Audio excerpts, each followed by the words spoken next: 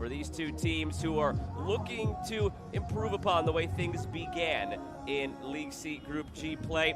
It was a 1-goal loss for Grenada and a 3-goal loss to start off for French Guiana. Looking to get back on track and contend here in League C Group G.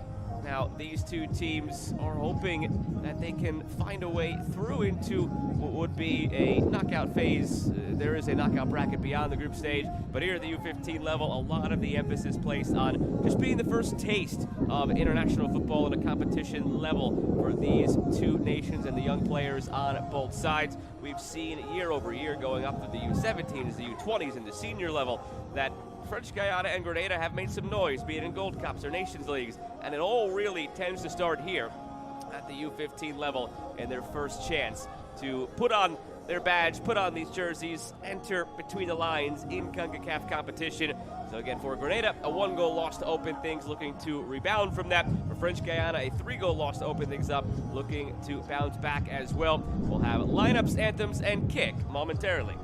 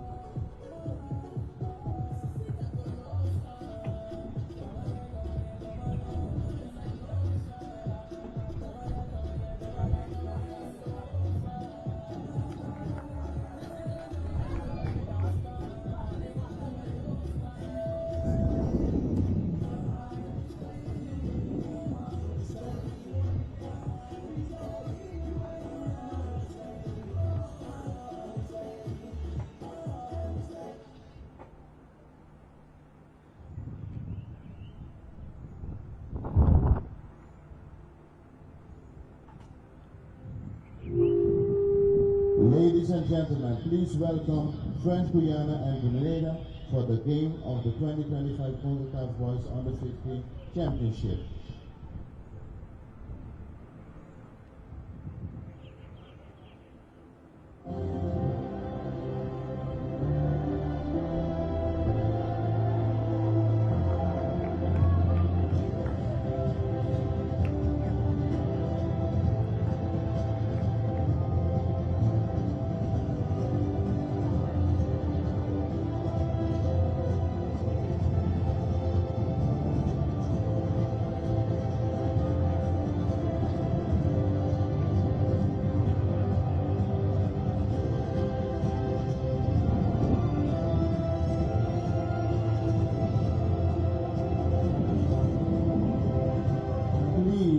Stand up for the national anthem of French Guiana.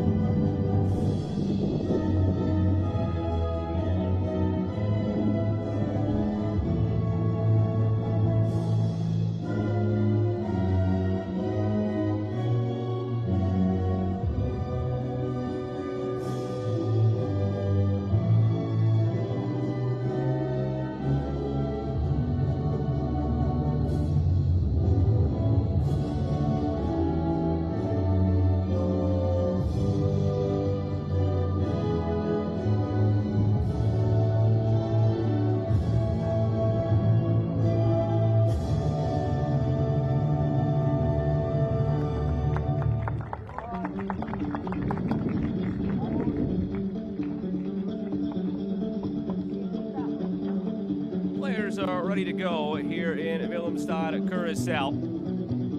You've got a French Guiana side looking to respond from a 3-0 loss in the opener against Martinique, and Grenada looking to respond from a 1-0 loss to St. Lucia in the opening match day as well.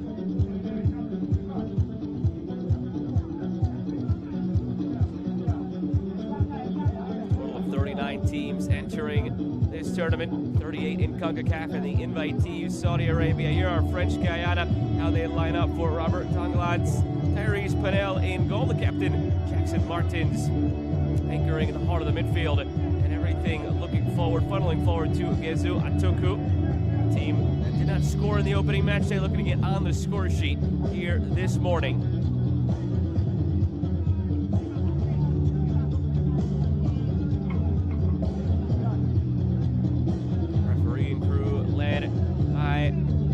Mojica of Nicaragua with Denroy Barker, Jorge Lemos, and Edson Leoveld rounding out the crew. Jackson Martins, as I mentioned, for French Guiana, wearing the yellow. Out for the coin toss as the captain, and Keon Charles, the captain for Grenada.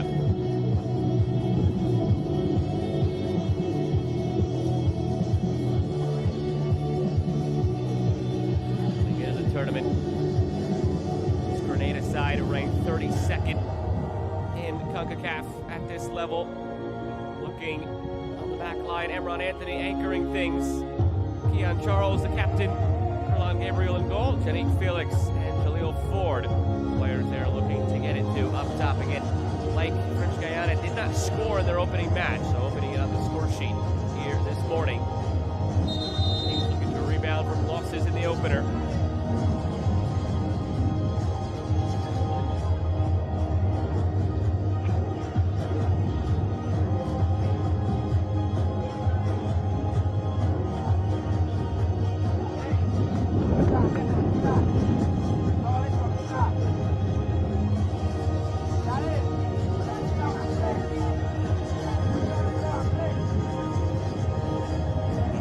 Guiana in the yellow from left to right, Grenada in the red from right to left.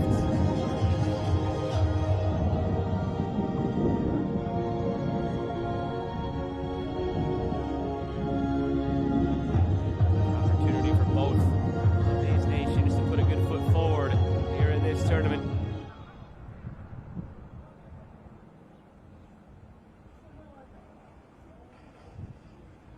Waiting for the whistle to send us on our way.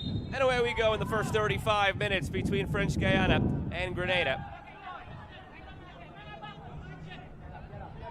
Both these teams just did play yesterday, so there is some level of potential fatigue to keep in mind. Great early ball split through and cleared by Curlon Gabriel coming off his line. And these teams will also play tomorrow as well. So the way the format goes here in League C, in this group in particular, in Group G, teams playing on 3 consecutive days. So there's some management of minutes, substitutions, rotating the starters, some level of all of that mixed in to keep players fresh. With that in mind, there is no cap of 5 on the substitutions as you typically see in the higher levels. There isn't a limit for these sides. The only constraints for Grenada, they only have 6 available players on the bench, 7 available for French Guiana. All the way back to the keeper, Tyrese Penel. We'll play it out of the back, get it to Ajibola.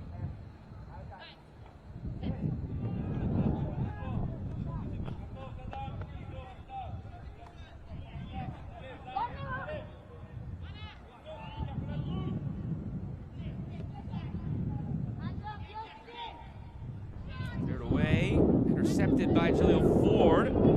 Powers through the contacts momentarily before French Guiana take it the other way.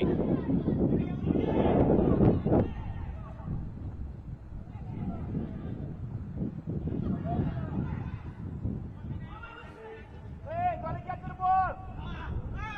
Hey, gotta get to the ball! Ball coming, I can't get to it!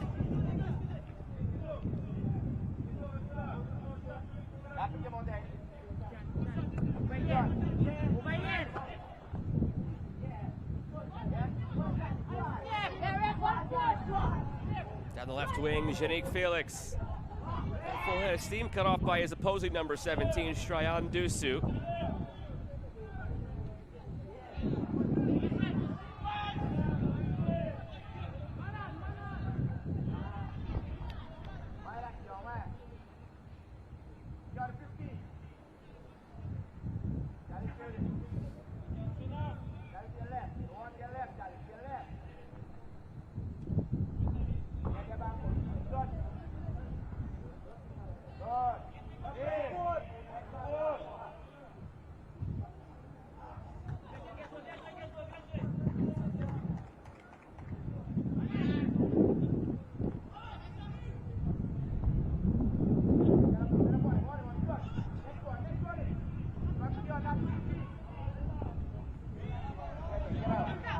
Split through the number 9, Igesu Atuku.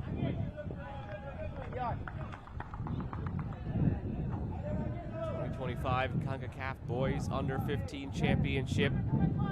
The leagues and the groups were drawn based on the rankings and how the teams were split into their respective pots. Split to the end line now. Chance brewing for French Guiana. Opportunity here for both these nations to get through to the knockouts of League C and play for that experience, but also to improve their ranking for the next time around, so they can perhaps be up into League B or League A.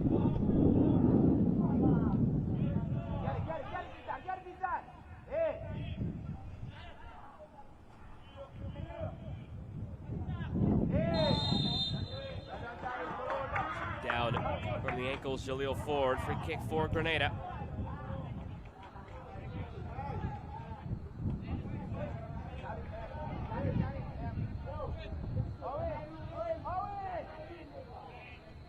Realized he was beaten there. Immediately checks in Martins, the captain. Helps Jaleel Ford back to his feet. Like to see that. Long from the free kick, punched away by Tyrese Pinnell. Awkward read on that ball initially. They did enough to knock it away.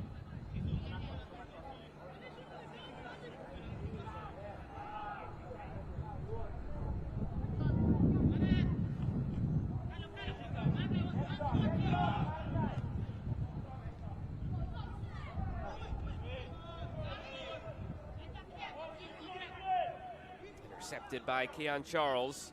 Taken right back by Calebe Ferreira de Silva. Atuku.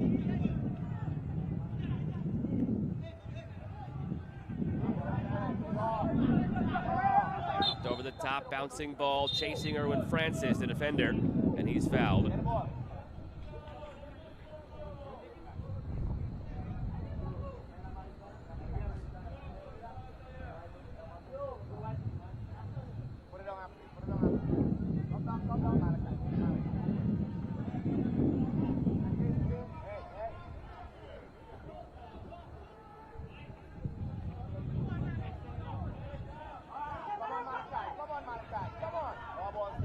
Red.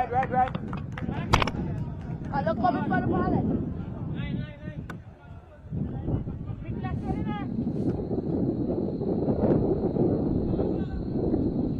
Next one.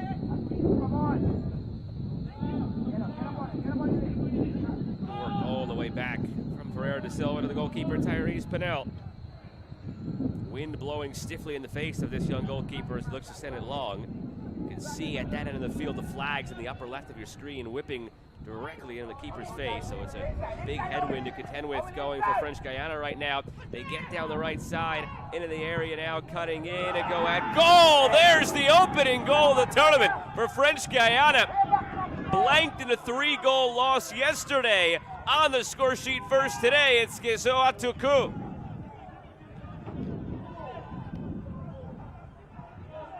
Just took that from the sideline. Cuts all the way in on that left foot. Brilliant strike, and it's curling away from the keeper. Yeah, good.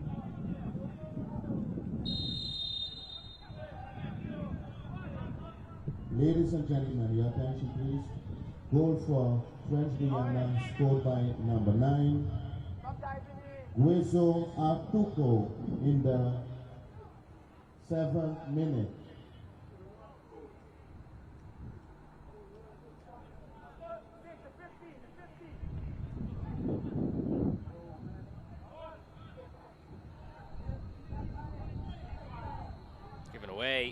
Taken by Jaleel Ford. Looking through for Keon Charles. Back to Ford. Those two active in the early going for Grenada.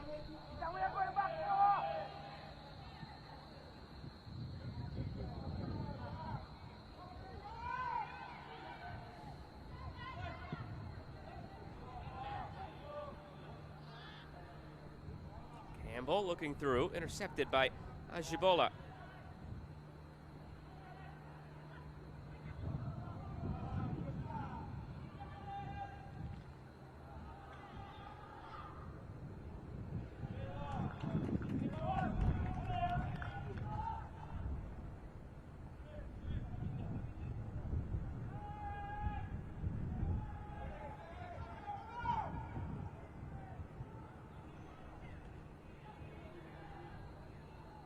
Corner coming, first of the match now for Grenada.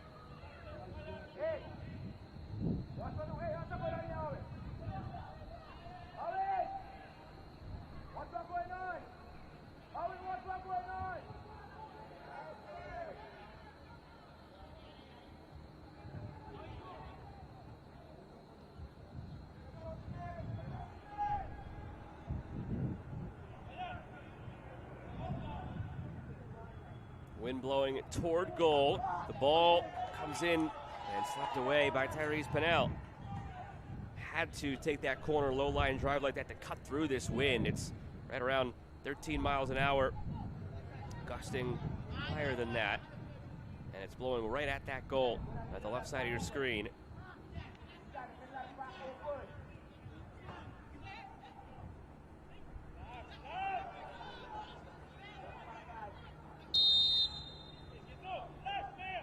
Free kick here.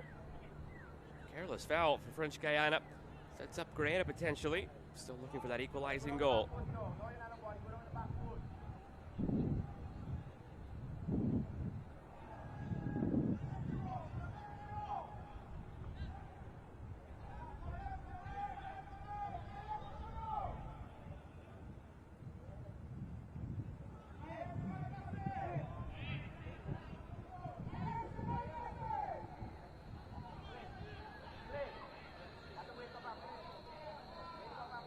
Charles, the captain, standing over it. With the way the wind is blowing, could he try to test Tyrese Pennell to his near post here and surprise him?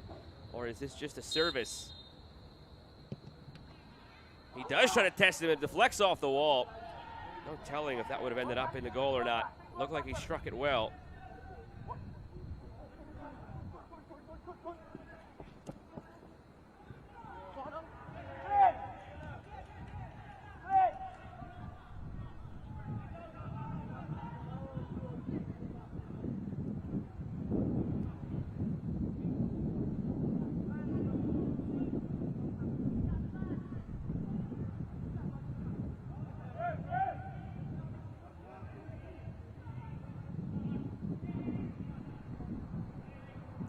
Juan Cleoville from the corner.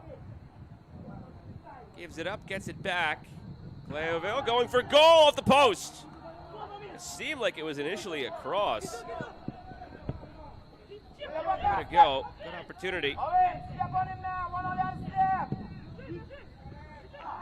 Played through again. Rebound loose in front. Saved again by Curlon Gabriel, but the offside flag came up.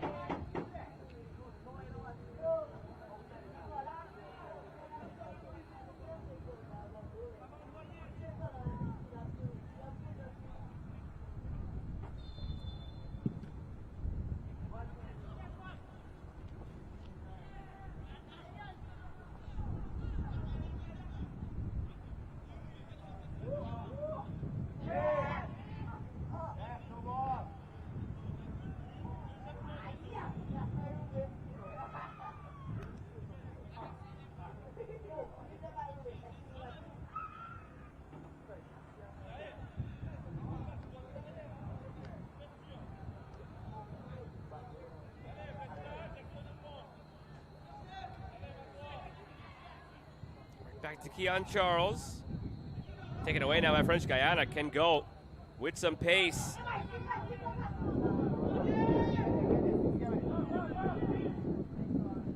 Good step defensively by Emron Anthony of Grenada. Come on!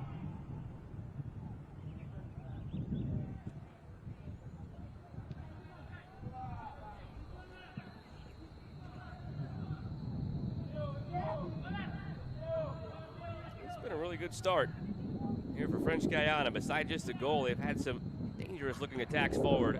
Held strong defensively against Grenada.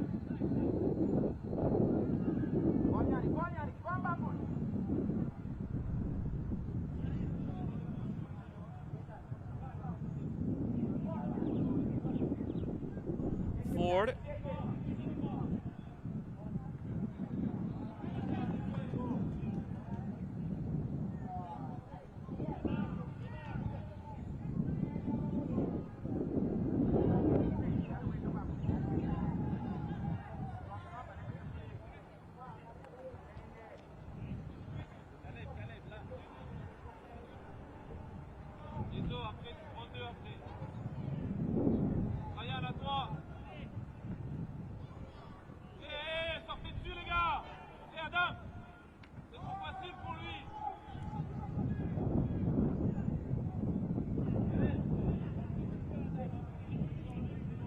Kind of the attacking third. Things just have been a miss so far for Grenada. Similar story yesterday in their 1-0 loss against St. Lucia. Almost intercepted as French Guiana looked to play out of the back, and now the moment was there. As Kai Wilson put a foot on it. French Guiana looking to get through. Back the other way for Jaleel Ford. This game has bypassed the midfield quite often.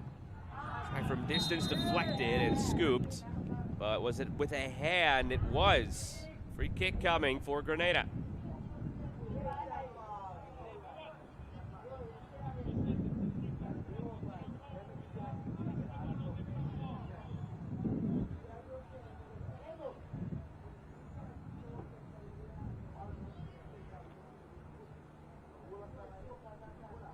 Let's take a closer look. Oh yeah, just as he turned, there was no intention there from Jackson Martins, but the way his hands were postured as he turned, the correct call from the referee, and now an opportunity in a really good spot for this free kick here for Grenada, looking for a leveler. 3 in the wall. Keon Charles standing over it, as is Clinton Grifford. Nimrod, and it's taken, nope, left back by Charles. Nimrod puts it into the wall. See, there was a little bit of a communication issue there for Grenada. It looked like Keon Charles wanted that ball back rather than a shot, something off the training ground. Now the other way in transition for French Guiana. Caught off there was Ascension. Plays it back and taken by Grenada and cleared.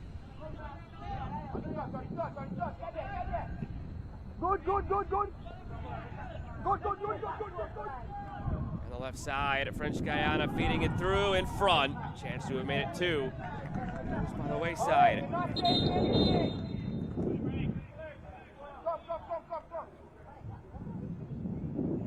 And that will take us to the hydration break here in this first half. Temperatures up near 90 degrees Fahrenheit. It's an opportunity going into this break for French Guiana to have netted another. Able to finish. But they take a 1-0 lead in this cooling break. Scored in the early going by Gezo Atuku. And that is still the difference right now.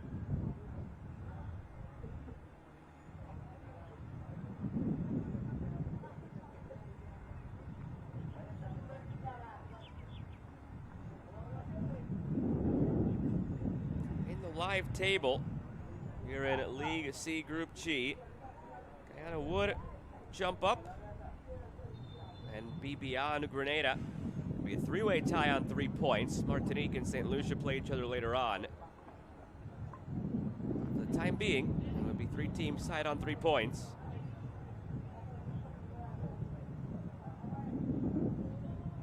Getting to a knockout stage in each of the leagues after the initial group phase. So it'll present these players potentially with some knockout football experience should they get through.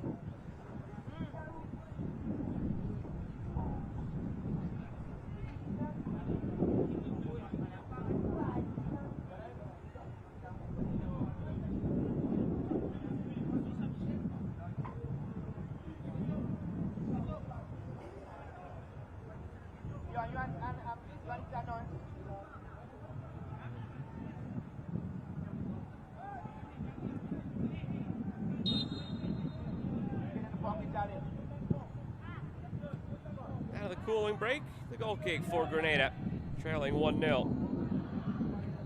One out, one out.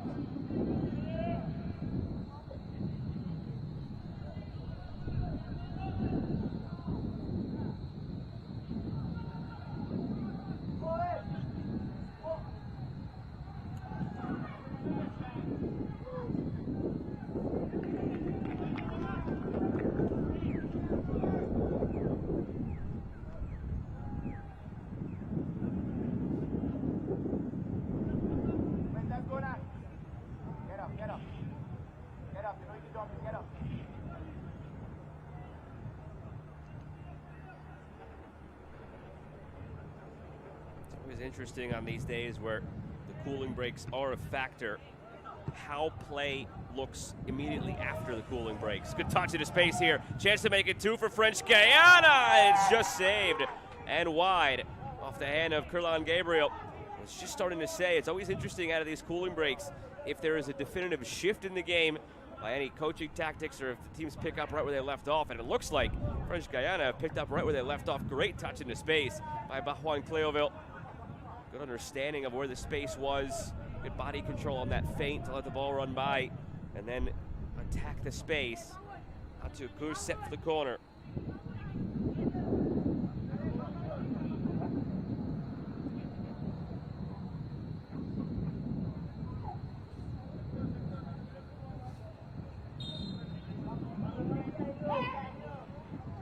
Short.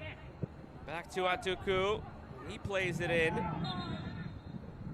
And the whistle goes against French Guiana.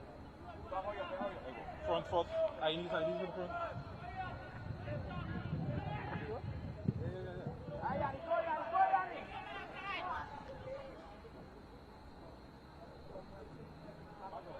Back up.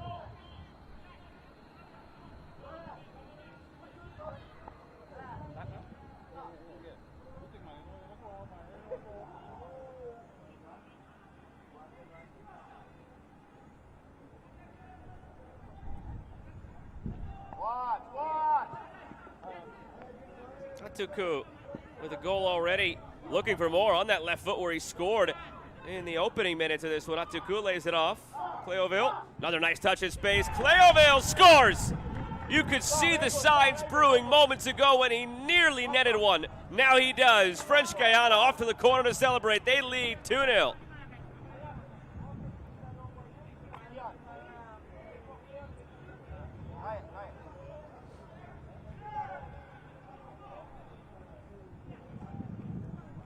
He has shown an exquisite touch. That quick burst after the first touch, gone through the legs. Did not pick up on the nutmeg initially, thought he put it around the defender. But some insult to injury. It's 2-0 French Guiana. Bahamas, Playerville, minute 21.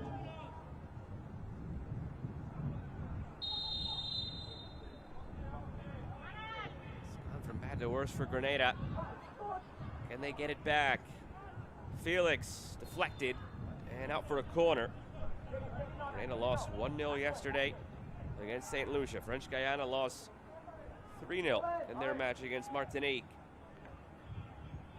It's a 2-goal lead for French Guiana.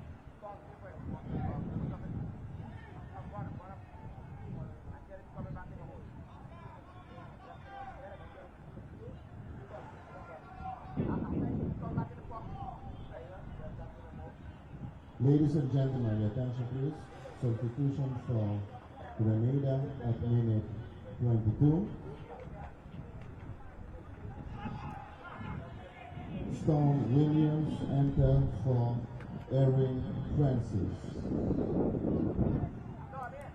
There was a change made on the Grenada side. Out of the cooling break after the goal from French Guiana, Erin Francis has departed. Number 5 for Grenada, out of the match already.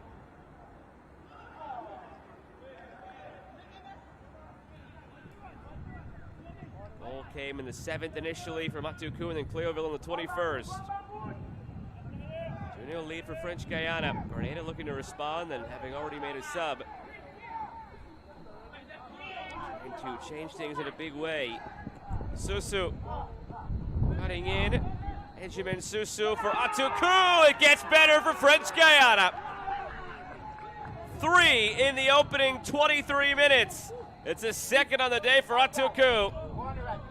After a stinging defeat yesterday, an outstanding start for French Guiana today.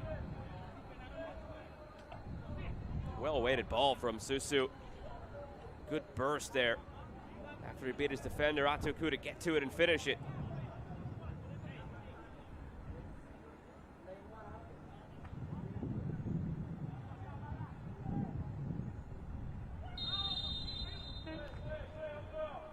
Ladies and gentlemen, your attention please.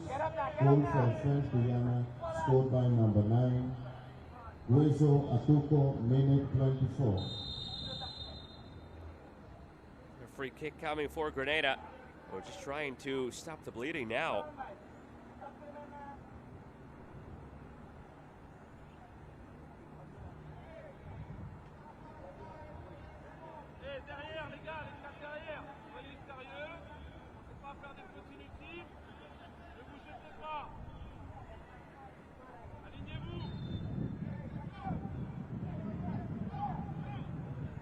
One of these feels like it have to turn into a goal for Grenada.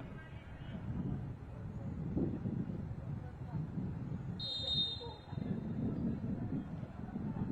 they make something of this? No, dangerous ball, but it is deflected out for a corner.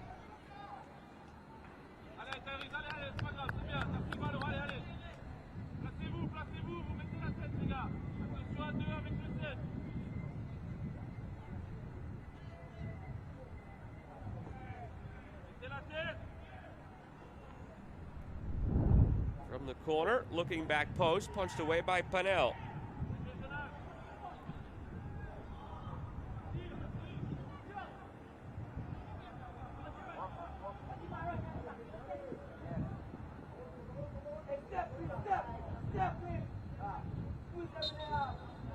Offside. It was against Chevy and George.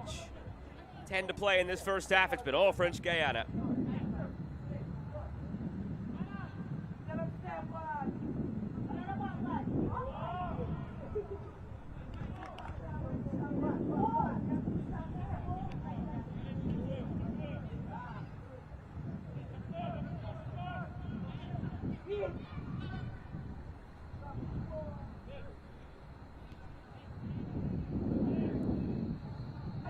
Space for Cleoville. Feeds it through. Oh, that's an outstanding ball from Cleoville. But the flag comes up.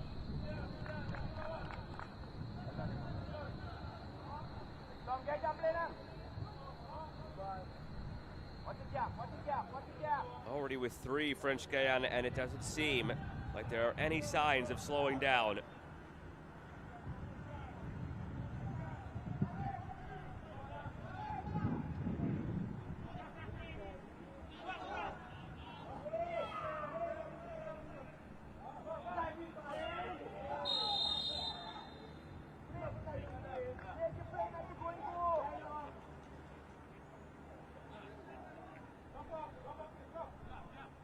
Stern warning there from the referee. After that challenge, no card displayed.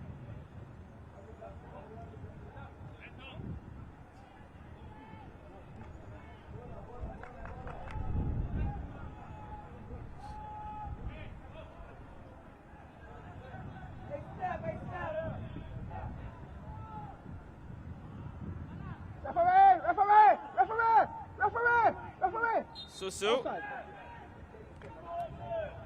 Offside the call, delayed. Referee didn't notice it initially.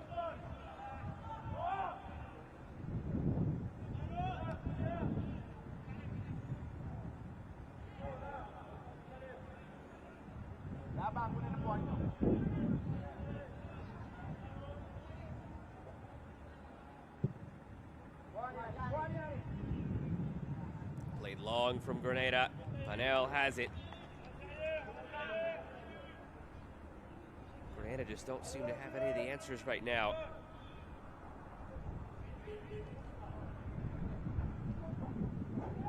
Just some housekeeping. It was 13 Storm Williams who came in for Grenada on that earlier announced sub when Erwin Francis came off the field.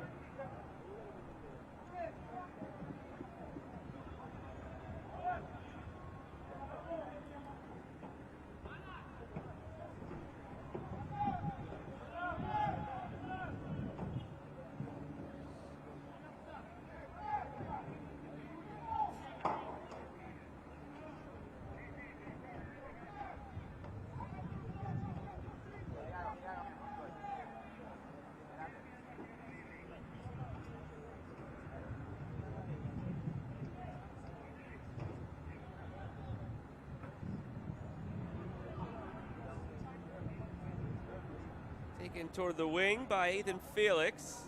Kept in play, still Felix cutting in. Plays it through, Jaleel Ford settles, shoots, and scores! The most lively player on the field for Grenada so far has been Jaleel Ford. He's rewarded with a goal. Goes into the net, retrieves it. Starting on the road, back Grenada.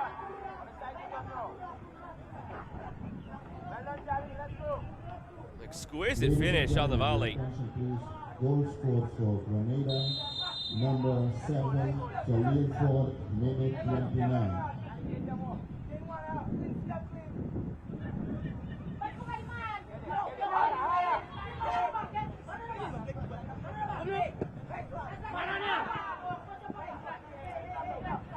That's exactly what Grenada needed to stabilize a little bit and shift the momentum.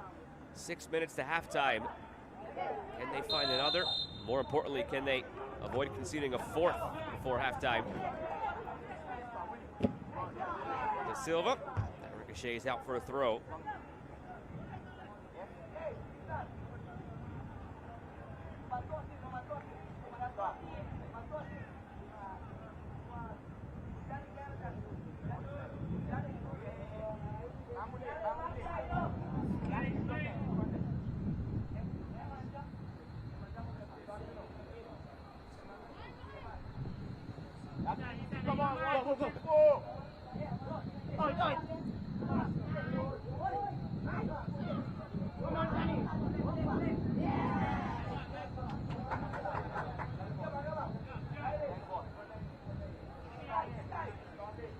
To go in this first half.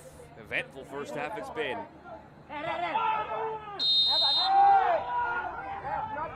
Kick now for French Guiana.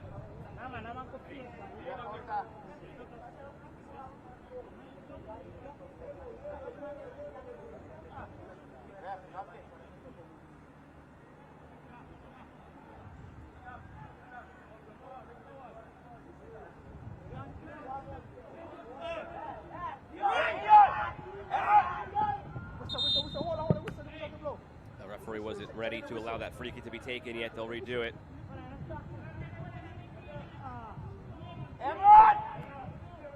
Everyone, the game plan here.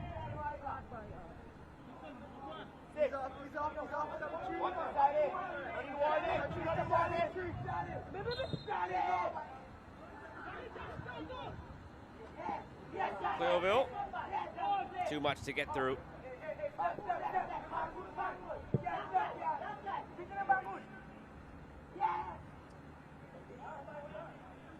Walk again, get up.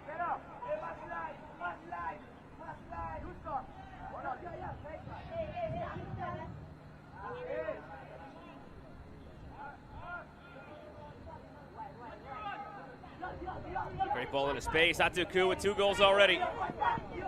Atuku wants to get to his left foot if he can. Brought down, but cleanly won. Hello. Get up.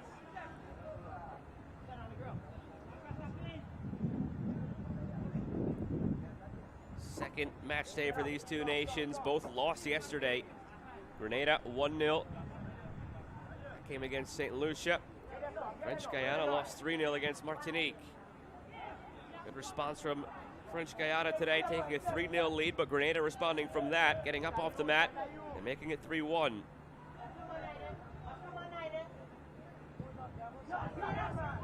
Through from Cleoville for Atuku.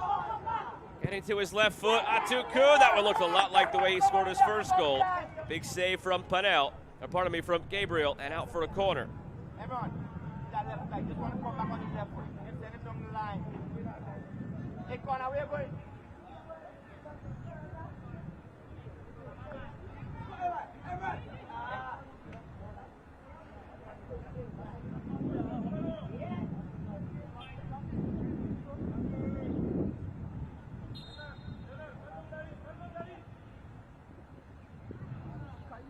Just wasted off the short corner routine there for French Guiana.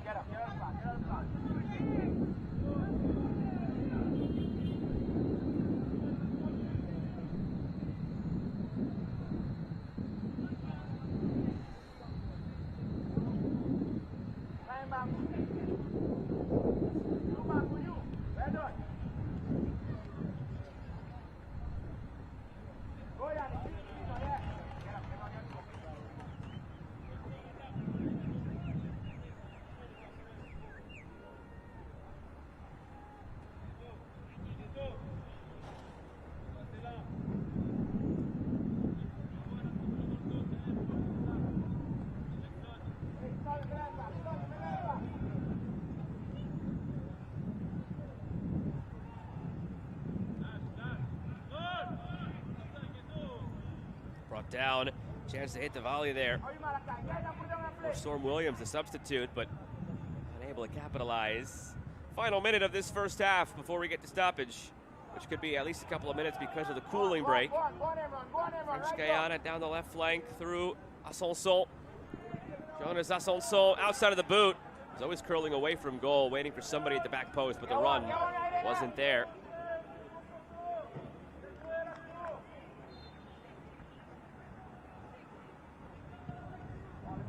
Forward. Tom, get on the ball. Tom, get on the ball.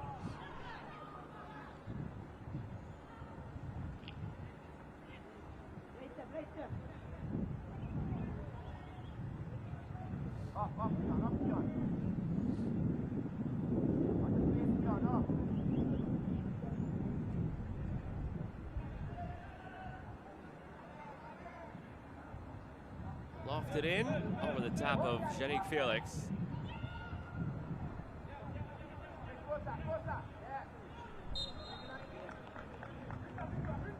Into stoppage time now in this first half.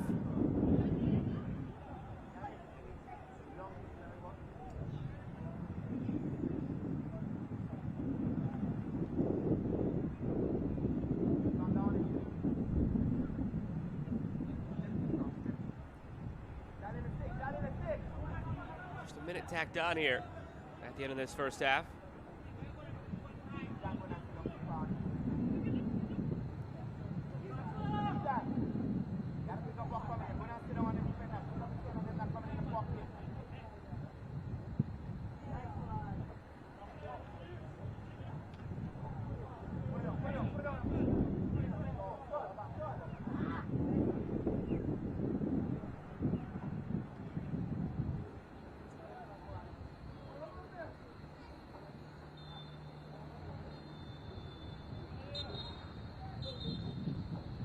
There's a whistle to end this first half. An eventful first half it was. French Guiana with a 3-1 lead over Grenada. It was 3-0.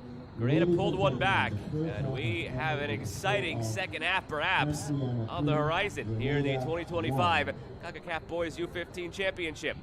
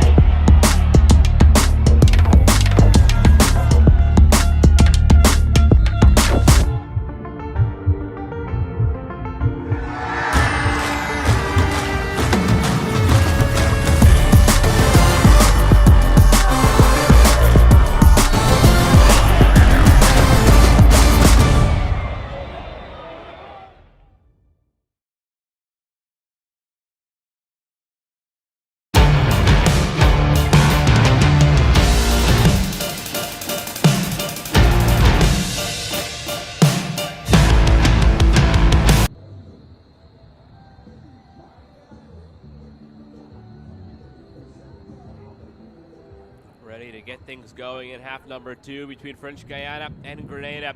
And it looks like we're going to start with a wholesale change. 3 substitutions ready for French Guiana and 2 for Grenada. We'll hash all of those out for you as they are communicated clearly and passed along.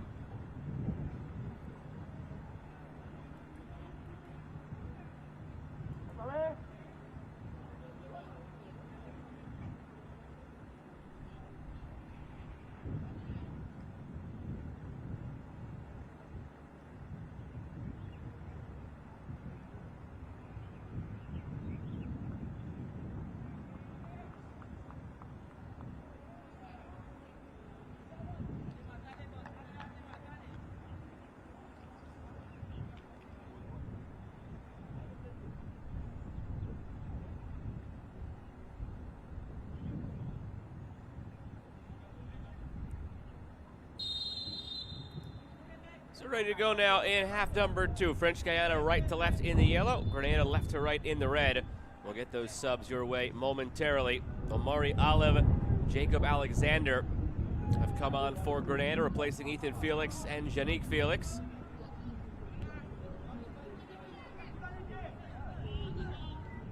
Ladies and gentlemen, substitution for Grenada, number 9, Jacob Alexander from number 17. On the French Guiana side, Leo Josil, Mateo Francois, and Emmanuel Bendayo, the players who came on, replacing João Palmo, Jackson Martins, and Gezo Atuku. Had a really good shift in that first half. Atuku with the 2 goals. He won't get to complete his hat trick today.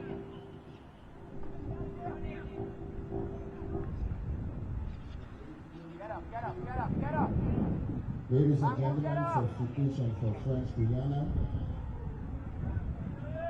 Number 4, Leo Josel from number 5, Jahir Pelmet. And number 18, Emmanuel Bendayo from number 6, Jackson Martins.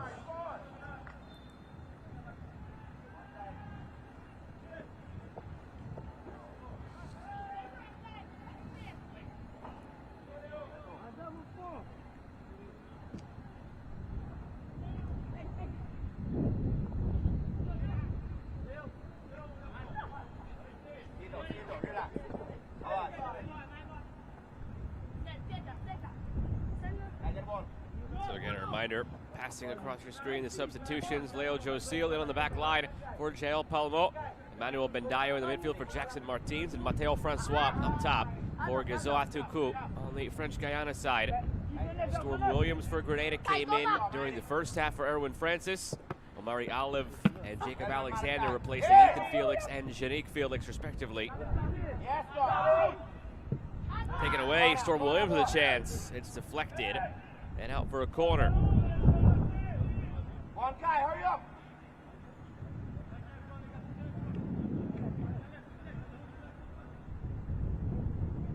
Somebody in the front, Wilson.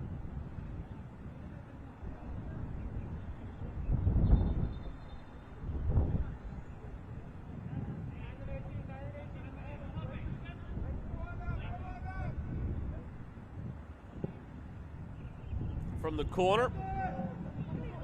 Nothing there for Grenada. Well defended. Could be off to the races here. Mateo Francois. Francois. Into the area now, Francois. It's out for a throw for French Guiana.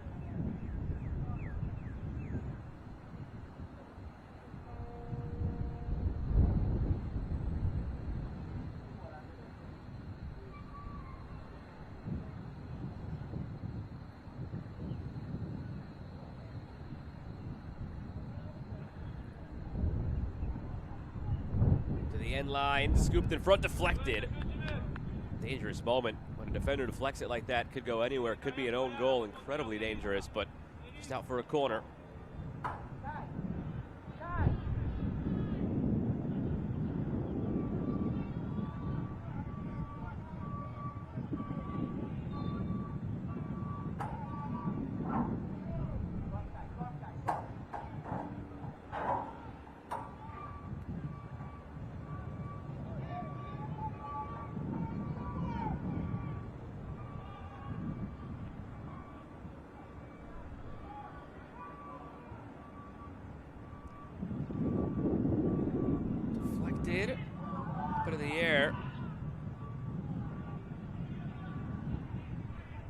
Set pieces have not been fruitful for either side at this point today.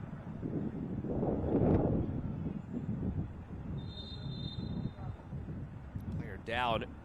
Stoppage in the play.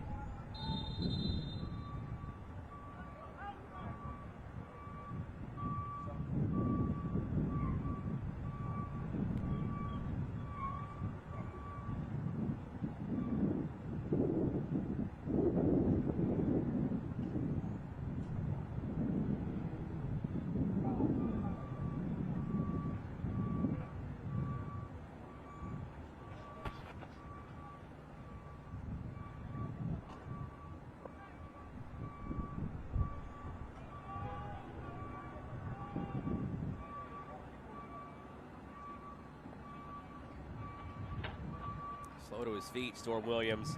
Remember, he subbed in the first half for Grenada, so he's already been inserted as a substitute. That's man, cool.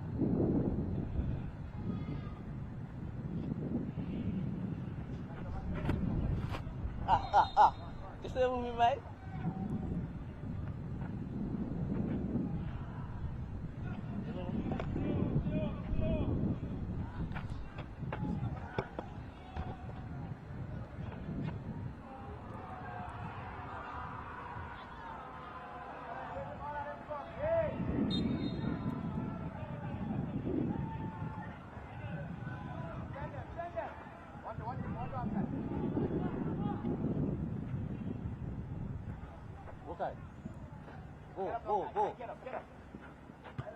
Looking long over the top. It seems to be the route Grenada up for most in this one.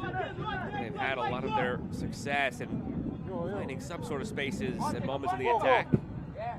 French Guiana starting to become a bit more wise to it, however.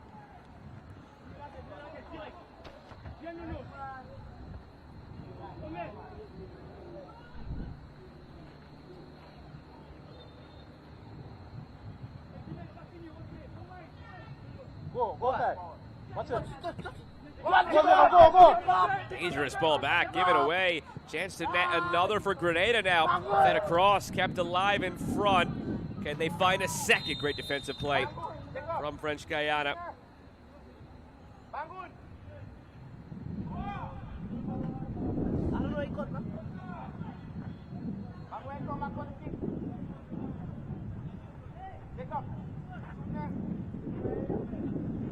Selling out on that challenge, Adam Ajibola paid for it to some degree.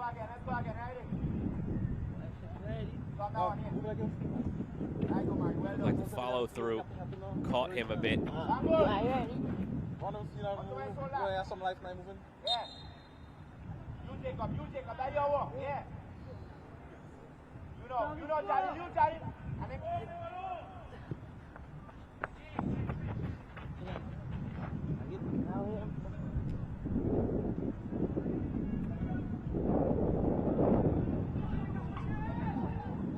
Flag stays down. French Guiana could be in behind. Jaleel Ford coming back and making the play. Doing it at both ends of the field. He has Grenada's lone goal.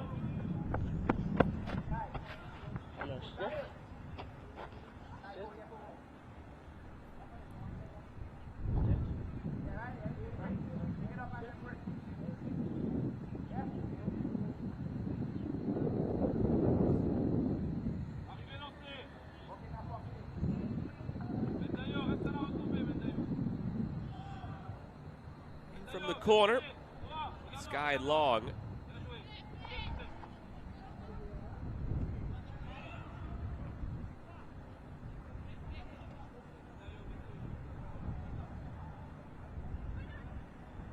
Get up!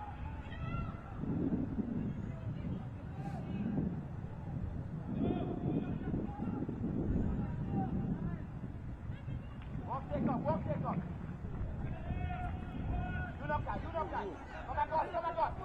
Worked around the back by French Guiana. Some contact there, and the free kick awarded. Drop. Wasn't that about that one from the referee. On the left side, Asonsol.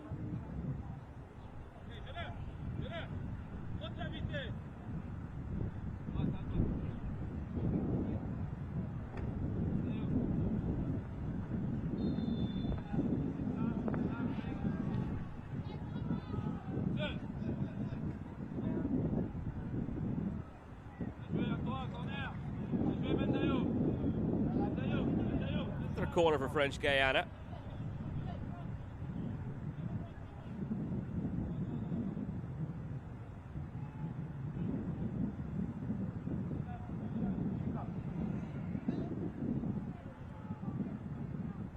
Play it in, back post, it's there.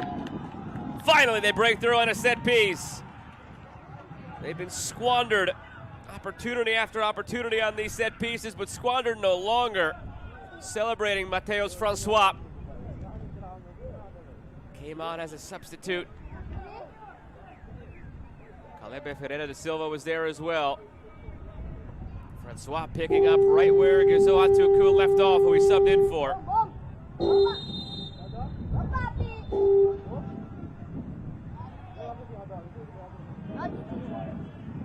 Well taken off the volley by Francois. And restoring that 3-goal lead.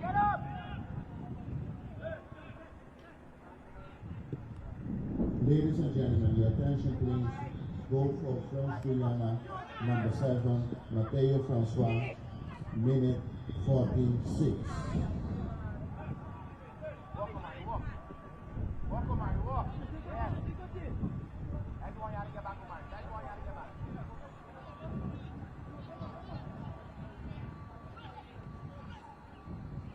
Working inside, Asenson, cleared.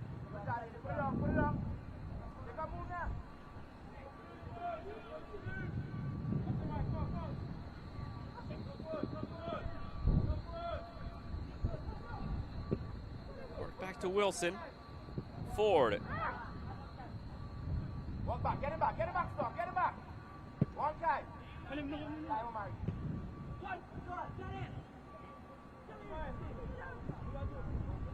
Offside.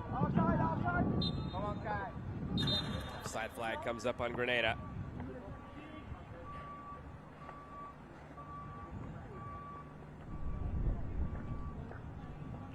And a substitution on the Grenada side. Jawarni Noel enters the match for Kai Wilson. Number 11, Jawarni Noel, for number 15, Kai Wilson. So for Asenson, flag stayed down.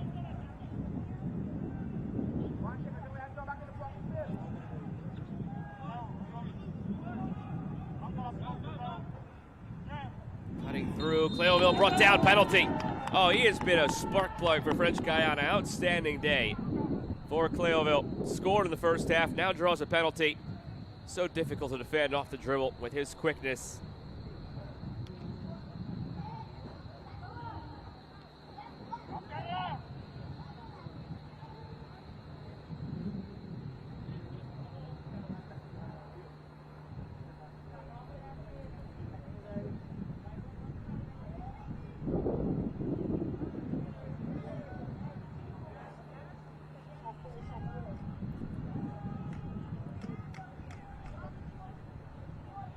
Benjamin Susu will take it after Cleoville earned it. Susu scores. 5-1 lead for French Guiana, well deserved. After a difficult 3-0 defeat yesterday, more than making up for it today. Ladies and gentlemen, your attention please. Goal for French Guiana, number 13, Edmund Susu's minute 49.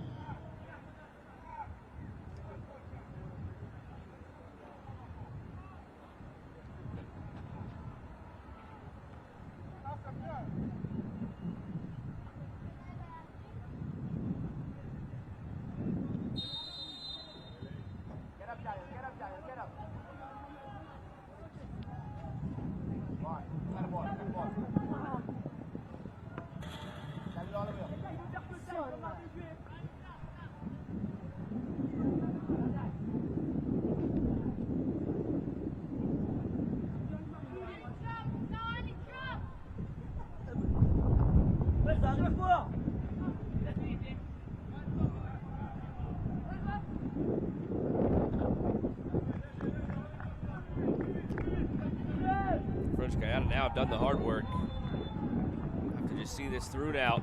Up by 4. The throw coming for Grenada. No, part of it spins back in. Seemed like that was headed out for the sideline. Launched over the top by Noel. Brought down on the turn. Chance at goal. Skied by Jacob Alexander in the end. Ready.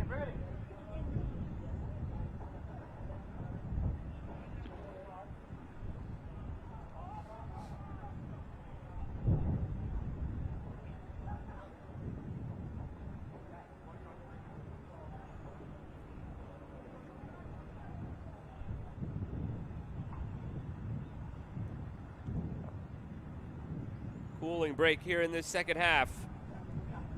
Needing to find some way in this one, Grenada. Thought they were maybe on the road back after they cut it to 3-1. They came no closer.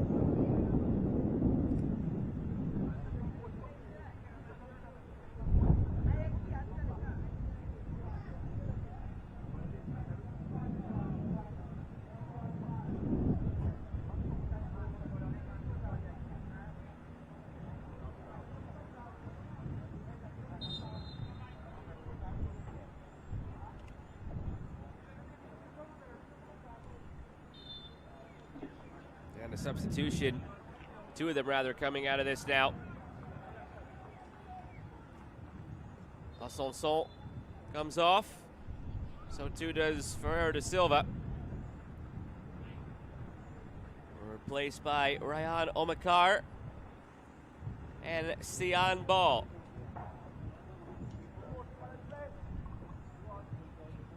Ladies and gentlemen, substitution for French Guiana, number 12, Ryan Omakar from number 15, Khalid Ferreira da Silva. Jacob, get up. Just under 20 minutes remaining. French Guiana leading 5-1.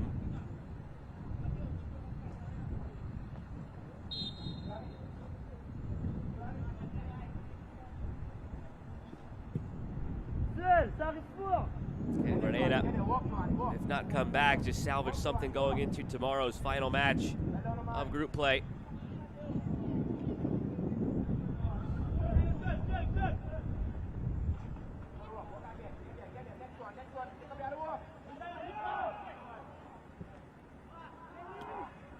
Not a bad idea over the top.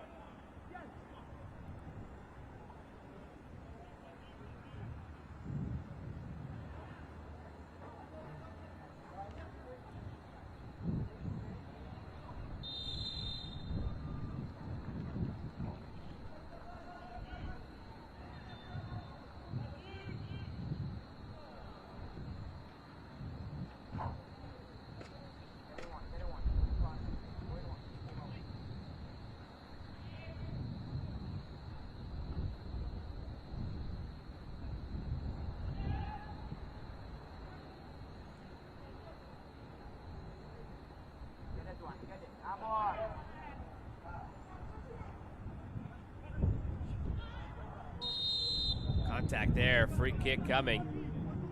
The other way for Grenada, over-eager was Matteo Francois.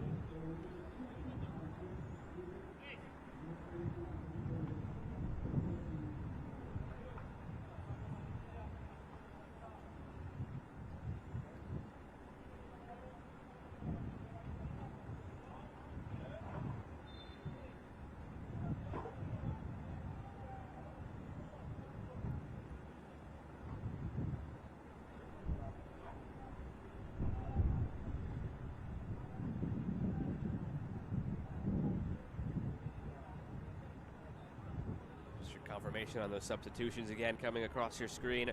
Ryan Omakar, Sian Ball for Ferreira da Silva, and Vincent. Really has been a terrific day for French Guiana.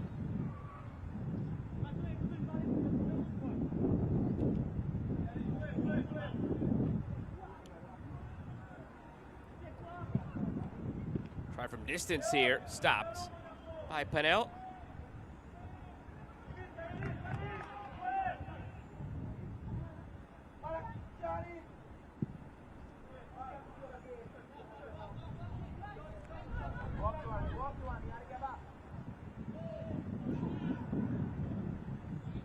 taken by Francois.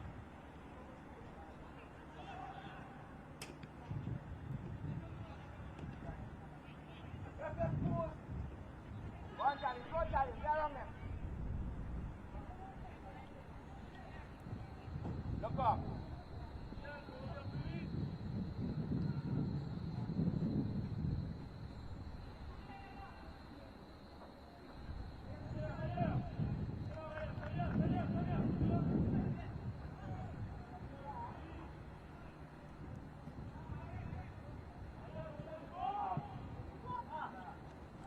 Advantage played.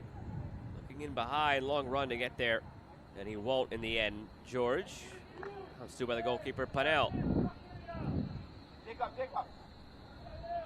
Johnny, don't go there. You want to go in the same place. Still. Concentre-toi. Médaille. T'arrives deux, rejoue.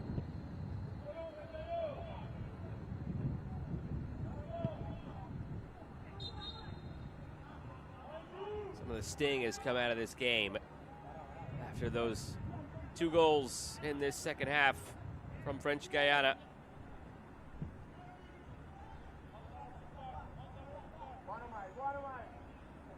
Seemed like the wind came out of the sails of Grenada when it went from 3-1 to 5-1.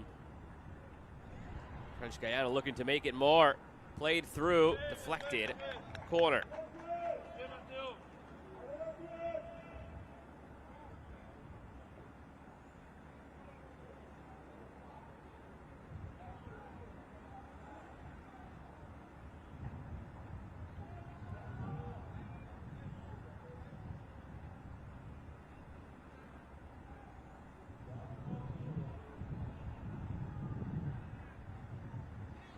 Last corner they scored. This one not as fruitful.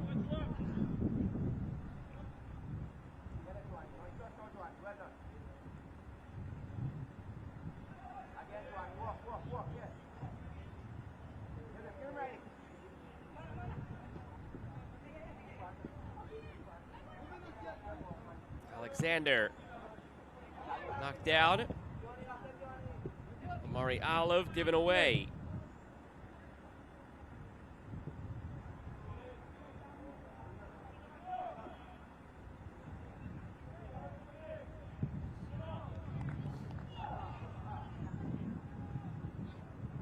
Cutting in, Francois looking for another juicy rebound.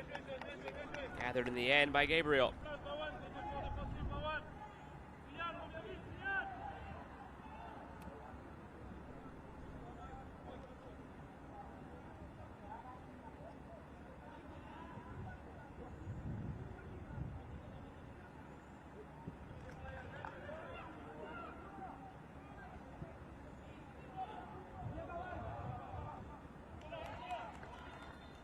Played through again for Francois, who's coming off the bench this second half and got a goal.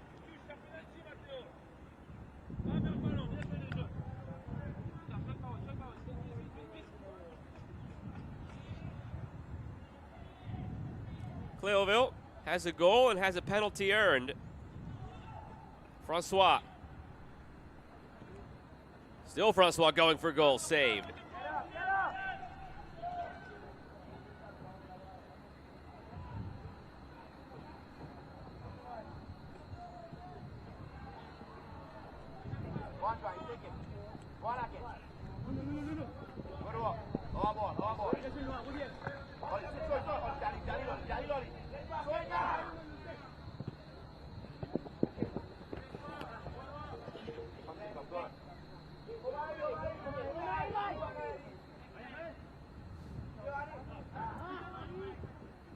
Been good defensively, French Guiana today. Don't lose sight of that and all of their attacking outbursts with the 5 goals, making life tough in this part of the field. Look at that. Your screen right now, 7 yellow jerseys in maybe a 12-yard radius. Very compact, very difficult for Grenada.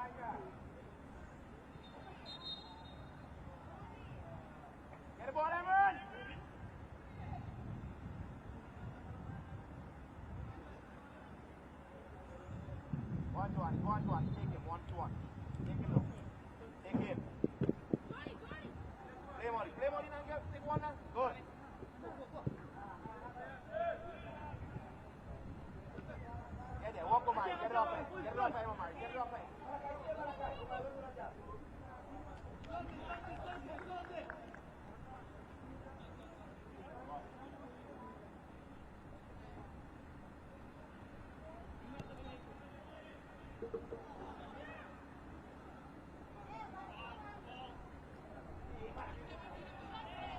Up back and through, looking for Francois.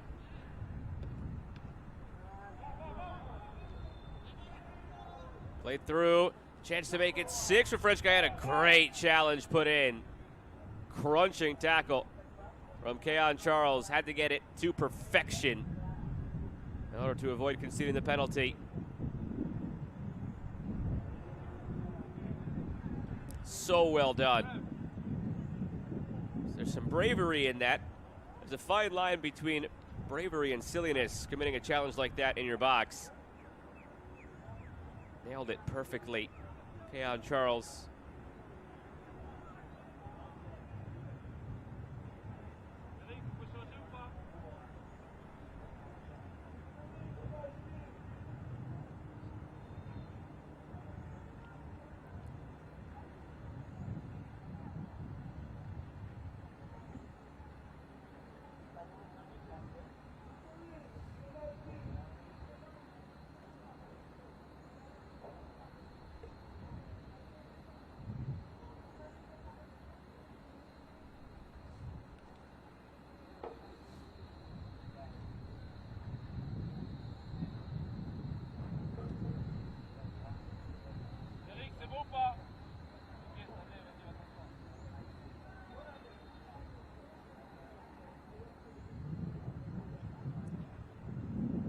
Slowly still getting off the field. Susu after that challenge.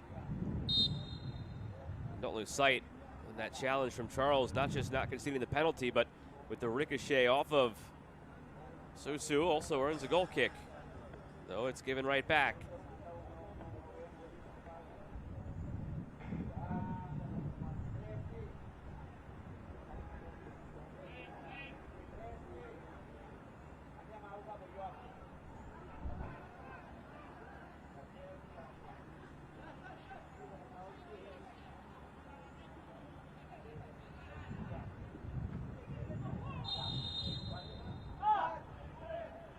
Kick goes French Guiana's way.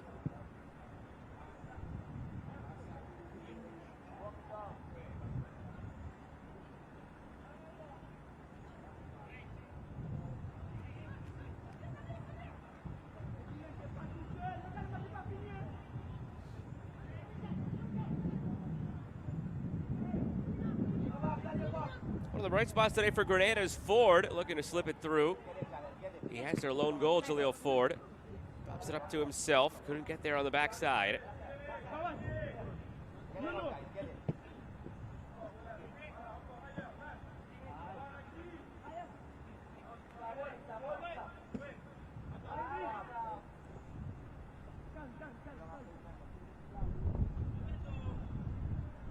Up, Jacob.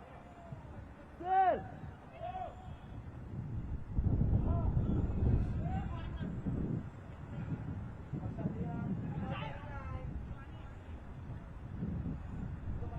That pocket is Jacob Alexander.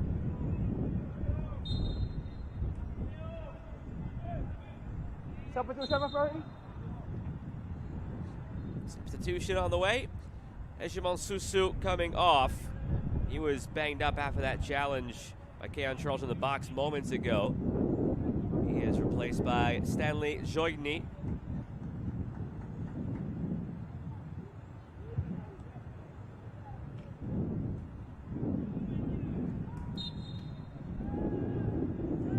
Susu leads with the goal. He scored the penalty that made it 5-1 for French Guiana. Number 13, Edmund Susa for number 8. Up, Jacob.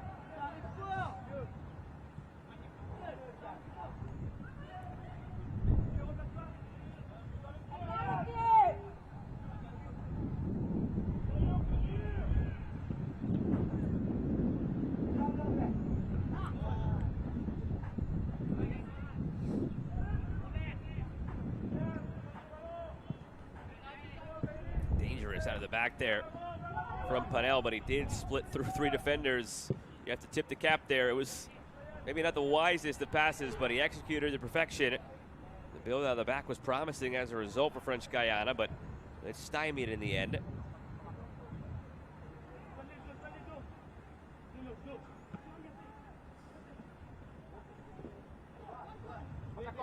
Cutting outside. Whipped in from Noel.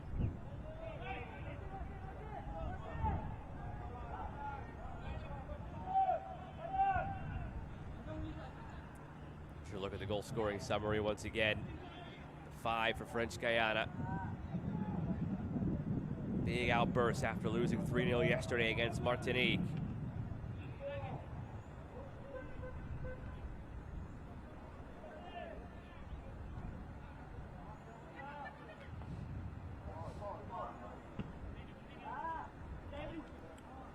Skied up into the sun, tracked well and headed clear. Ford is there to make it difficult.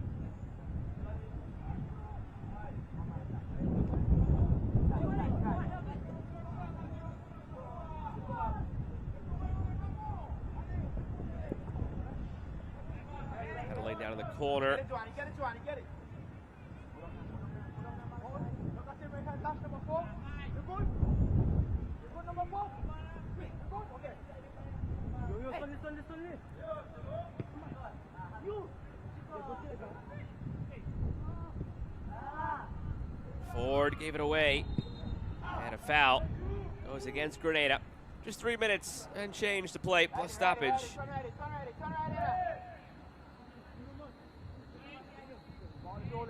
Ball is rolling, right? Ready, Johnny, ready. Malachi, come in, Malachi. Come in.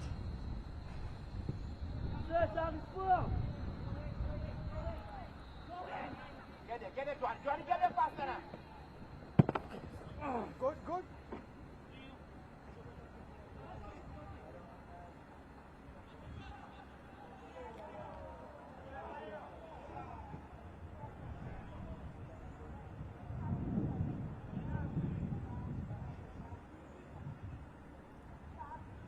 As it stands, French Guiana still would be in 3rd place in this group. St. Lucia, Martinique to play later on.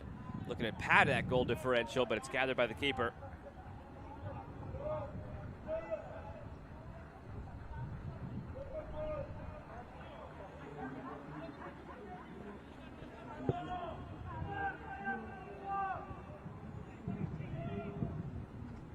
Get it.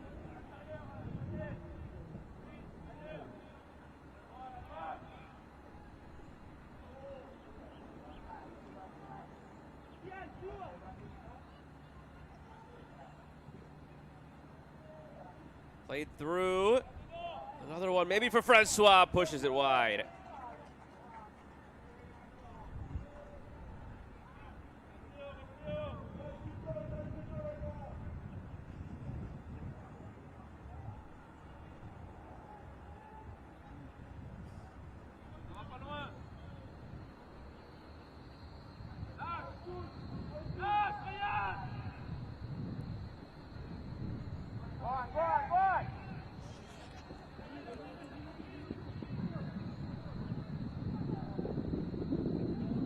Last opportunity for Grenada to cut into the deficit.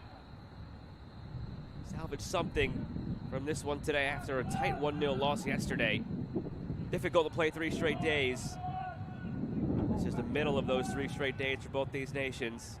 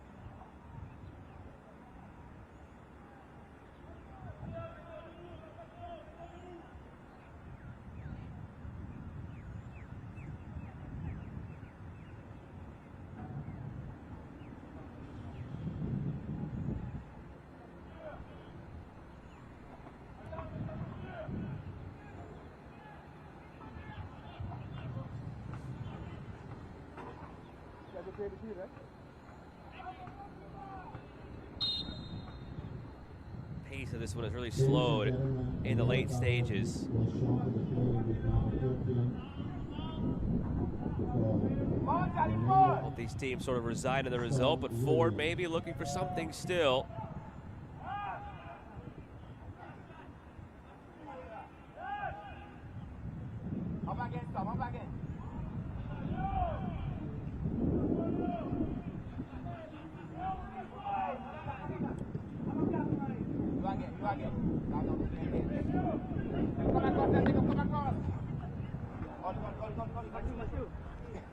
Four minutes of stoppage time tacked on. The fourth officer has indicated that at least 4 minutes. At this point, it would just be to alter potentially goal differential for both these sides.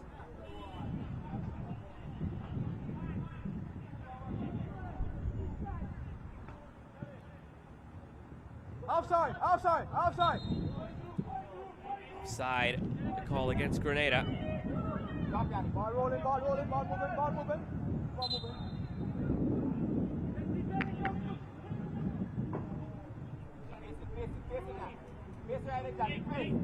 No, get up, go.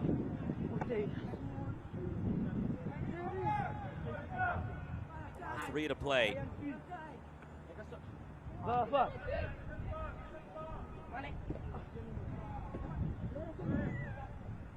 up.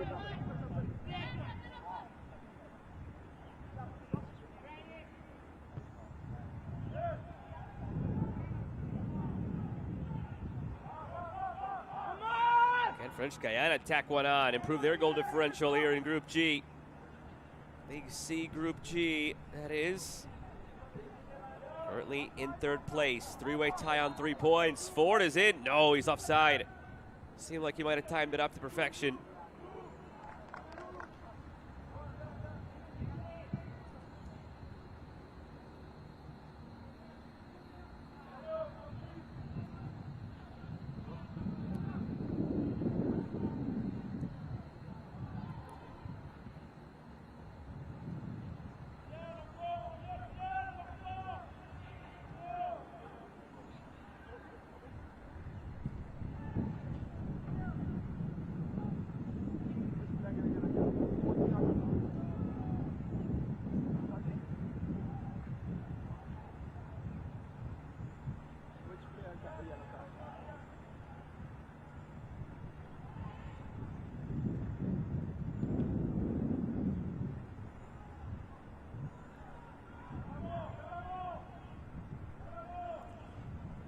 Guyana tomorrow will look to possibly end up in the top 2 of this group, the way things can possibly shake out as they take on St. Lucia.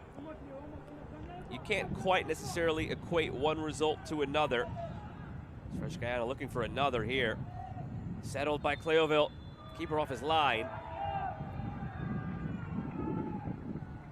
Play on to the referees. Can't necessarily equate one result to another, but St. Lucia beat Grenada 1-0. French Guyana beating Grenada 5-1. So mentally, you're in a place where you think French Guyana have an opportunity to knock off St. Lucia and get them in the top 2 of the group if they do.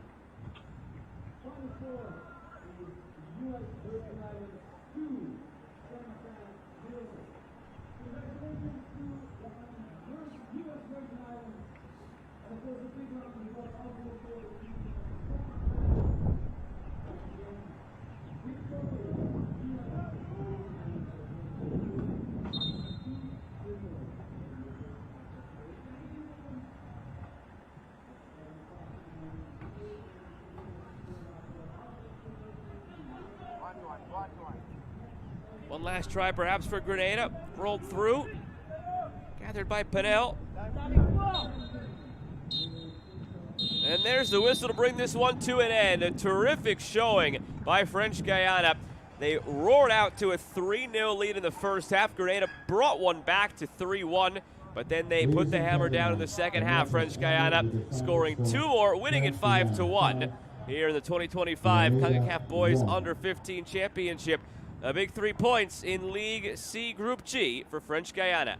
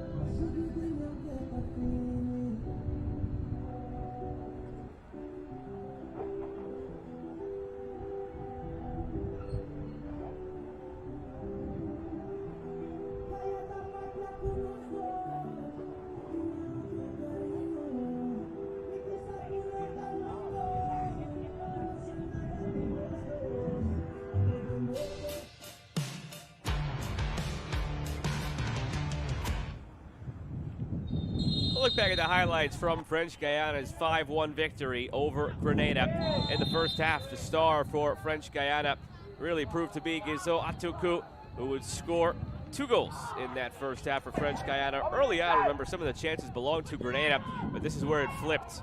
You wonder if the mindset shifted after this goal as well. A sense of invincibility for French Guiana after seeing Gizo Atuku make a play like that. Opening 10 minutes, giving them the 1-0 lead. And then it would be Juan Cleoville's turn to take center stage, put one off the post. He'd have another opportunity shortly thereafter that was saved by the goalkeeper after a good touch into space past the defender. And he would not be denied a third time. Played through by Atuku. Great touch to the legs right there for the nutmeg by Cleoville. Comes out the other side and scores. So opening 2 goals, a goal for Atuku, and then an assist as he fed Cleoville. And then when they made it 3-0, it would be Atuku at the center of the attention once again. He was played in behind by Benjamin Susu, and then Atuku did the rest, powering it past the keeper, making it 3-0. Grenada would respond, though, in the first half.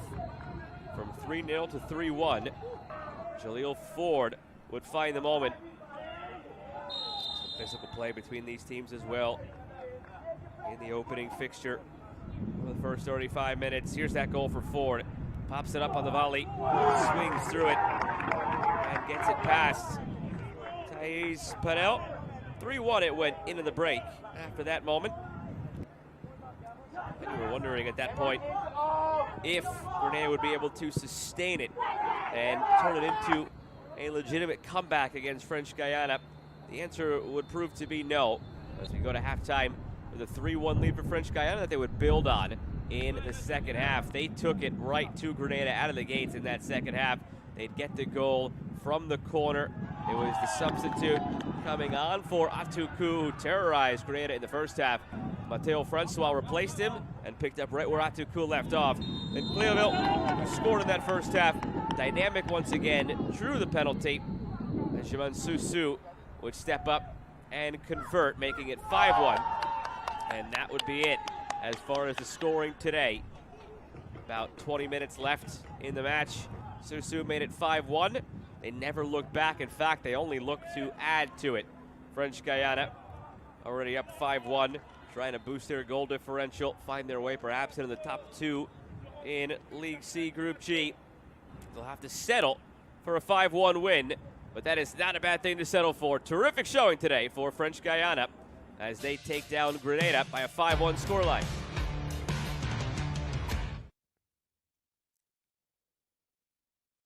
That'll do it for the opening match of the day here in League C Group G. Plenty more action to come the rest of the day here in the 2025 Concacaf Boys U-15 Championship. Stick with us for more action.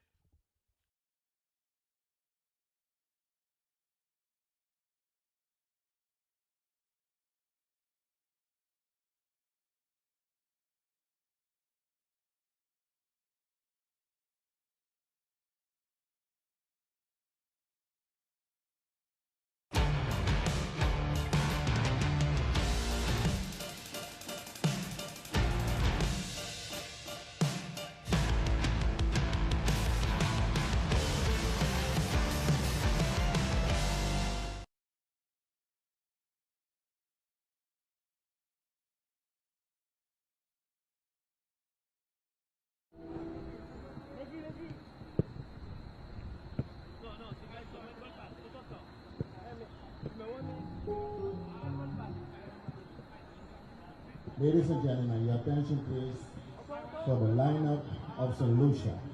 Number 1, Javonte Toussaint. Number 2, Jillian Marriott. Number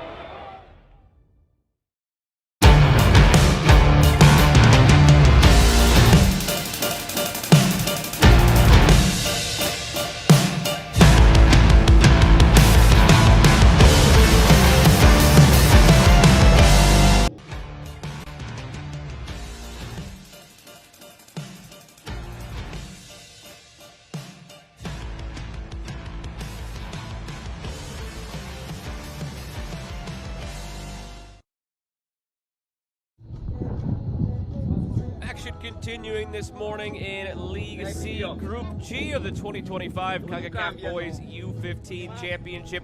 It is St. Lucia taking on Martinique in Willemstad, Curacao. Glad to have you along for this one. I'm Joe Malfa. The second match of the day here in League C Group G. Earlier, we just saw a 5-1 victory for French Guiana over Grenada in these very warm conditions today, 88 degrees, Fahrenheit.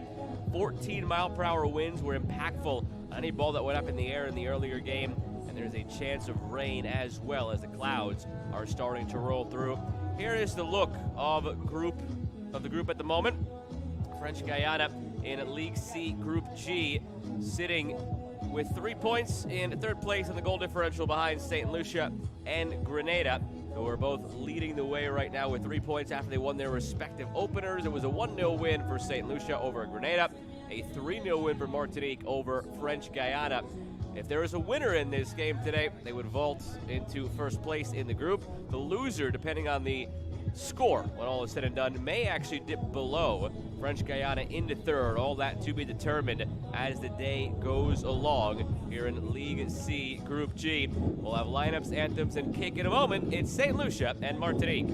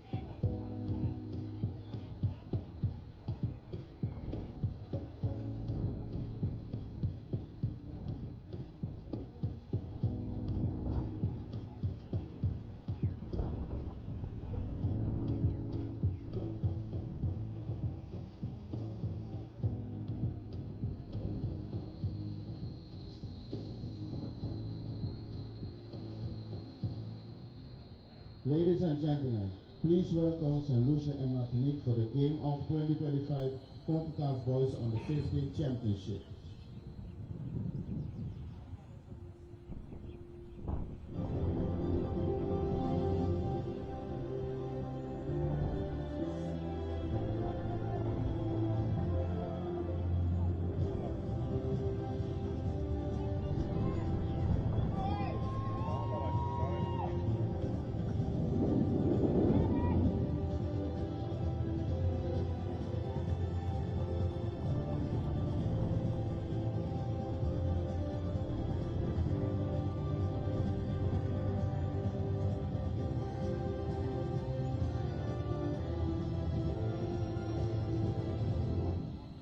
Please stand out for the national anthem of St. Lucia.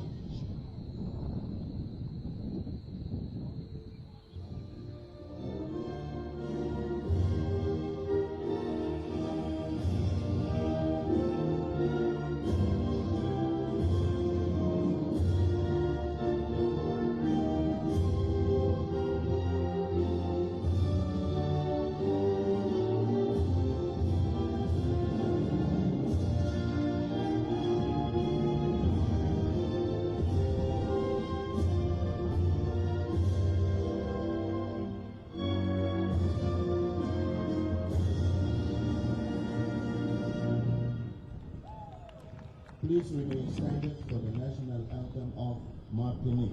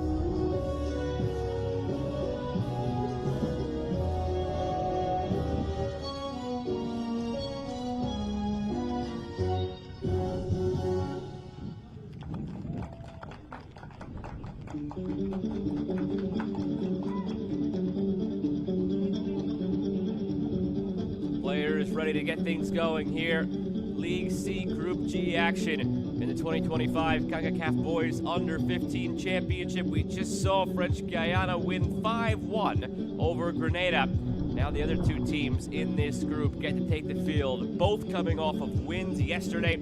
St. Lucia 1-0 over Grenada, Martinique 3-0 over French Guiana. And we meet the lineups beginning with St. Lucia. Head coach Francis Lastig in goal, Gervonta Toussaint, the captain Kai Russell in the middle, Shaquille Martelli and Randall Monroe, the players they're looking to up top of the formation.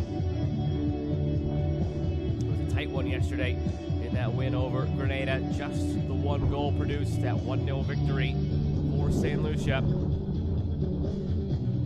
Referees for this match led by Hakeem Harvey of St. Kitts and Nevis, with Kenron Daniel, Jose Espinosa, and Jorge Ojeda rounding out the group. Captains meeting for the coin toss. Kai Russell, as mentioned, for St. Lucia. Kirsten Merlin, the captain for Martinique.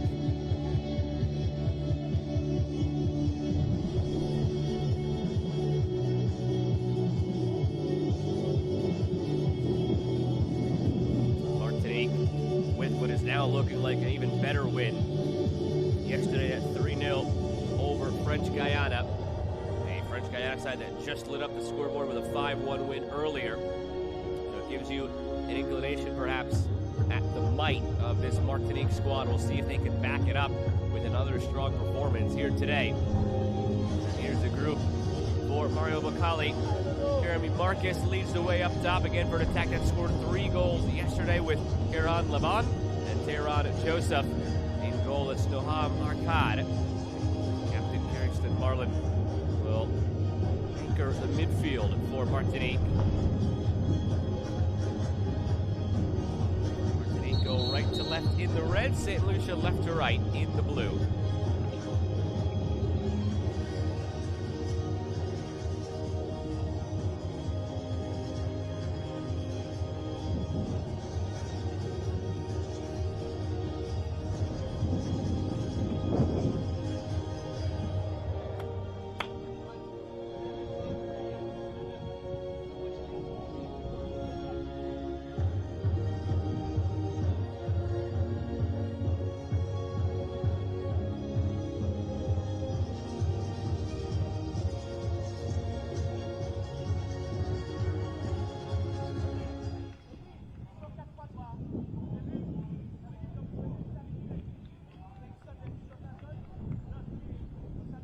Waiting for the whistle from Hakeem Harvey to send us on our way.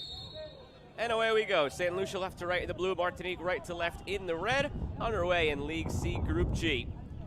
Top 2 teams in this group vying for supremacy at the moment in this group. If there's a loser today, That loser could sink below. French Guiana in the third. Want to be in the top 2 of the group. Put yourself in a position for knockout play in League C.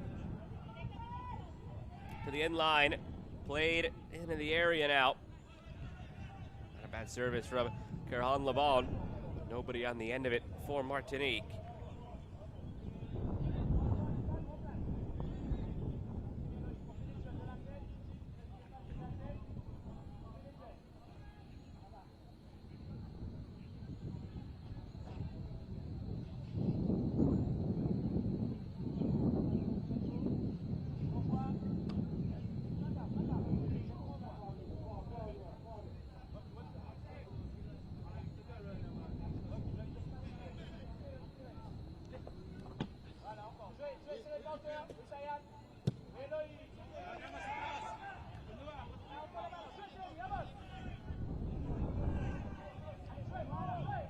Worked through by Jeremy Marcus.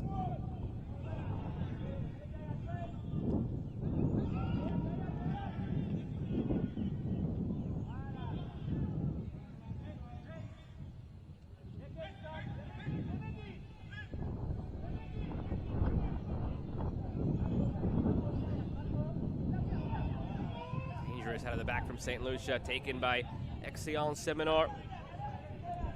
Seminor through for Lebon.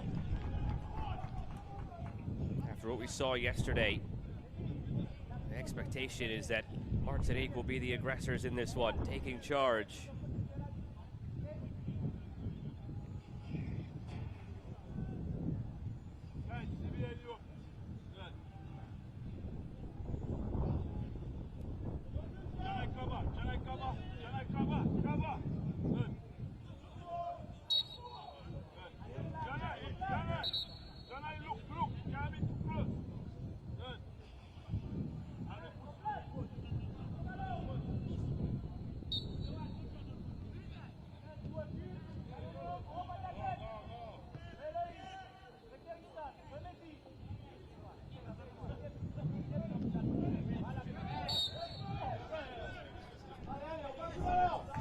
Free kick coming for St. Lucia.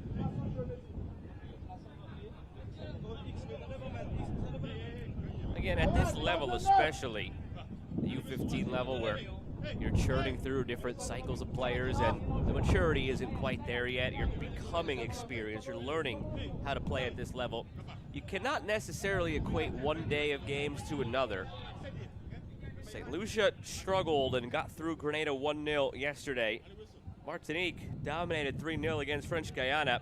Now you mix and match the opponents. French Guiana demolished Grenada earlier after St. Lucia barely squeaked by, and Martinique destroyed that French Guiana team yesterday. So on paper, following the chain of logic, you'd expect Martinique to be the team with the major upper hand today, but that's not necessarily how things go at this level. We see it tournament over tournament at the U-15 level. Things change so drastically day to day. So while yesterday's results are relevant, they don't necessarily dictate today. From the free kick, curling toward goal, still loose in front, cleared finally by Martinique.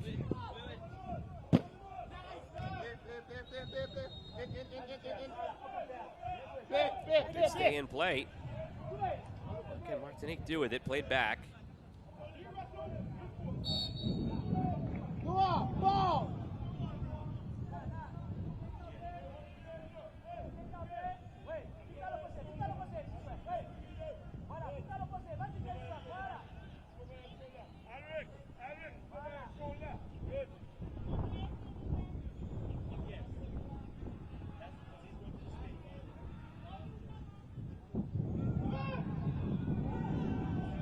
Into space now. It's Randall Moore cutting in. Moore tripped up. Shout for a foul. Is it inside or outside the box is the question. Referees determining. Appears outside the box. Yellow card shown just outside the area. Just like that, could have been a penalty in the early going here for St. Lucia, and still a free kick coming in a good spot. Try and leave their mark on the score sheet.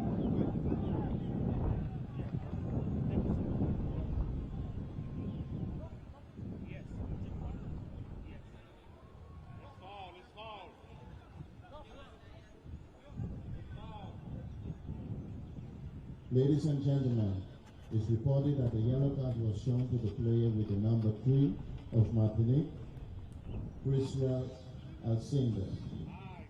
Chriswell Alcindor with the yellow card from Martinique. 5.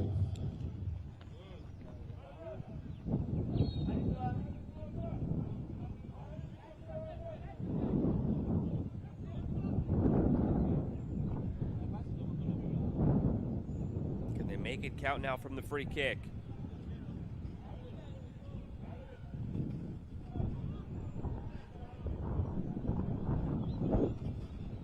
Noah, suis le ballon.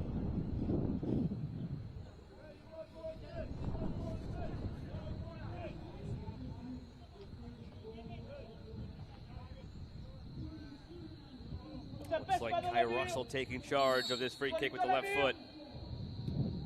It is Russell into the wall. Has a second effort at it, pops it up. The header, off target. Good opportunity. Down by the wayside for St. Lucia.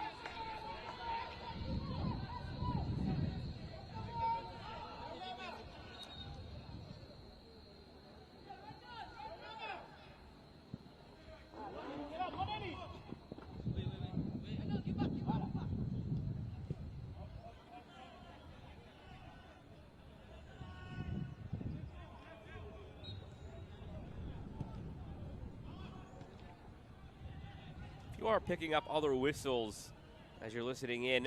There are multiple fields at this complex here where other games in this tournament are going on as we speak.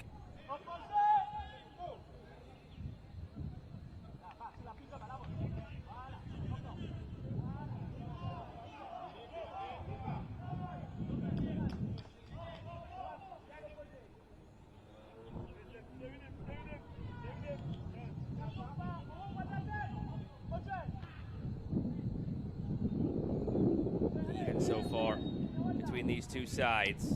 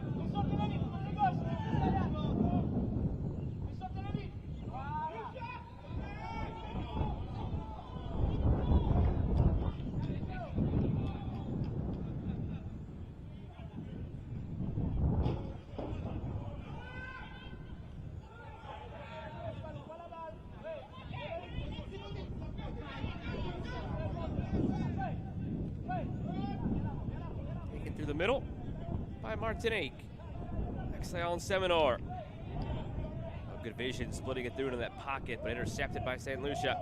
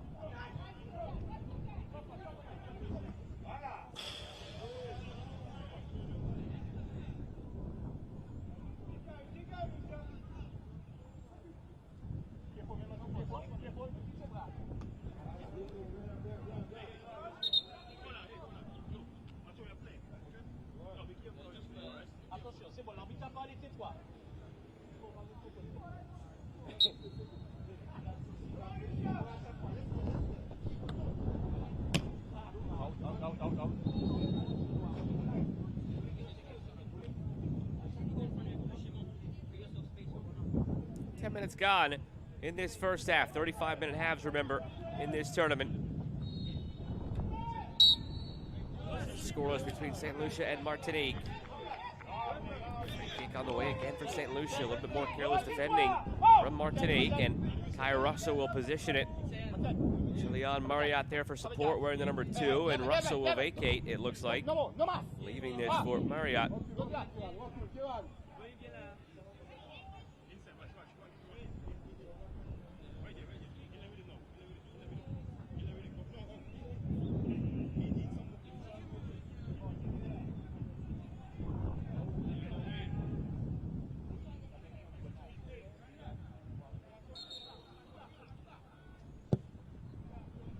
In by Marriott, smothered by the goalkeeper, but he fumbled it at the last moment there. Arcade.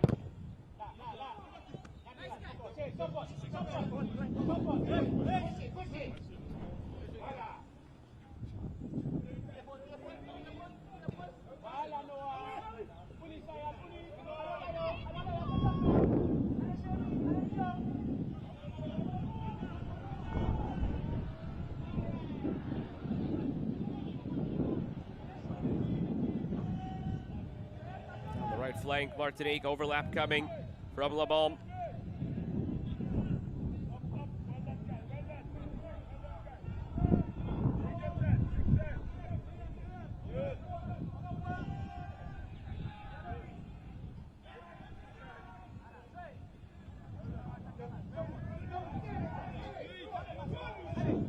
Long strides of Randall Moore running down this right flank.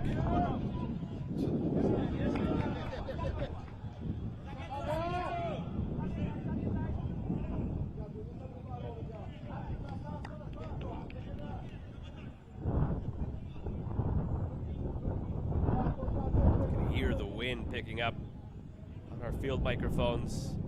It's been increasing. Clouds have been rolling in. Temperatures still in the upper 80s. Wind certainly a factor on any ball that goes up in the air.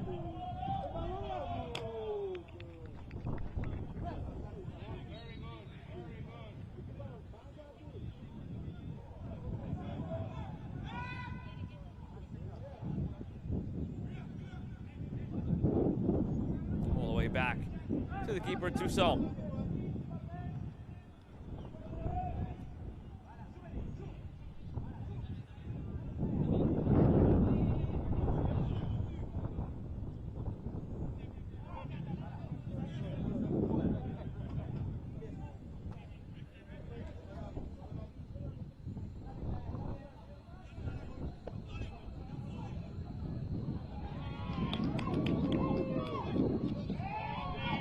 Turn into space by Kai Russell. He's shown a knack in this one for finding that space. Now plays a great ball through. Save made. Rebound still loose and gathered by Arcade. St. Lucia threatening in the opening quarter hour. Very dangerous. Perhaps should be on top, but still scoreless.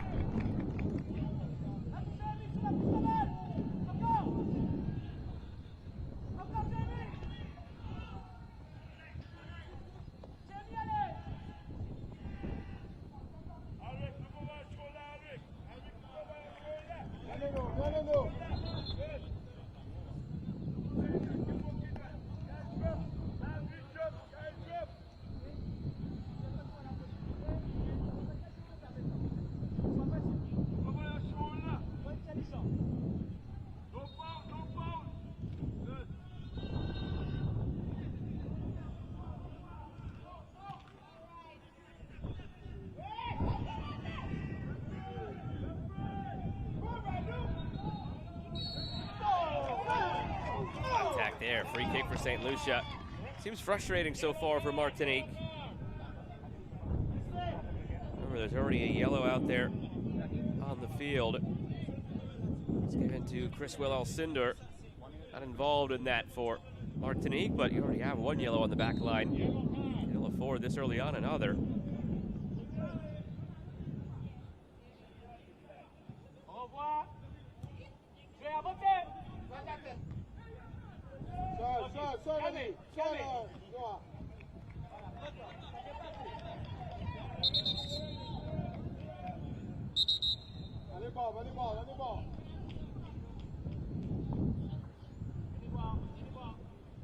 And this will take us into the cooling break here in this first half. It's always intriguing in these matches that have been as tight as this one has. what the cooling breaks do. We'll see one now. We'll see one presumably at the 50-minute mark in the second half. Acting as almost a sort of timeout for these two sides.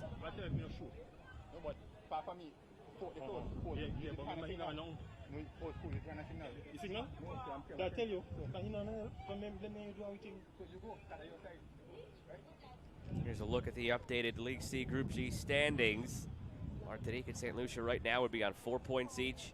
Both clear of French Guiana, sitting right behind them on 3.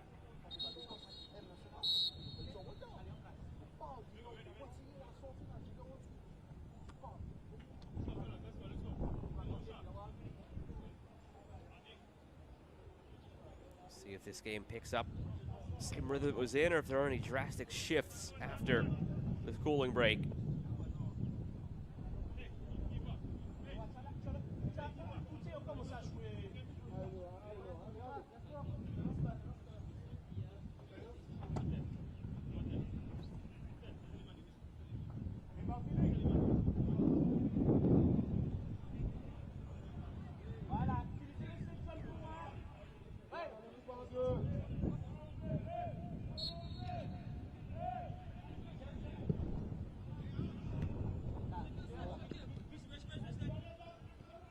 To it now, out of the cooling break.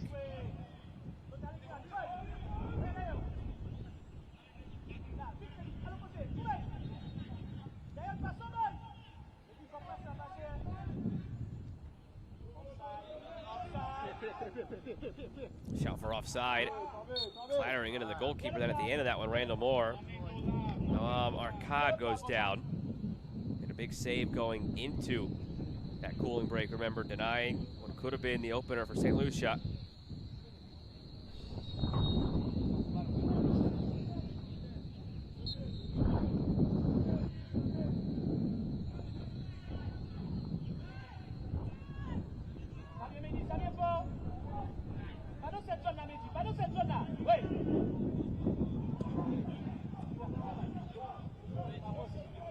Joseph Angelique being harassed here down along the sideline. That pressure gets to him. Possession given to St. Lucia in a dangerous area here. Martelli, he's brought down. Free kick. The press of St. Lucia causing fits right now for Martinique, trying to play out of the back.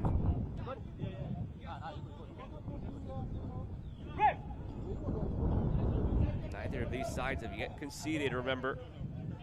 Clean sheet, 3-0 win for Martinique yesterday. Clean sheet, 1-0 win for St. Lucia yesterday.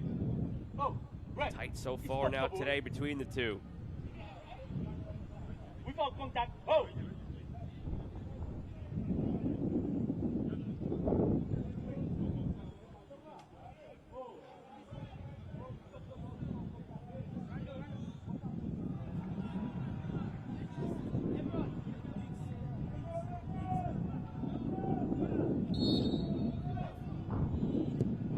Russell going for goal right at the keeper, Arcade.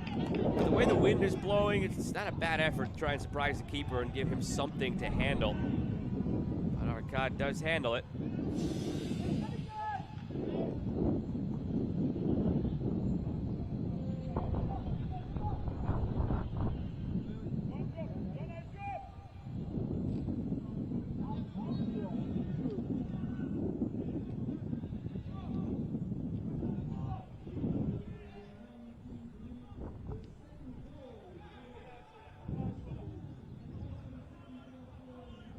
Move down the right side for Martinique. Cut off.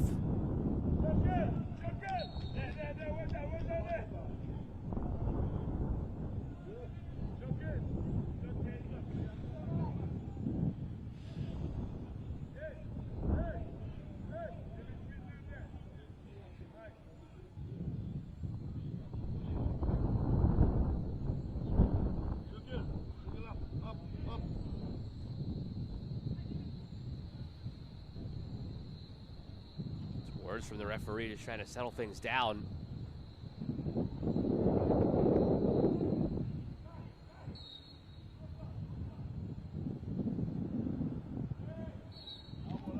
Minutes down, 15 to go in this first half of action.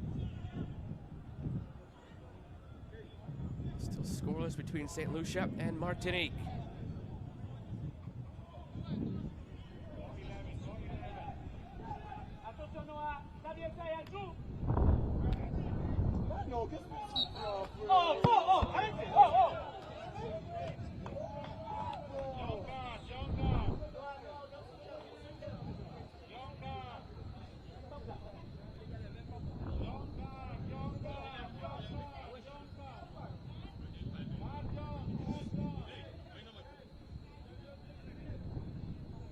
Brought back to the initial point of contact here for a free kick for St. Lucia.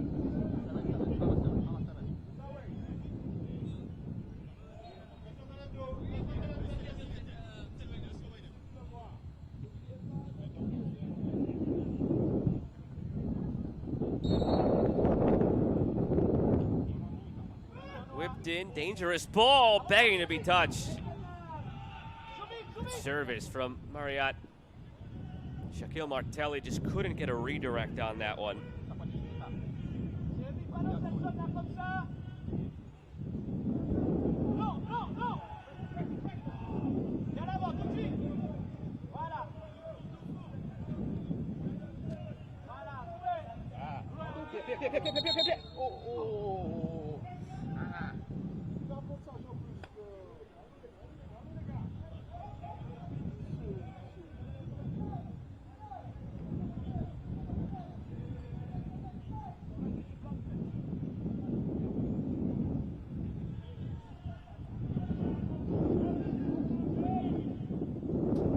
Martinique pressing down this right side.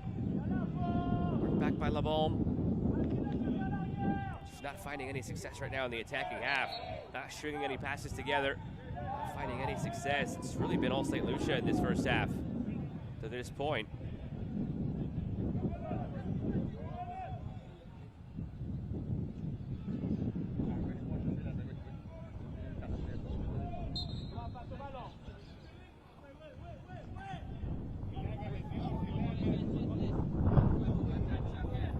Over the top, kept for a moment in play by Martelli, but it drifts out.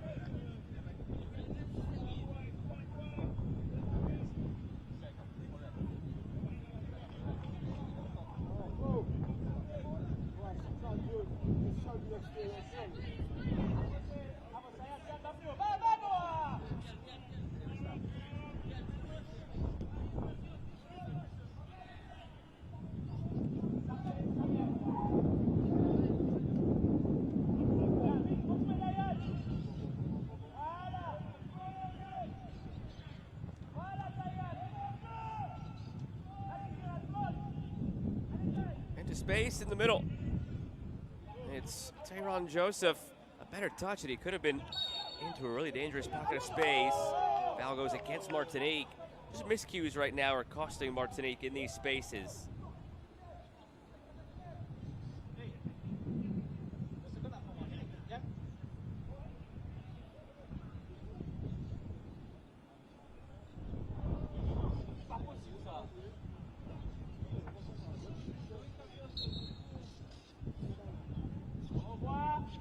Offside.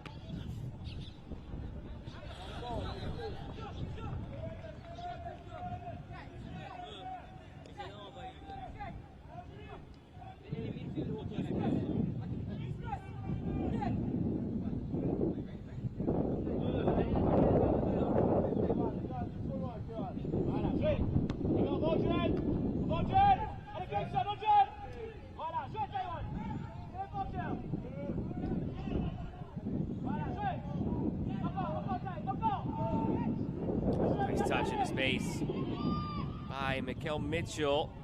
Beats his defender again, but runs into an additional defender. Free kick given for Martinique along that sideline.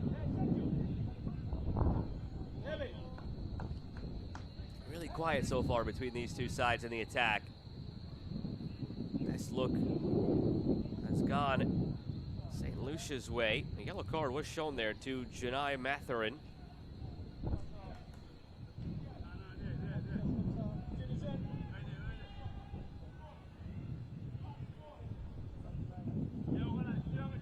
Ladies and gentlemen, it is reported the yellow card was shown to the player with the number 12, Johnny Mathurin, minute 25.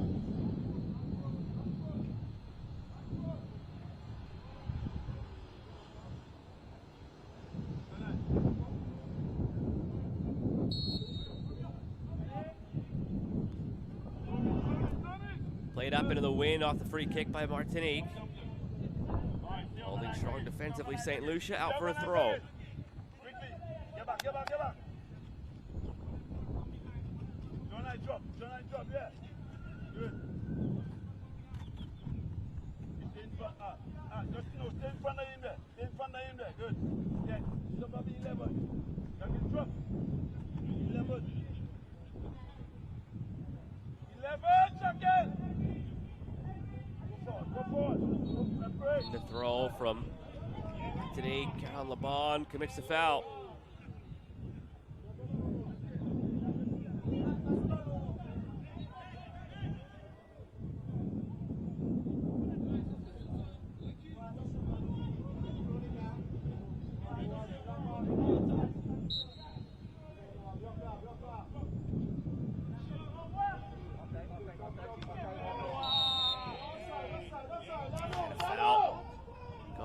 Against Martinique.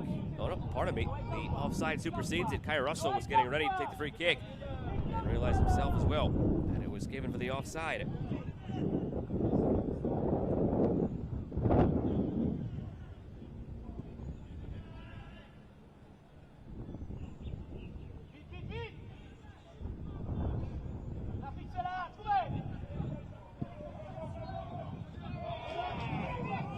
Given away.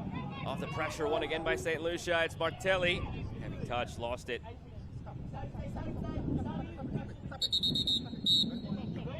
Player down for Martinique. Waving the trainers out onto the field.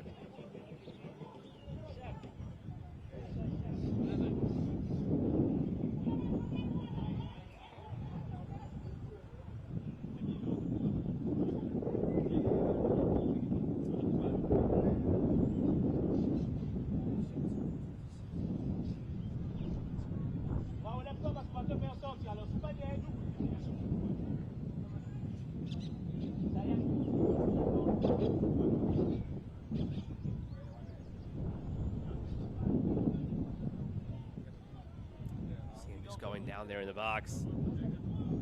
The referee to stop it. Potential head injury. Noah Joseph Angelique.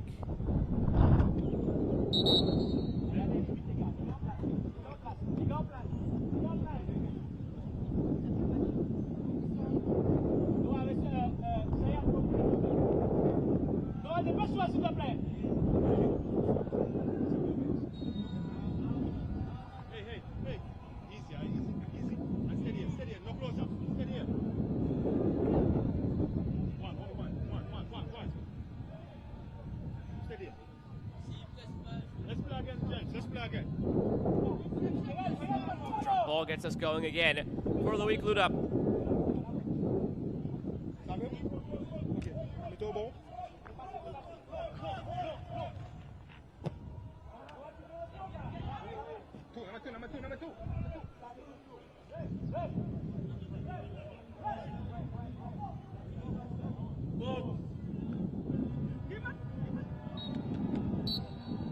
Contact there. Free kick for Martinique in a good area.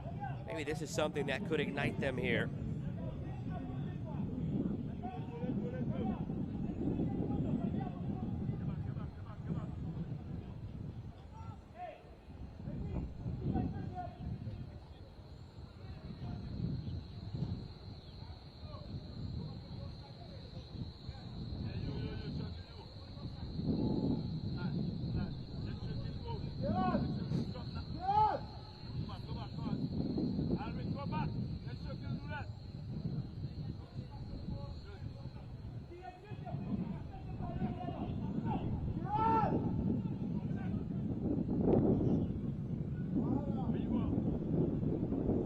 Minutes gone, 5 to play in this first half. Can this finally be the breakthrough? Both these sides just deadlocked, nothing separating them. Set pieces, oftentimes in moments like this, can be deciders. Whipped in, and it'll be out for a Martinique corner, so the chance still alive.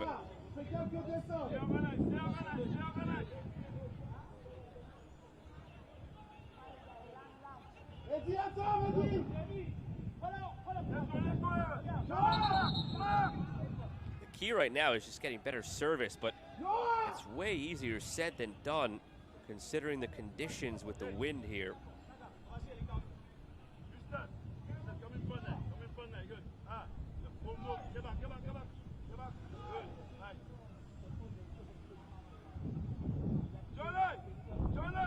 Had free kicks, Martinique, now a first corner.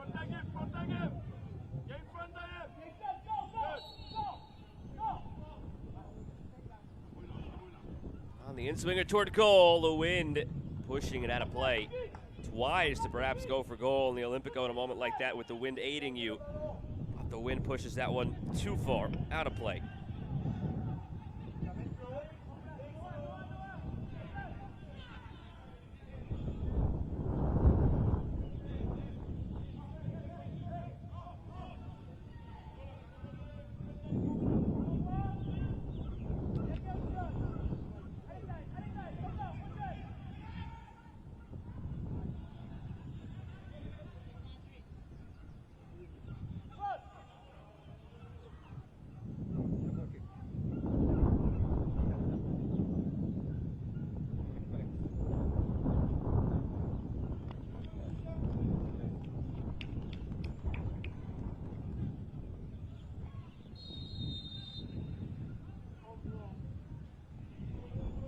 Minutes to go in this first half plus stoppage.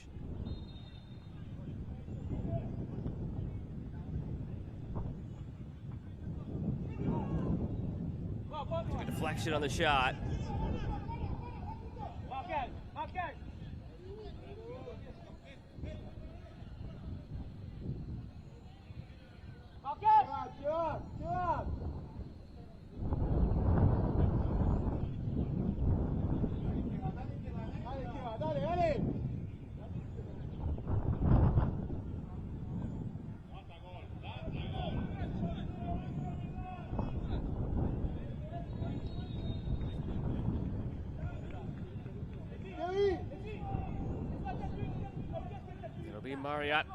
In swinger.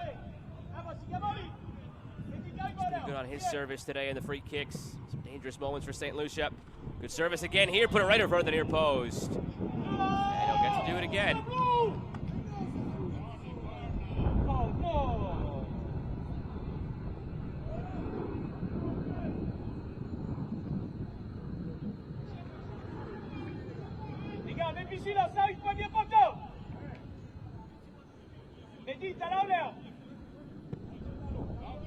Take two from the corner. Good service.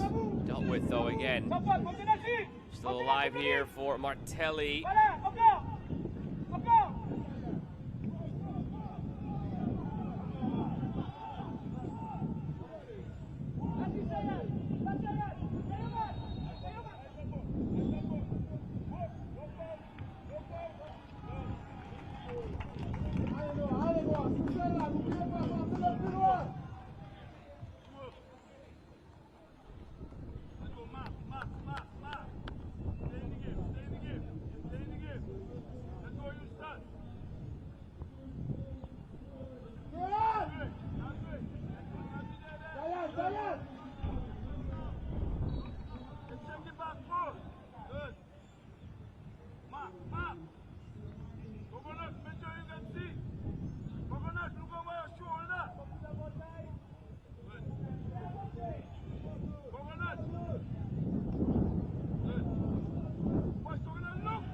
Corner from Martinique, dealt with.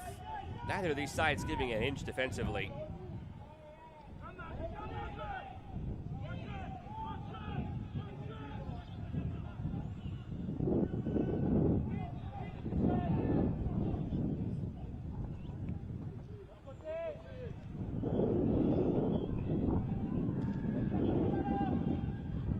Into stoppage time now in this first half.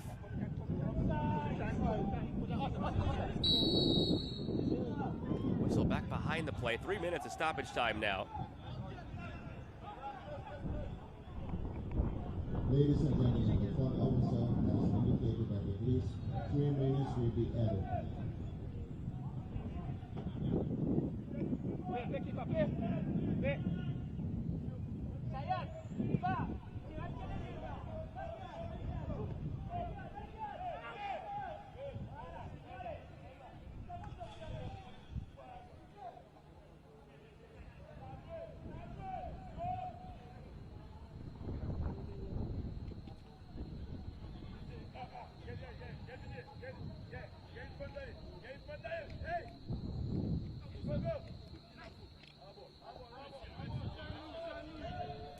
Roll from Martinique. 2 minutes to go in stoppage in this first half.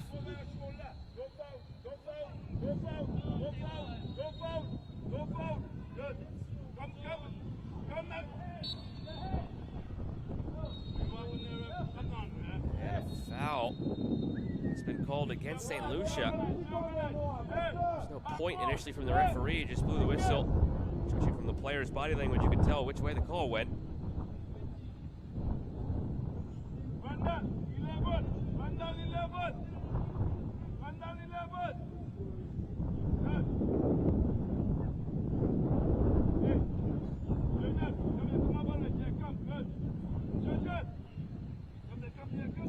Went for an Olympico last time from the corner with the wind blowing toward the goal.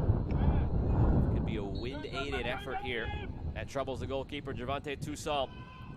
Played that way toward the near post. Toussaint has it again. That wasn't a corner, that was a free kick, but slightly closer, slightly better angle. That was the moment to try something like that. Toussaint wise to it at his near post.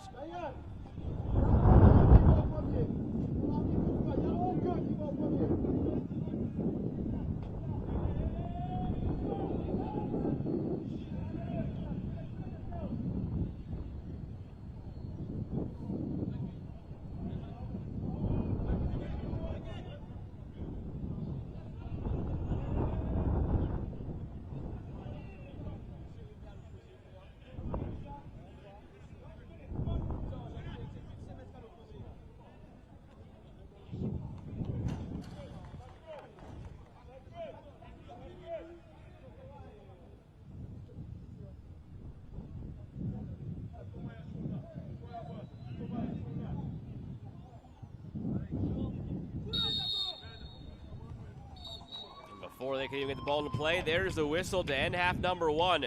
Very quiet first half between St. Lucia and Martinique. Chances at a premium. The one or two that were genuine scoring opportunities belong more to St. Lucia. But after both these sides picked up clean sheet victories yesterday, they're both posting clean sheets in a 0-0 draw through 35 minutes here today.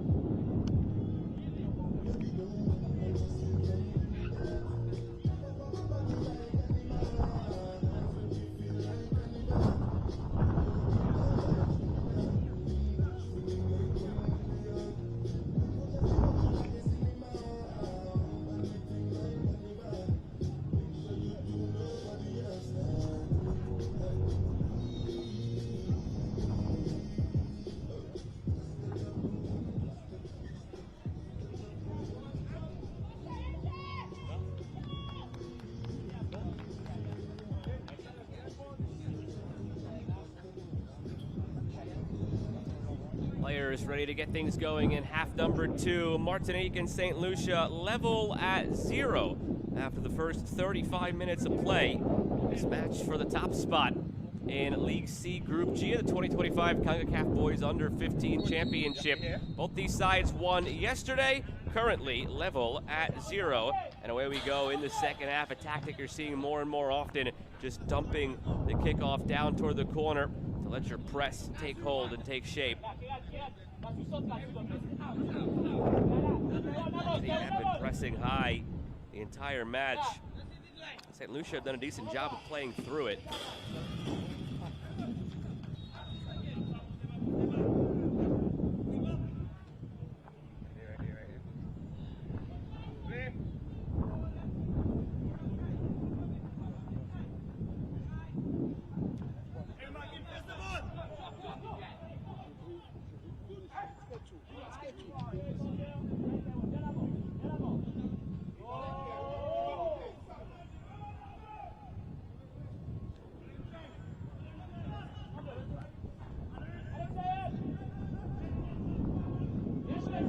Left wing and knocked down defensively by Alaric Williams. Kept alive here by Martinique, pushing through. Seminor going down on the ground to block it was Randall Moore. Lovely, lovely.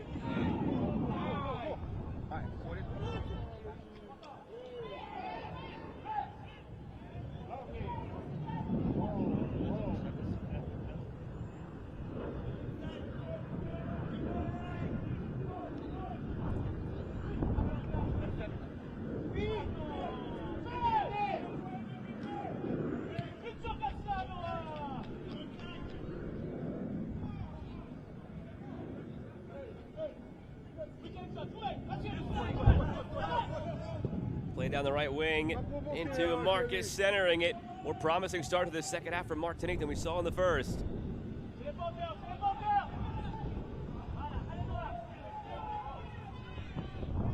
Stumble over the ball. Randall Moore taking it away as a result. Moore. Tire! C'est pas quand même siffle le ballon.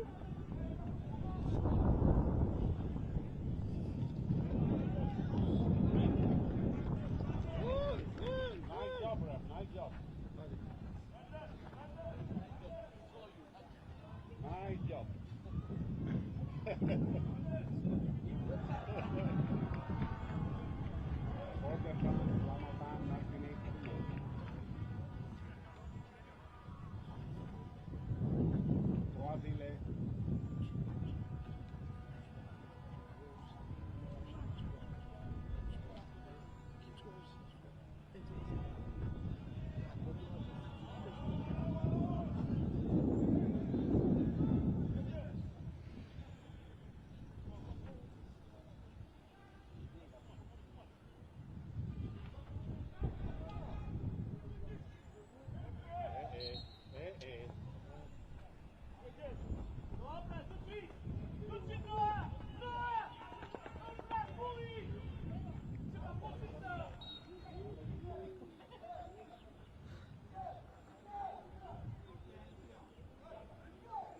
Yellow card to remember from the first half. Janai Matherin for St. Lucia. Chriswell Alcindor for Martinique.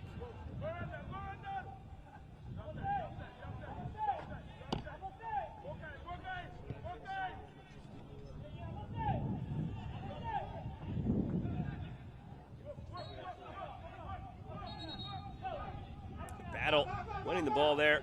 Cleanly, Lebon. Allez, chef, va provoquer, va provoquer. Marcus. Va provoquer, Jérôme. Took a deflection.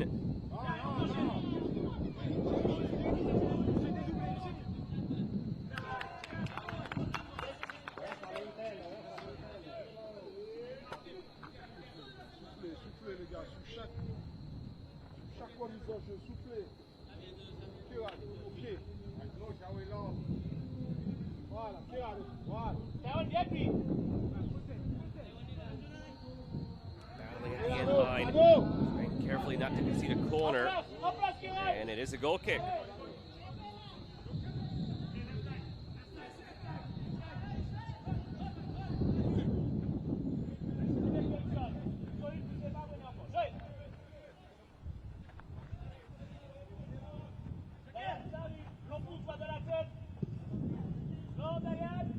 deflected with the wind from the goal kick by Toussaint. Neither of these sides would be the most unhappy with a draw in this one. Keep them both ahead for the time being of French Guiana after they won 5-1 earlier today.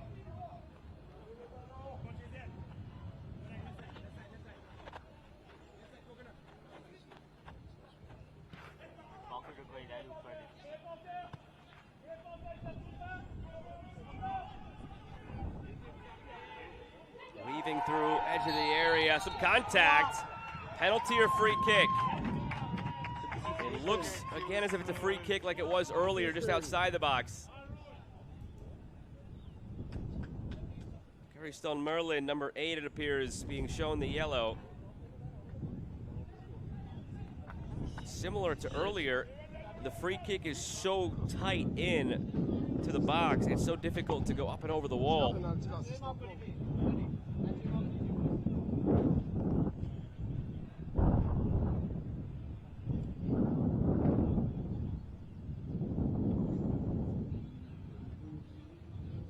Ladies and gentlemen, it is reported that the yellow card was shown to the player with the number 8, Carolyn Merlin.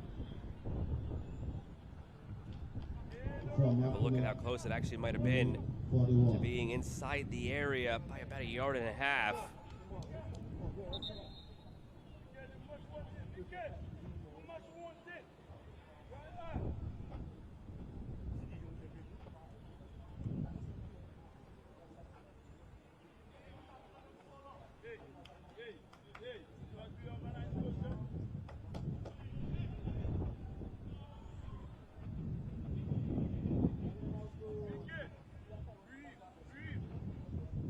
Merlin joins Alcindor in the book for Martinique.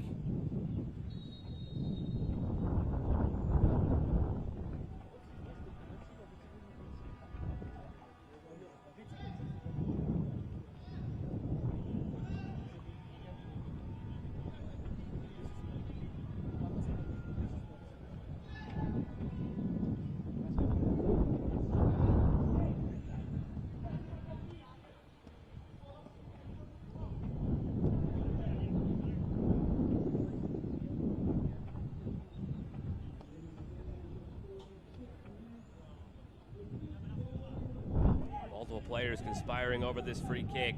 Wind at the back. It is just very tight to the goal where it's so difficult to go up and over the wall. 5 in that wall, you're better off trying to perhaps go around the wall if you can. Get enough whip on it.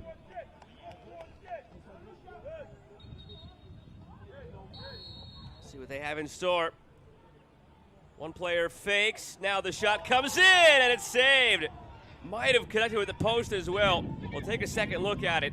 Good opportunity for St. Lucia. And now out of play, the moment gone.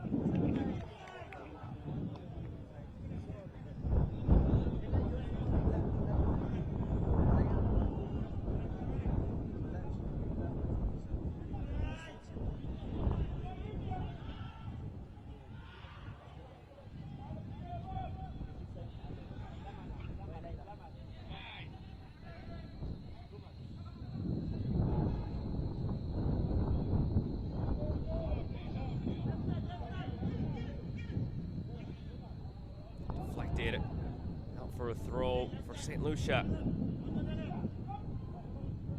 Here's a look at that free kick once again. Oh, it just did hit the post.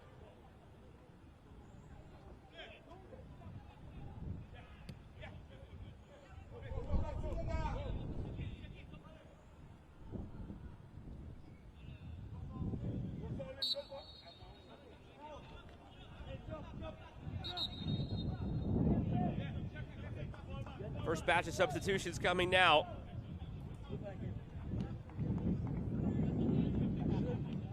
I'll be all for Exeon Seminor, as well as Jeremy Marcus, replaced by Mateo Nasitas and Mark Oliver Baston, respectively.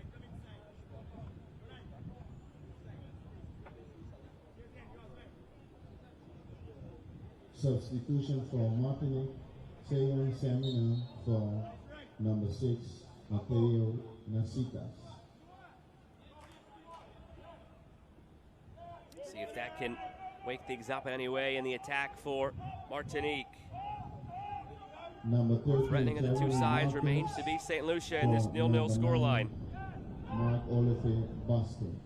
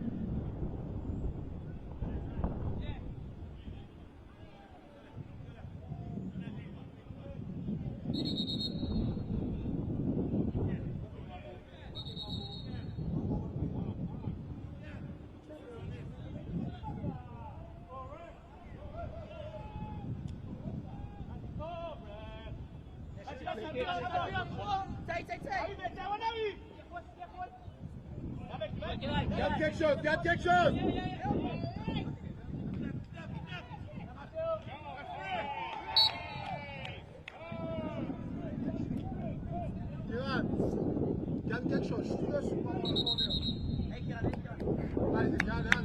They're down here for St. Lucia. Dozen minutes now into the second half. It's remained quiet, similar to how things played out in the first.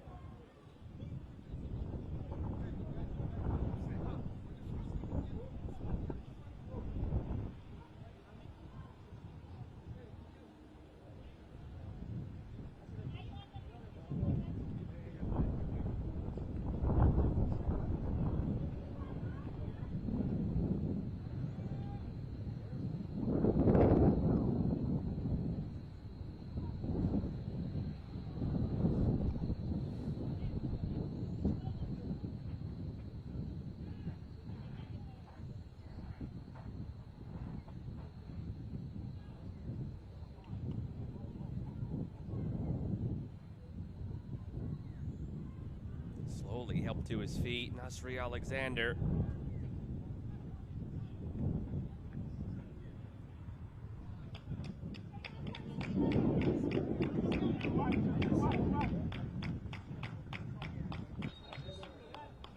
Holding onto the right side of his head, but seems to be okay body language-wise. It goes right to the halfway line as if he's set to come back in.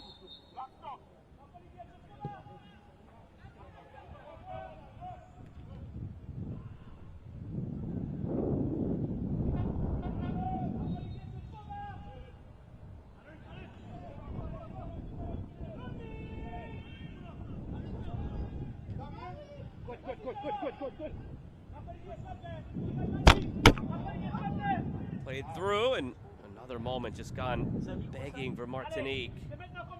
Where again the service is there, or rather the space is there. They're getting into the territories. The service and the finer moments just haven't been there.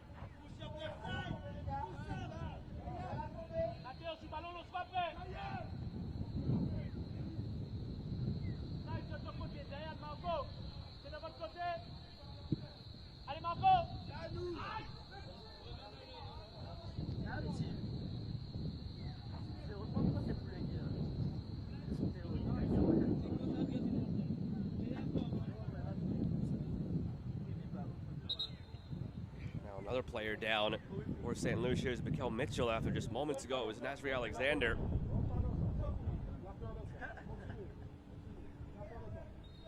And here in the 50th minute, this is also where the cooling break typically comes in the second half of these matches. So you wonder if the referee, Hakeem Harvey, will just have this double-axed cooling break. Whether he does or doesn't, it's been a difficult second half so far. 15 minutes into the happenings, and It's really been difficult for either side to develop a rhythm because of the stoppages, the injuries. It hasn't been fluid, hasn't been rhythmic. A chance to commentate on a similar match yesterday, actually, that was taking place in League A. That was between Canada and Costa Rica, and it was similar to this. Both sides really defensive, really tight. It was 0-0. The second half had multiple injuries, couldn't catch a rhythm, and then all of a sudden, in the 69th minute, when it seemed like it was destined for 0-0, Costa Rica found the lone goal and took home the 3 points. So there's still plenty of time for one of these two sides to produce that moment, to snap out of this little funk that the match has been in. As we do head in that cooling break now, see if there is a winner still, or if we are destined for 0-0. 20 minutes to go, plus stoppage.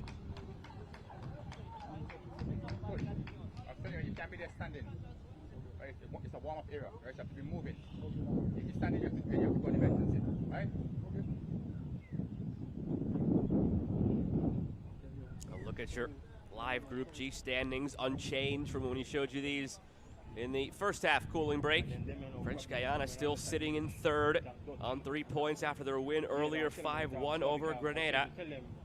Martinique and St. Lucia on 4 points each. Now this sets up dramatically perhaps for tomorrow. On the final match day, Martinique would take on Grenada. And again, in a tournament like this, teams playing 3 consecutive days, you never do quite know what to expect.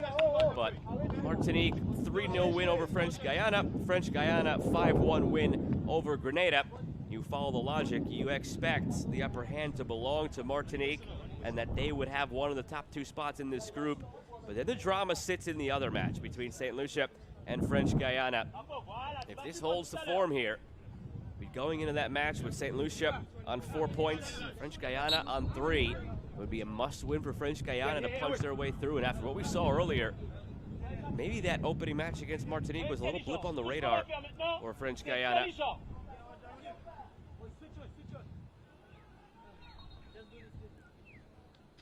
Still a long way to go in this one, though, to change the equation further.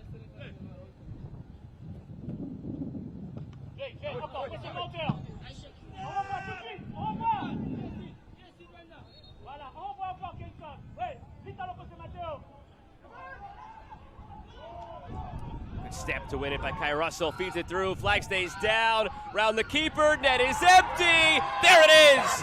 Right out of the cooling break. The moment produced by Randall Moore of St. Lucia.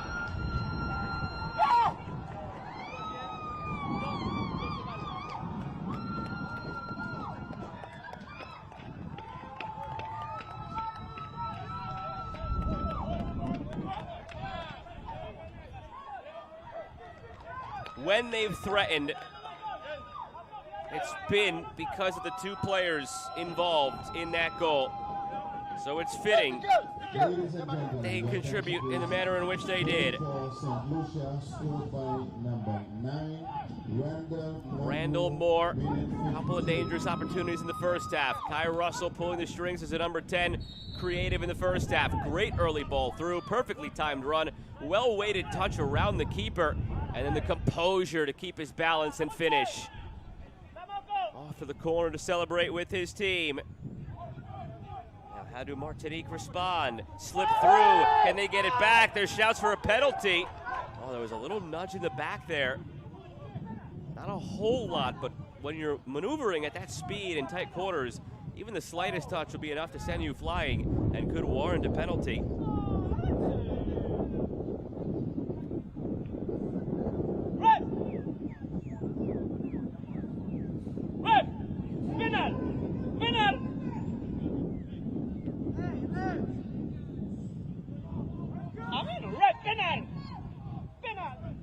This game kick up to a different level of intensity now after that goal.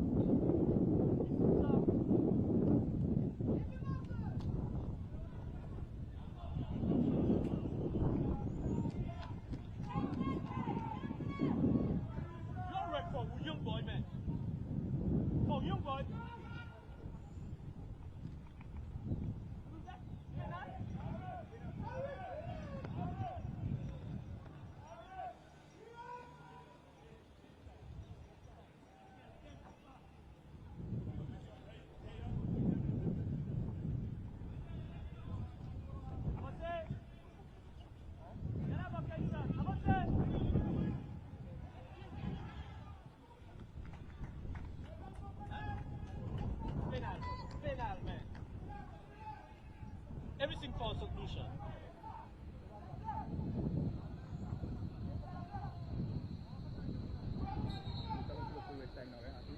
Goal comes in the 53rd minute for Randall Monroe.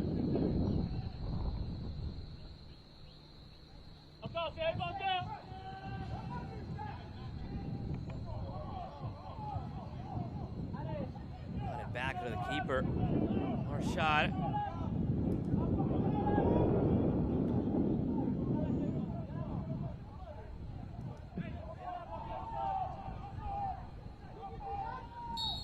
Played through, flag comes up, but they're starting to test that back line and time the runs up to perfection.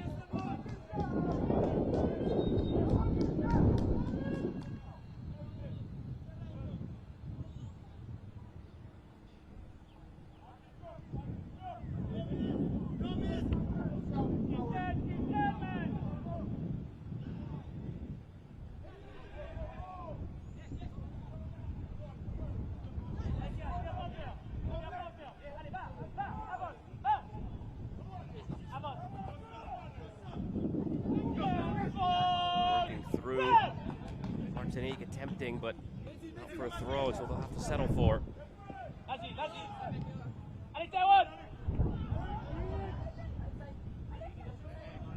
Contact there, play on, more contact, cleanly won.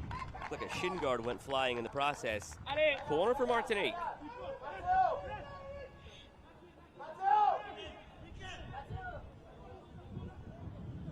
First two changes coming, it appears. Nope, fourth official gives a signal to hold off. No, wait until after the corner, next stoppage.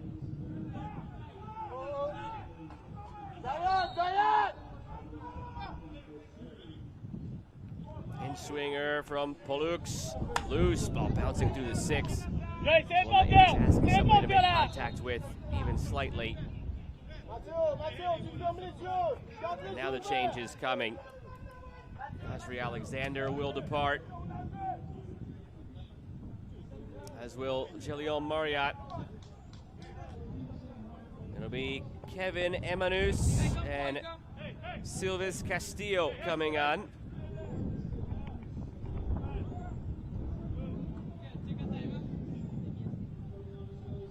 Substitution for Lucia, number 17, Nasri Alexander for number 6. Nasri Alexander had a strong day at times, generating some opportunities.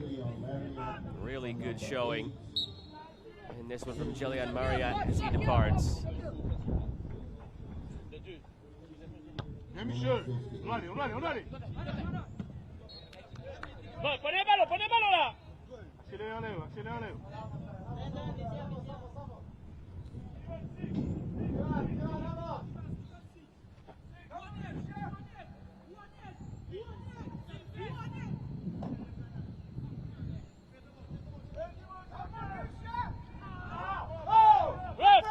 Put in, pounding around. From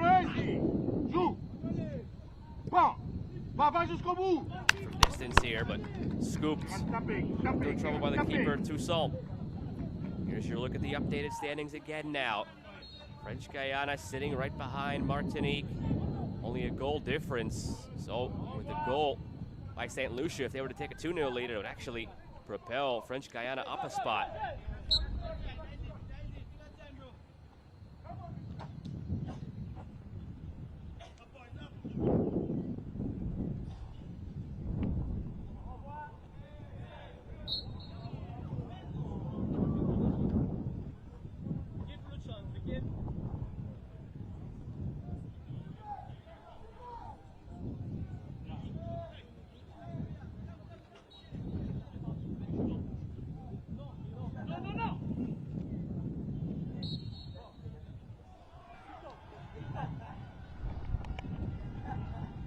From the free kick, Mitchell. Good to see him back up and running after he went down with an injury a little while ago. So we're at the hour mark now here in Willemstad, Curaçao, hosting this group among others in this tournament. Action going on right now on adjacent fields. If you do hear any additional whistles or applauses that don't seem to match, which we're actually seeing here on this field, it's coming from another field.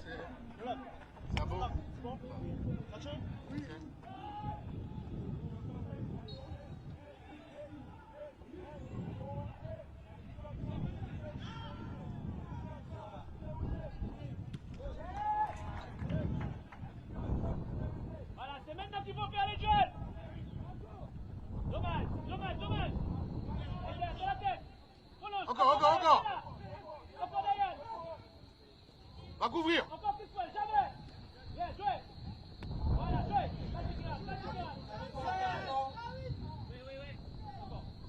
Allez.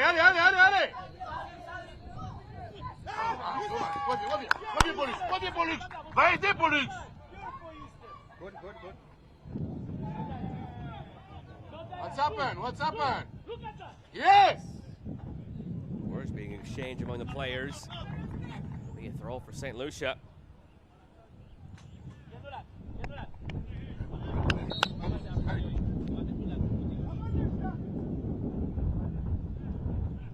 Back in a play from Mitchell. Popped up into the wind. That's an adventure. Upper right of your screen, you could see the flags whipping. You could hear the wind whipping.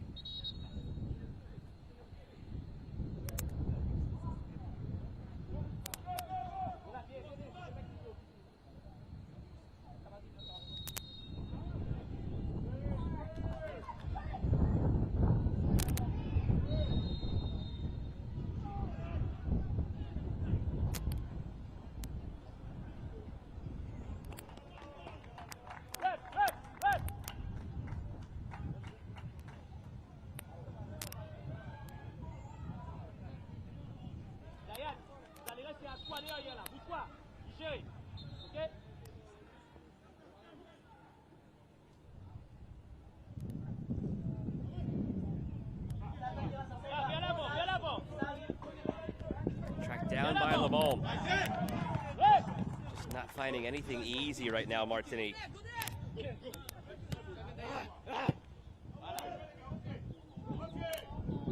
Bounces through favorably here from Martinique on the shot. It's blocked. Still loose. Saved. Well done by Toussaint. Scrambling on the play.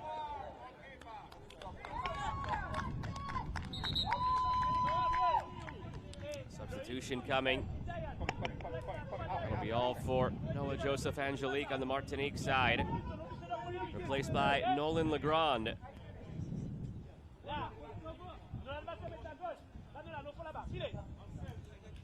Substitution for Martinique. Number 2, Noah Joseph.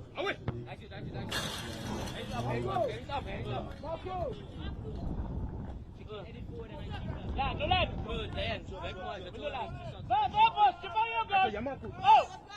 Ok, ailier gauche, Nolan. Nolan, reste en haut. Penalty à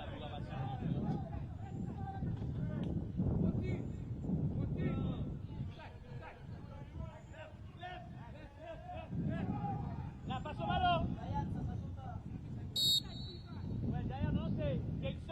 Six and a half minutes plus stoppage. Martinique pressing, desperate for an equalizer.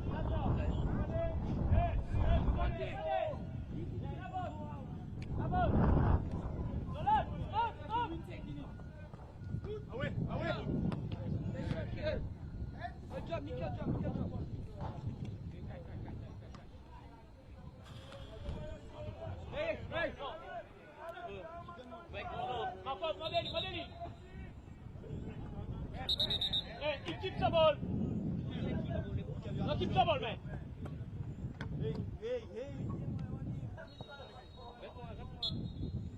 Et bien qu'il d'aille. Bien qu'il d'aille. Contact there along the sideline.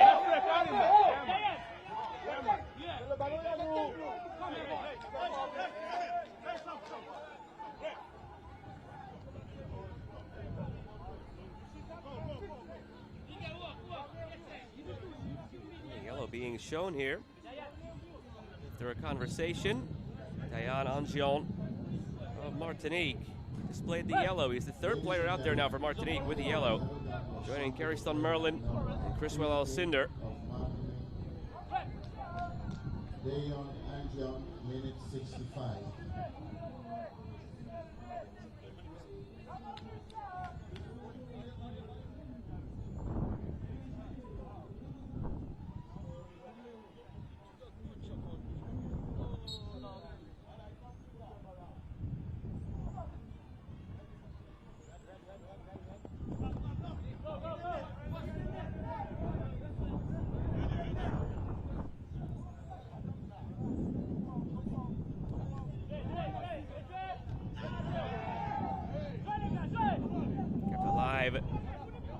by Castillo, looking through. Monroe is down, injured at the moment. The play will stop with 4 minutes to go plus stoppage. Monroe still writhing around.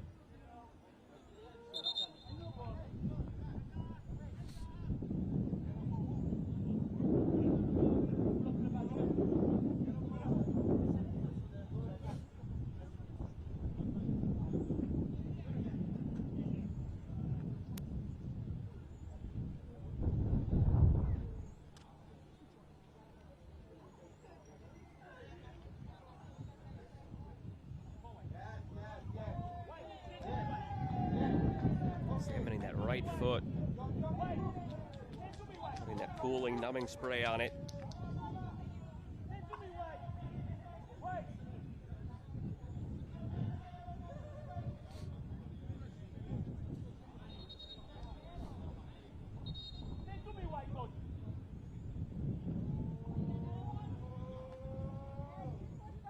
He has the match's lone goal, Monroe. The difference right now.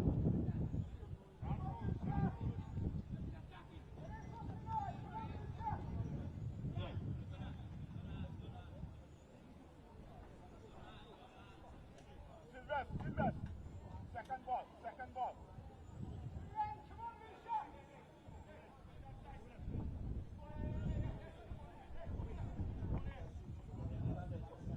Ladies and gentlemen, body as a yellow card was shown to the coach of Martinique.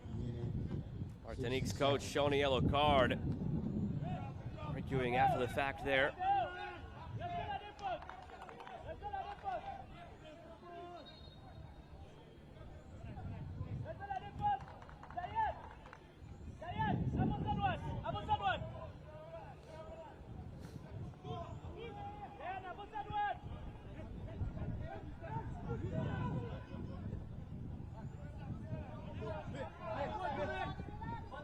Lucia just have to hold on now. 2 minutes plus stoppage. And they would lead the group and go back-to-back days of 1-0 wins. But in danger now, split through, down the left wing, off the bar and in! Finally, Martinique sneaking one through in the counter. The substitute, Nolan Legrand, making it count. And we're level again at 1. From a tough angle, powers it, crossbar down, and bounds in. Ladies and gentlemen, your attention please. Goal for Martinique scored by number 12. Those are good, my friend. Nolan Legrand, 69. So now these two sides level at the top of the group again on 4 points each. Is there more drama in this? There is a 1-1 finish, fair in the end result.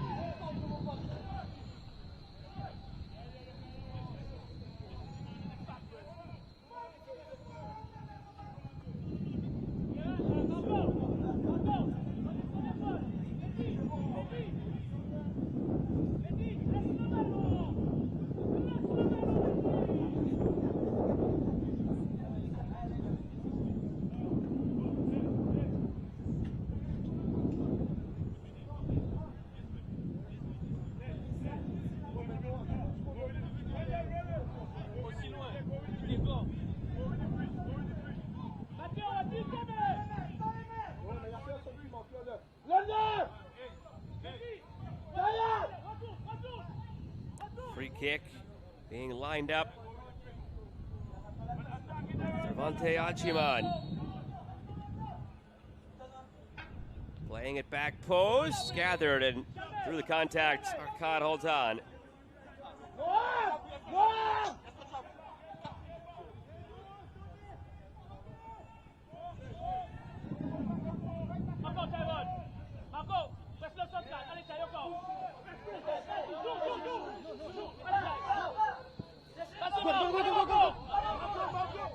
Played through to the end line. Calmez-vous maintenant.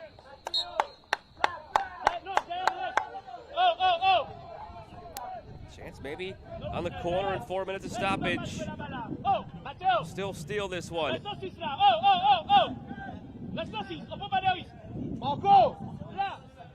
Faites-le à deux. Faites-le à deux avec Iran.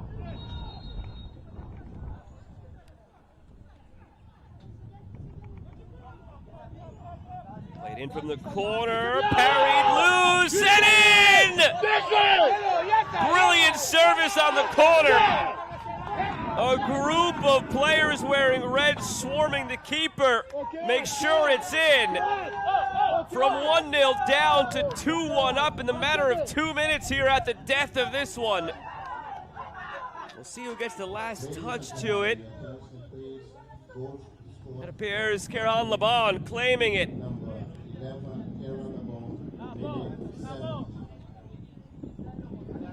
Wow, what a finish to this one. For so long here today, it was so tight. Neither side can find a way through. Monroe scored for St. Lucia in the first 10 minutes of this second half, right after the cooling break. Pardon me, first 15 minutes of the second half, right after the cooling break.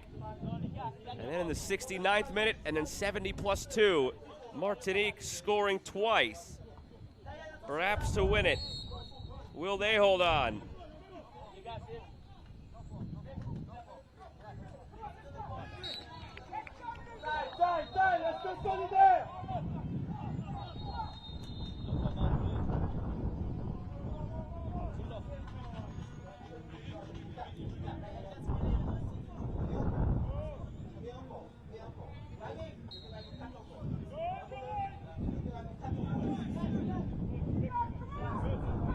Lifted in on the free kick.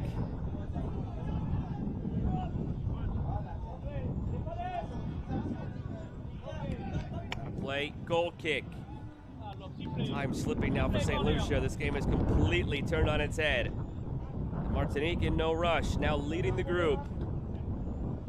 And as it stands, St. Lucia tomorrow would have to go toe-to-toe with French Guiana. See who comes in second, who comes through the group.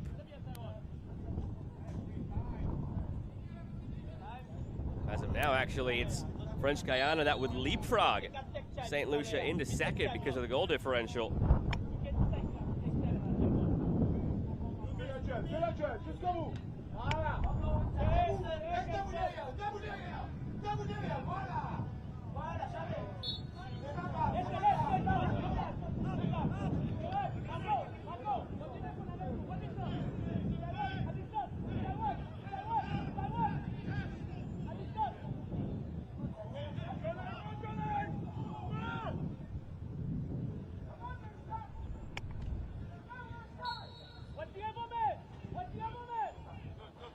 Play it in from the free kick toward goal. Oh, the keeper nearly misread it, Arcad, because of the wind. He started almost near the edge of his six, ended up back by his near post.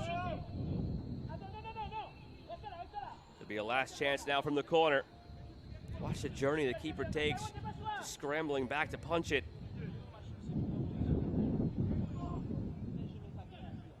Four minutes come and gone. Last chance here perhaps for St. Lucia. From the corner, punched away. Can they recycle it? Stepping up, deflected.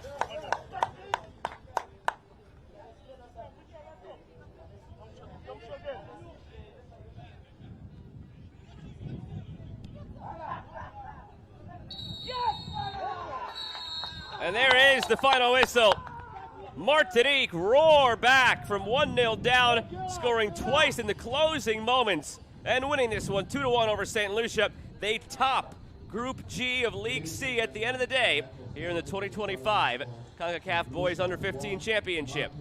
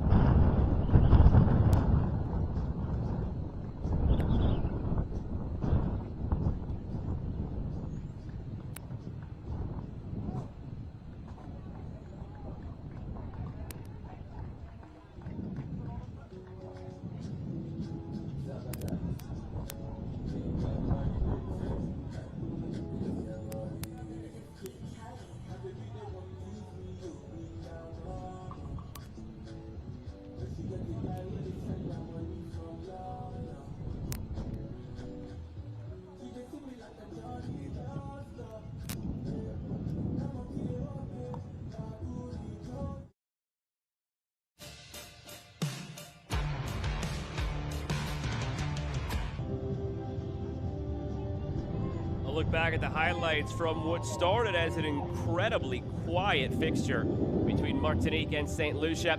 Two teams coming into the day off of clean sheet victories yesterday. St. Lucia 1-0 over Grenada, Martinique 3-0.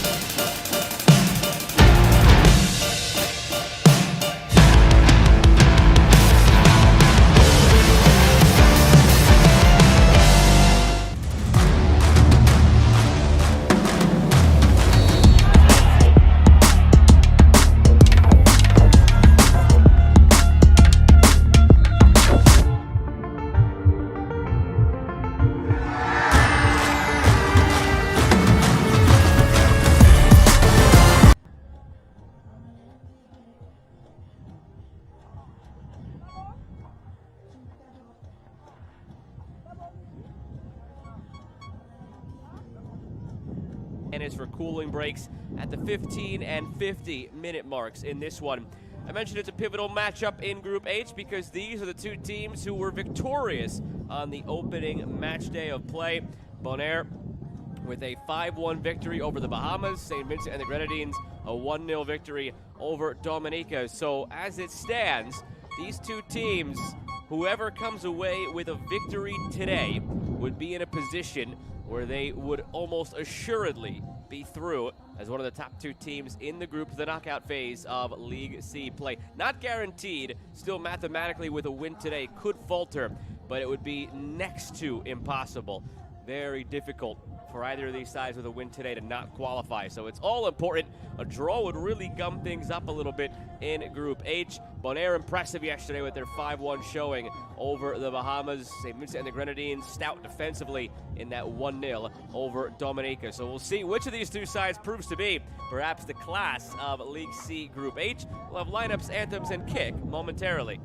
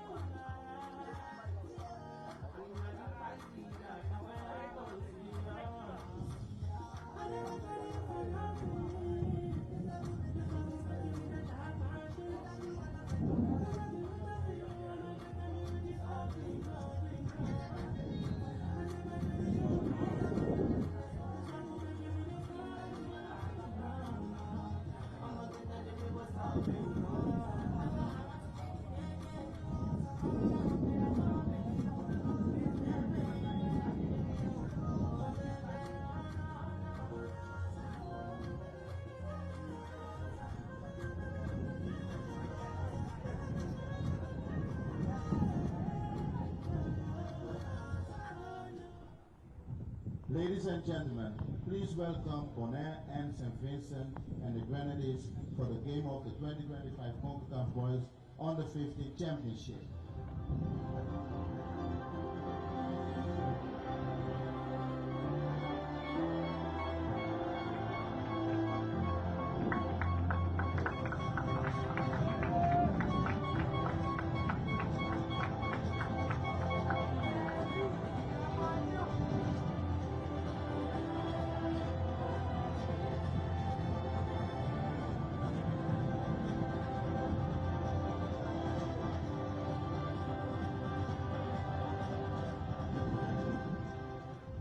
Please stand up for the national anthem of Bonaire.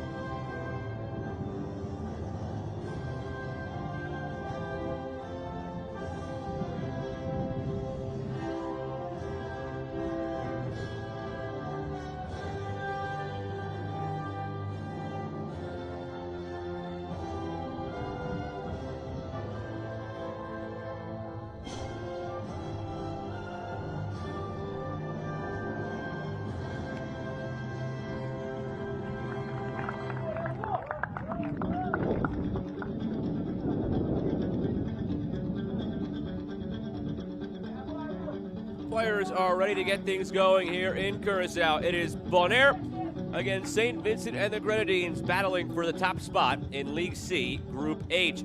With the starting lineups momentarily for both of these sides, each coming off of impressive wins in the opening match day.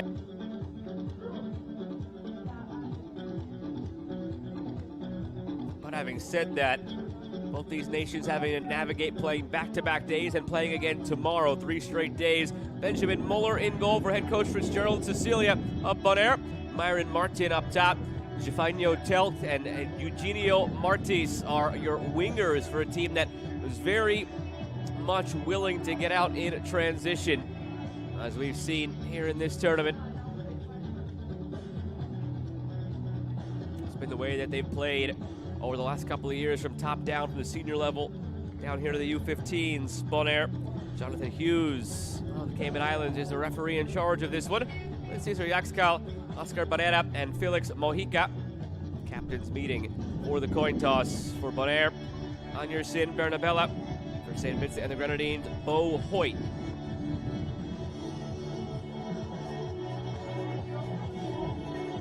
So important in these matches we've seen to start quickly. St. Vincent and the Grenadines, we'll see what they can do. Bo Hoyt, the captain up top, alongside Jerron Bowens. It was a 1-0 victory for them yesterday, which paled in comparison to Bonaire's 5-1 victory over the Bahamas. So we'll see if this group for Alfred Grant, the head coach, can let loose a little bit more, if they may be having to keep up in the scoring, given what we saw yesterday from Bonaire.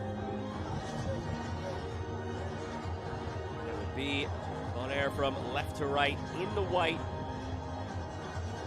St. Vincent and the Grenadines right to left in the blue. You can see the jerseys whipping. You could see some of the shadows coming across the field as the clouds whip on by, and you could hear the field microphones picking up the wind. That is a very heavy factor. We saw it in the first 2 games of the day on this field.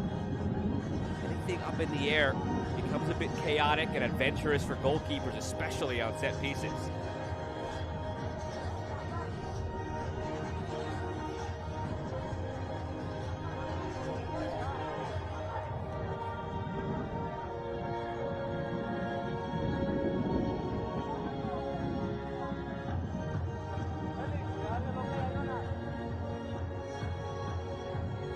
The whistle to send us on our way. Vincent and the Grenadines taking on Bonaire. Both these teams sitting on 3 points here in League C Group H. Still to come today, Dominica against the Bahamas.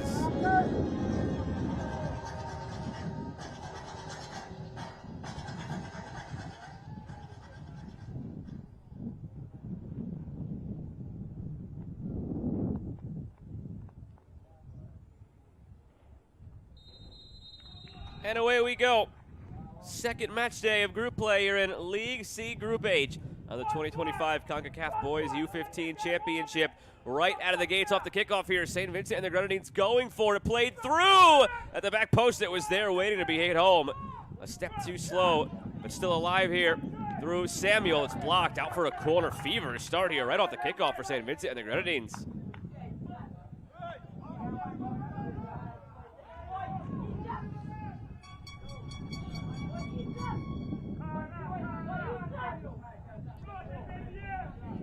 Whipped in from the corner, and there's your first look at the wind. That one never had a chance. The wind blowing it out of play to the near post.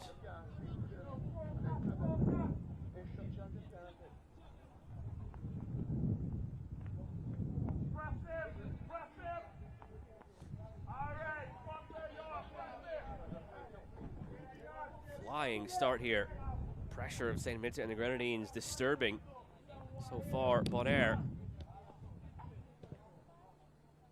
Knocked ahead by Caden Small. Falls through, flag stays down, save made by Muller. Oh, what a start this is for St. Vincent and the Grenadines, looking for that opening goal.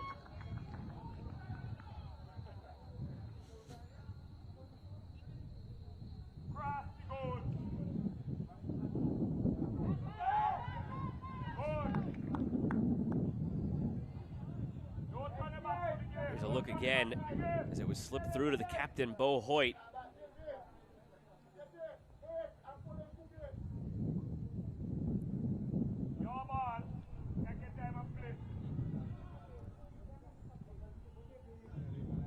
back in the last edition of this tournament, St. Vincent and the Grenadines were also in League C.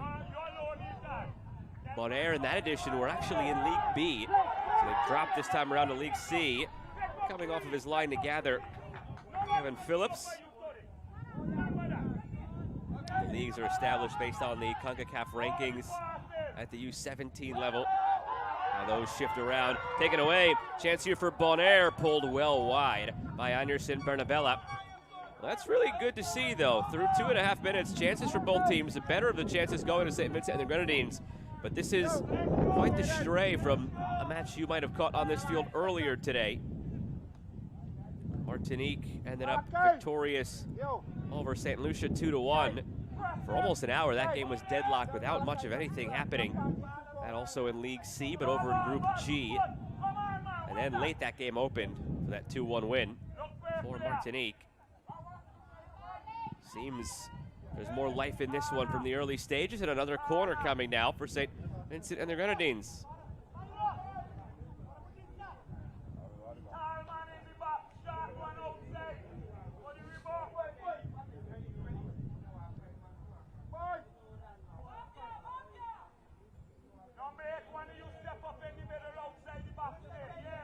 Second corner. Low ball toward the penalty spot, comes out for a hit, deflected and in! Fortune favoring St. Vincent and the Grenadines in the early stages. They lead 1-0 over Bonaire. Well, you ask anybody in this sport, sometimes you create your own luck. And through the press in the early going and the intensity, that is exactly what St. Vincent and the Grenadines have done. Carlson York with the blast, deflects off a defender. Benjamin Mona, the goalkeeper, had no chance. St. Vincent and the Grenadines 1, Bonaire 0, 4 minutes in.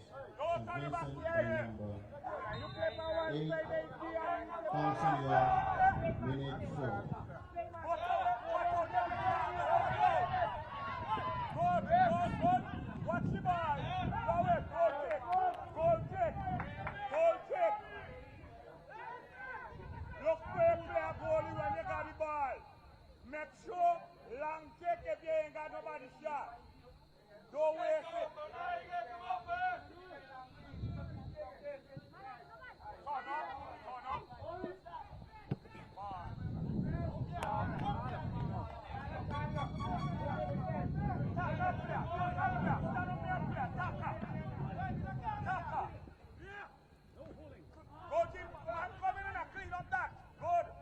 Cleared away off the back line by Ethan Gums, but not far enough. Kept alive by Bonaire. Already had one shot from distance pulled wide. Another one here, fought off by the goalkeeper, and it stays out.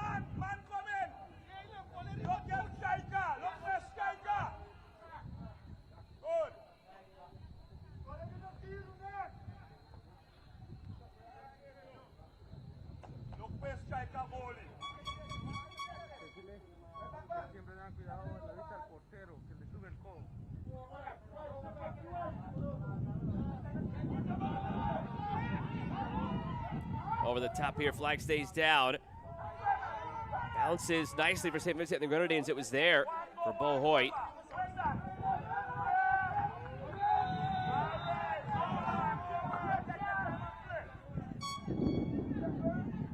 Free kick on the way. Already with a 1-0 lead, St. Vincent and the Grenadines.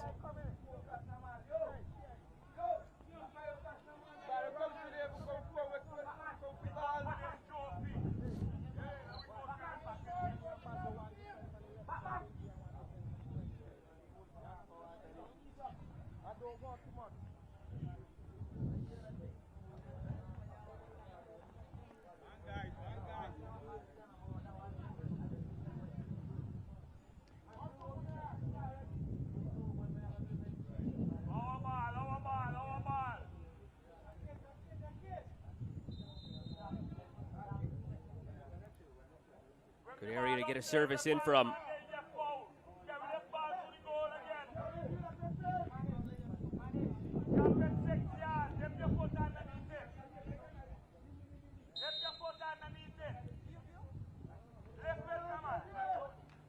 Blocked down by Telgett.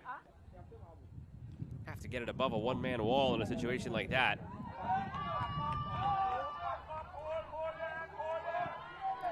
Bonaire looking to break out. Given away. It's alive though through the press. And a free kick for Bonaire.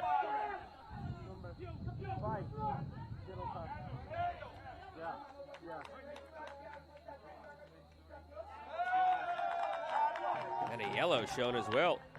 The nature of that foul in transition, Caden Small into the book.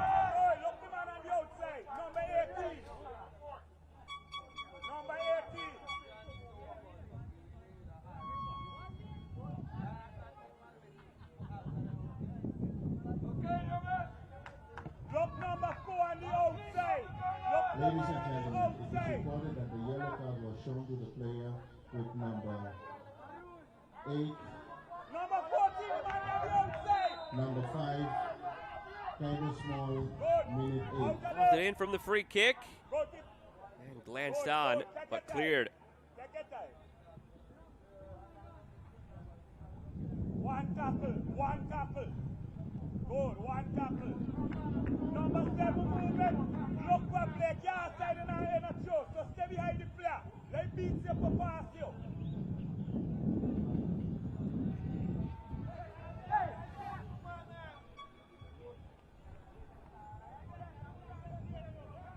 Stay in your goal, goalie. Hey, stay in your goal. Let's do that.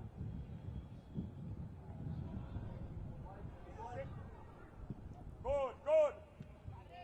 Roll it to press him. Don't press him. Good. Left back show.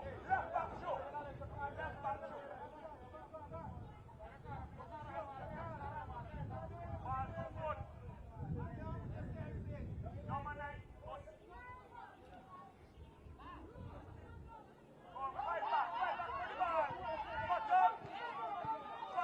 Through, nice touch into space.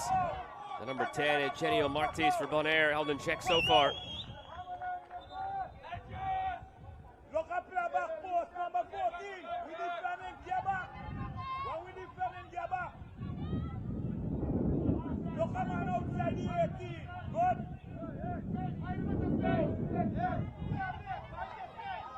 Tall player to the tall player. Match it up. It's corner here for Bonaire. Tall player. If they could find this early response. Hey, close it. Good. Wind whipping toward the goal now, switching directions, swirling around, and it's out for a throw. Watch the ball. Good. Shandel, don't play like this. Shandel. Focus on the game. Put ball in play. Look up play the focus in your zone. Look up play the man-to-man marking. Good. From the throw. Something could be out here for Bonaire. Blocked. Jalen Winkler's shot. Now long the other way for St. Vincent and the Grenadines. Don't stop. Good. One go. Watch the man outside here, number 5.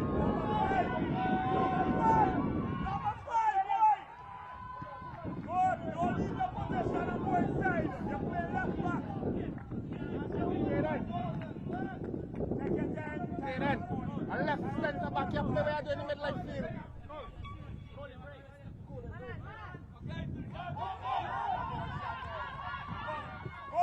Cutting in, it's Martis.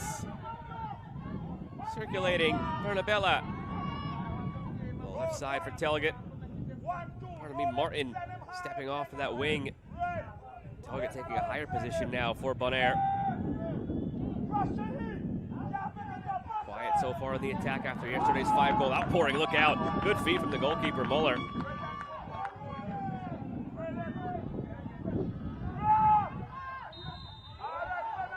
Referee delayed, but gives a free kick at a good spot here for St. Vincent and the Grenadines.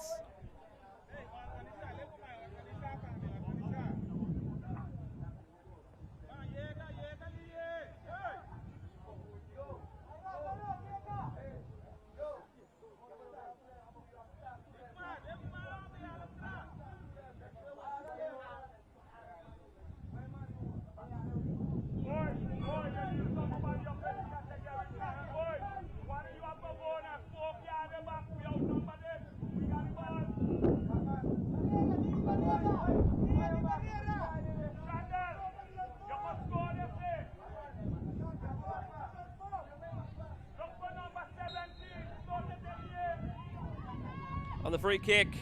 Into the wall. Poor clearance effort, sliced into the box on the volley here. Yanked wide by Richard Morgan. Nearing that first half cooling break at the 15-minute mark. St. Vincent and the Grenadines keeping up the intensity.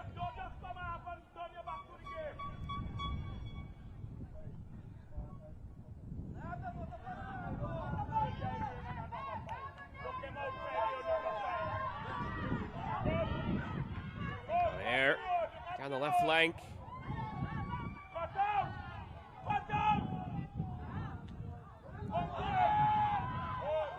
Having a go from distance, saved. Rebound was there, Phillips gathers.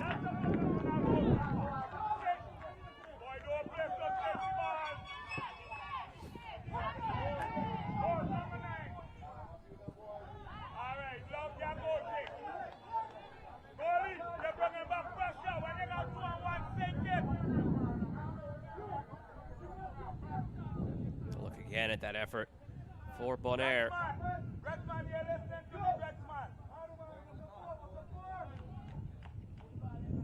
You got the ball, put them back pressure, take up the ball. You're killing your defense strength. Good. Good kick off, I like it, I like it.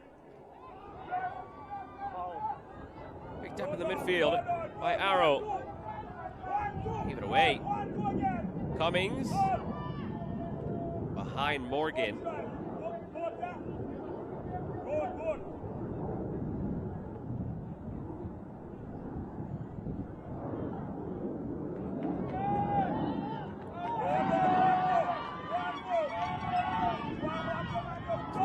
Here for Bonaire. They don't have the numbers, but can they make it count? Near post, goal kick.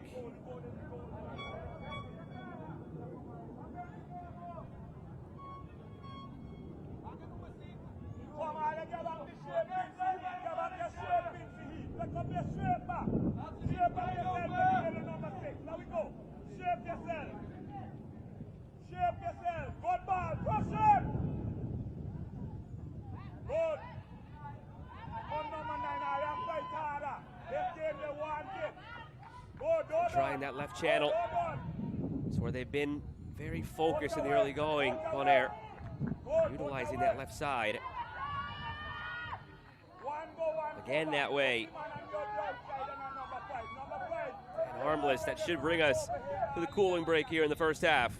And it will. So the one goal comes early. St. Vincent and the Grenadines. Carlson York getting a bit lucky on the deflection. You create your own luck, and their hustle and intensity is what generated that opportunity, and as a result, that goal.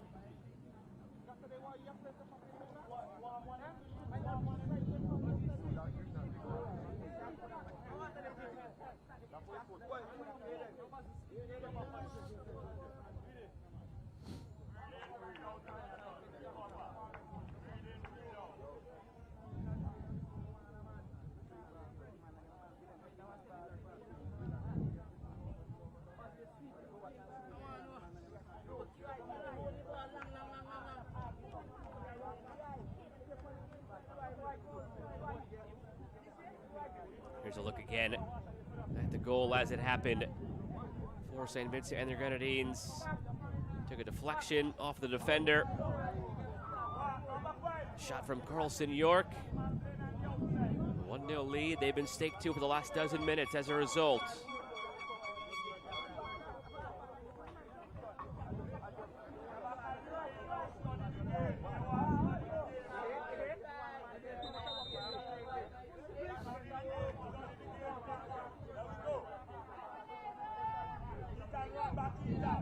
See if this game shifts at all out of the cooling break. Any adjustments made by the coaching staffs respectively. If it provides a second wind of sorts for either side as well. Feverish first 5-10 minutes. Petered off the last couple. Bonaire starting to grow into things a bit more. Don't turn your back to the game, number 6. Don't turn your back to the game.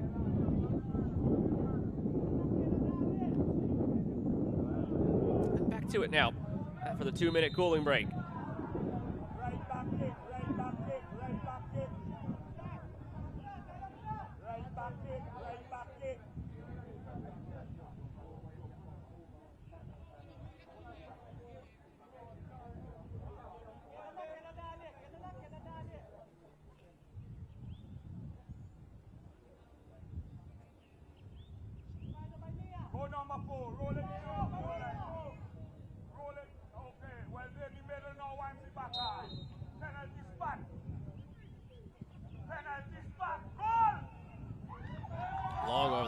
there up into the wind. No trouble for Muller.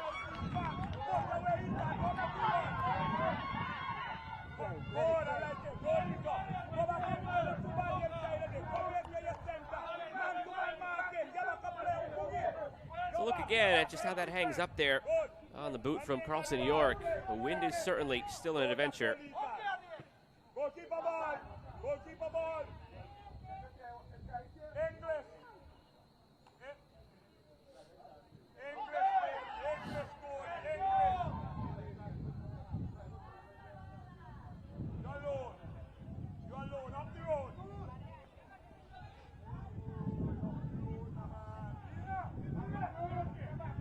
Goalkeeper ball again. Looped in, dangerous ball for Bonaire.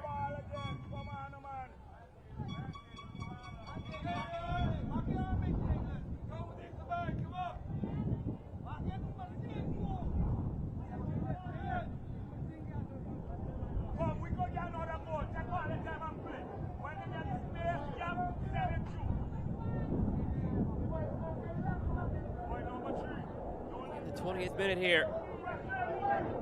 Flag still long, flag stays down. Morgan kept in play. Morgan going for goal. Keeper just turned and watched. The wind caught it once again.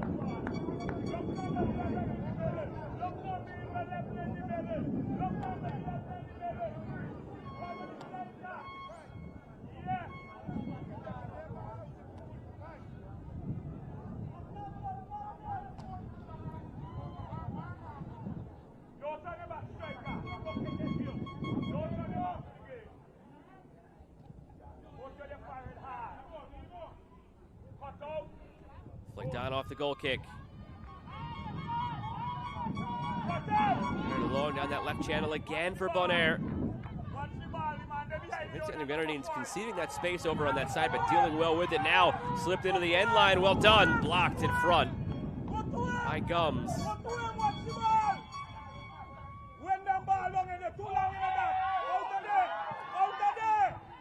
Finally cleared to some sort of safety.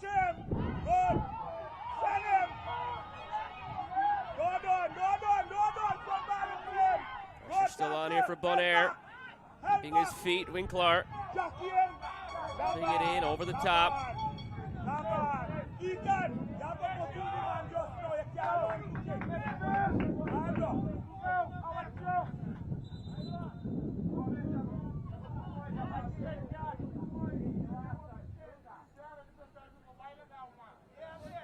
Number 6.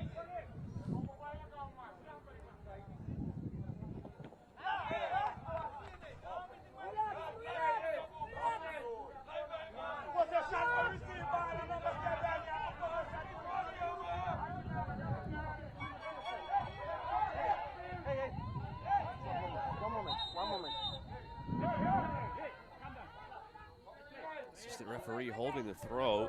Seems the center referee wants a word with some players pushing and shoving a bit.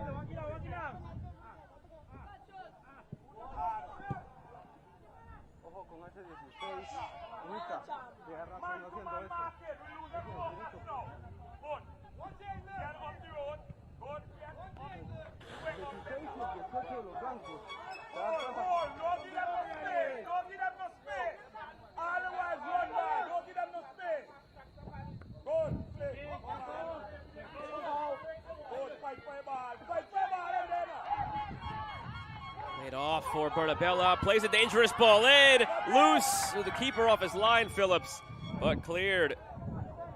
Look number 10 behind you, number 5. Look number 10 behind you. He can get goal, number 5. Another opportunity created by Bernabella. Keeper did deflect it. Look, hold up player. Vincent, hold up Marcus for player. Stand up there, player. Goalkeeper ball. Left it in, nodded down. Let the ball go now. We go there.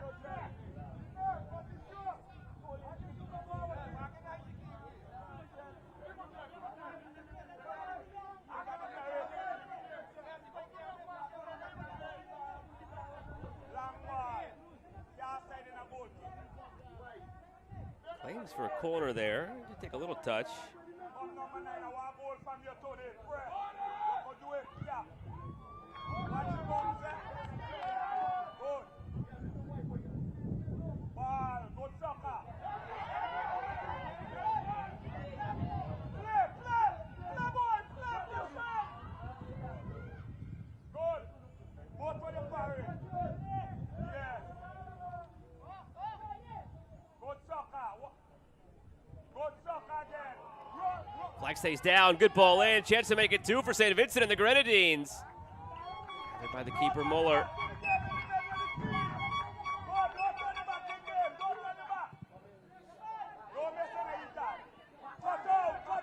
Long from the keeper and cleared.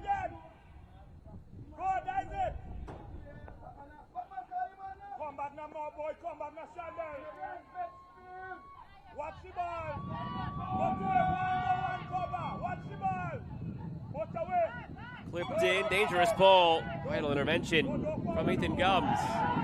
Some shoving going on there. Shove for a penalty. Oh, it feels Bonaire should have had one there. Go back, Ethan. Go back, Ethan. Go back, Ethan. Go back, Ethan. Jordan, Jordan. Jordan in this game, my boy. There we go. Watch the ball. Come to him. Try from distance. Gets in quickly. Rebound there. Slapped away by Phillips, and he gets to it. Good goalkeeping. A dangerous shot.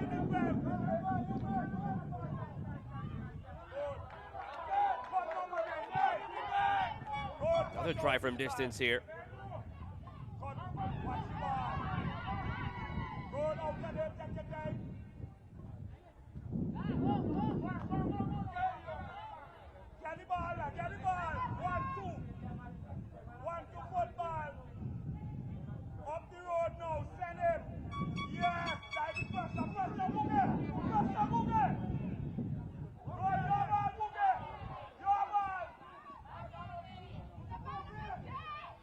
Clip through by Morgan. Flag stays down again. Starting to time up those runs nicely, St. Vincent and the Grenadines. Almost feels a matter of time before they get through for another opportunity. Watch the ball. Good, you walk in, Vincent. You walk in. Midfield come back. Midfield, when we defend and you come back in the center. Chanel, get in front of him.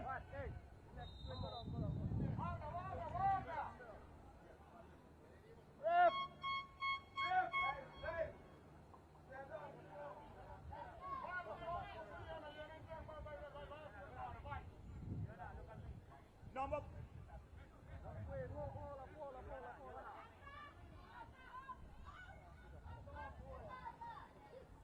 Referee coming over to check on a player down. It's Rashard Morgan.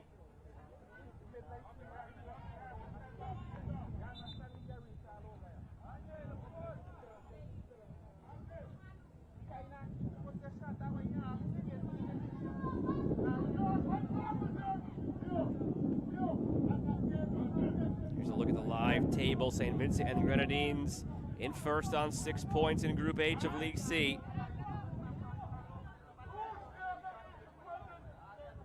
Hold your goal, goalie. Hold your goal.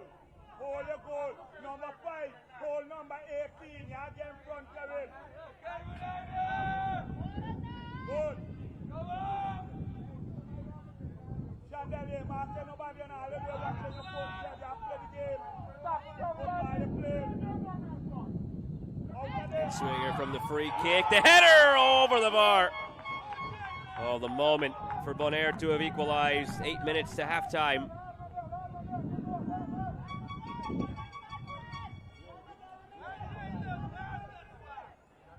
Good delivery. Just have to finish that off.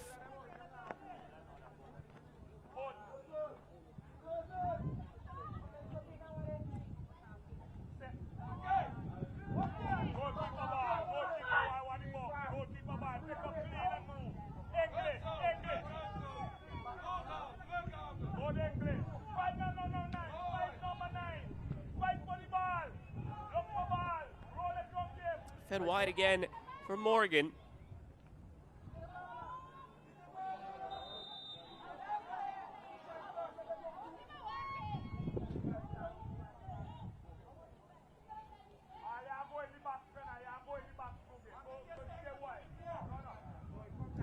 kick into this wind coming for St. Vincent and the Grenadines.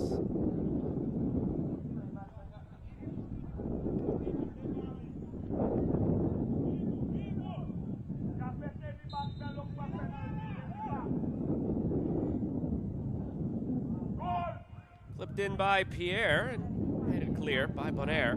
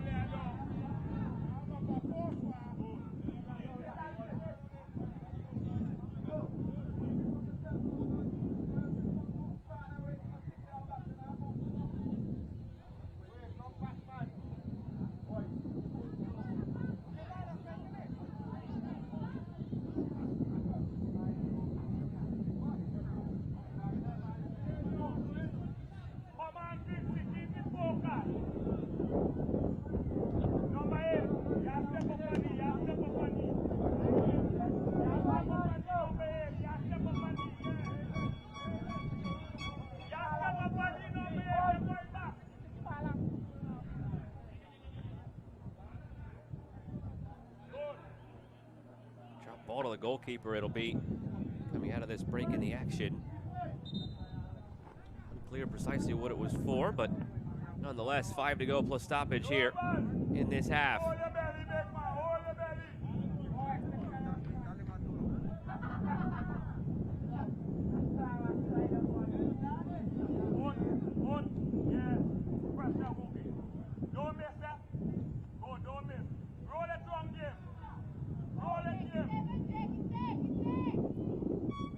York, 4th minute, the difference.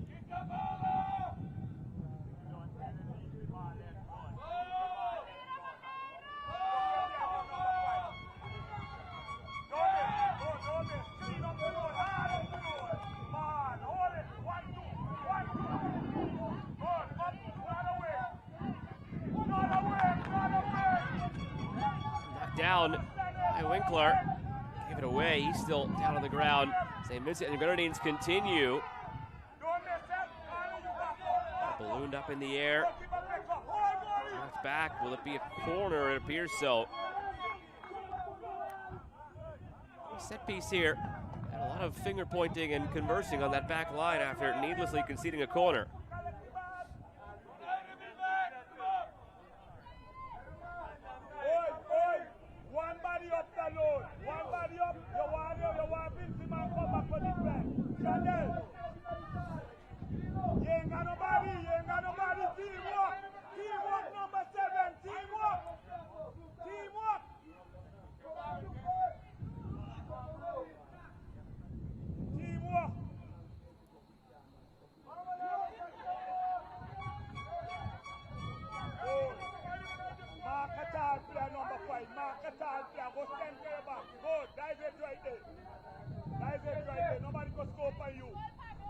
In from the corner.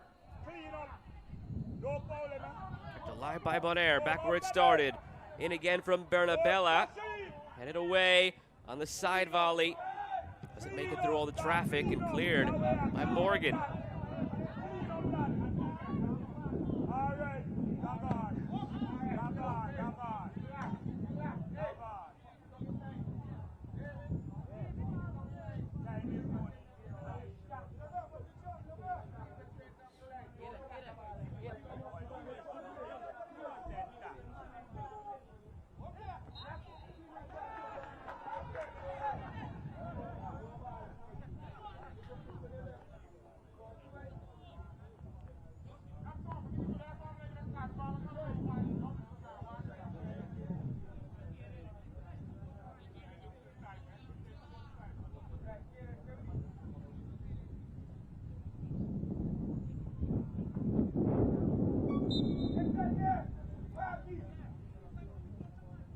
Carlson York sends the free kick up into the wind. Defensive header back toward goal, gathered.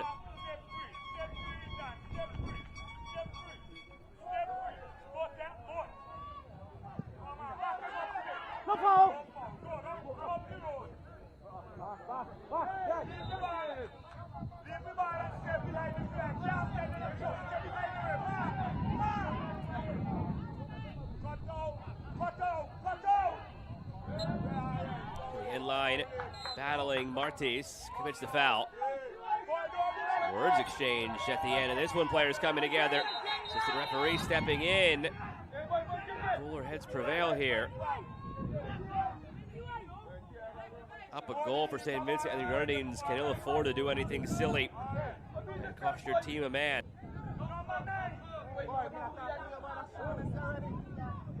Talk to you about that already. A football you play. What's wrong with you?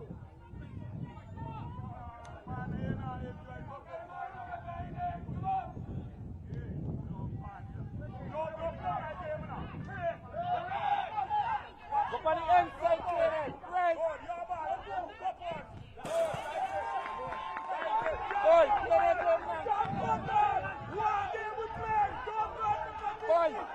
yo, go back and defend. Boy, Intensity picking up from the crowd here in this one as well now. It's become a bit more heated at the end of this first half. Yo, hey, Dying embers here of this first half. Handball goes against St. Vincent and the Grenadines.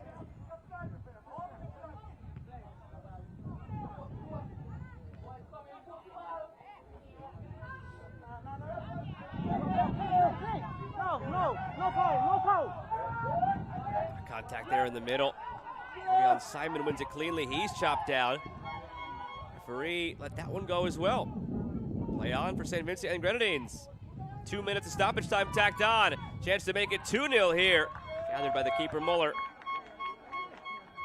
Boy, don't lose our focus now, man. Focus.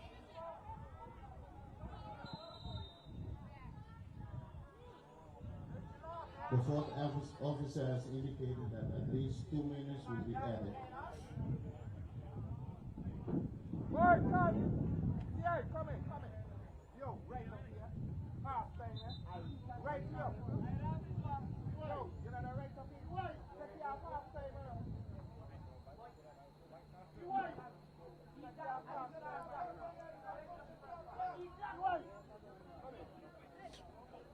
Wait. After you so long, hold up. Boy, you here, boy. Go. Hey, down here. The game and stop selling people. Go on, pan the seafood. Brother, you still laughing? I know, but we go to find you. Bro, you know one thing. I didn't know one thing, bro. Bro, you have to know what the game is.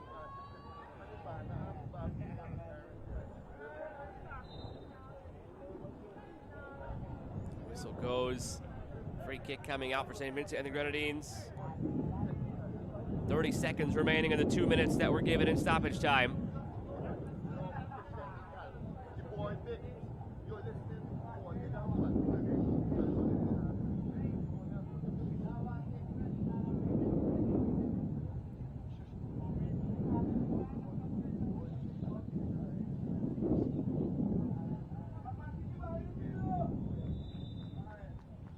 And there is the whistle to end this first half. The goal came 4 minutes in for St. Vincent and the Grenadines through Carlson York. Very intense first half between these two sides. A lot of physical play, a lot of extracurriculars, a lot of end-to-end action. We'll see what the second half has in store between two teams who came into the day tied at top League C Group H on 3 points each.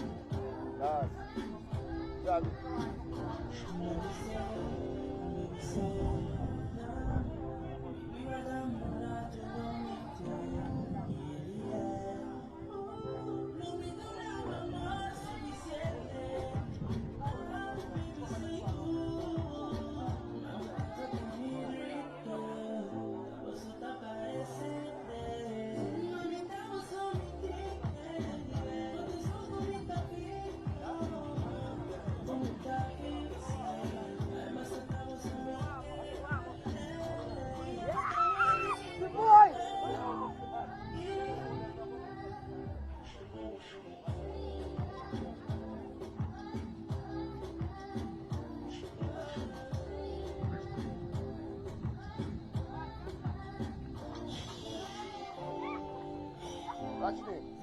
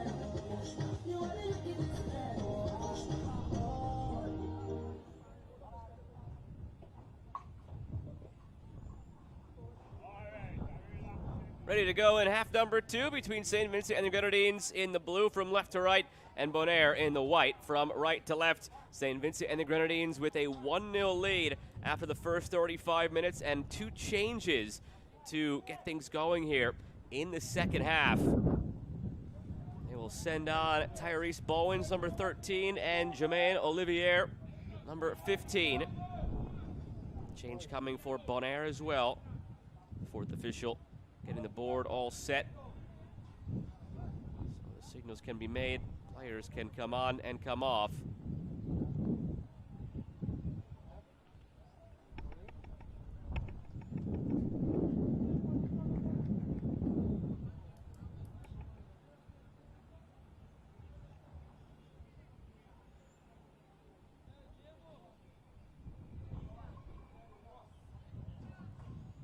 Caden Small coming off for St. Vincent and the Grenadines, as did Alexander Cummings.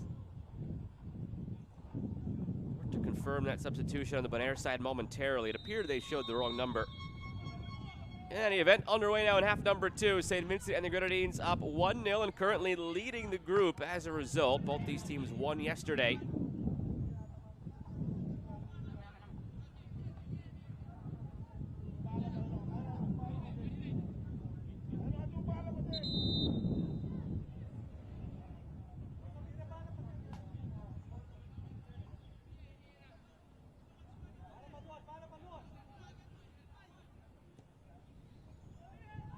Lofted in by Bonaire, catching St. Vincent and the Grenadines, sleeping for a moment there, but saved by Kevin Phillips.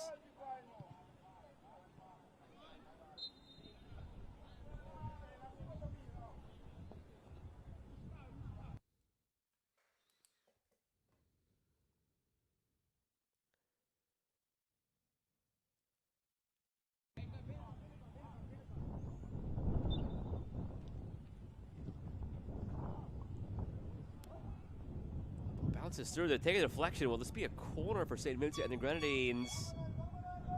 Referees conferring, no signal yet, goal kick. It's one of those moments where sometimes you let the players police themselves. St. Vincent and the Grenadines had already been retreating up the field, so sort of take those context clues as an official yourself and just go with it.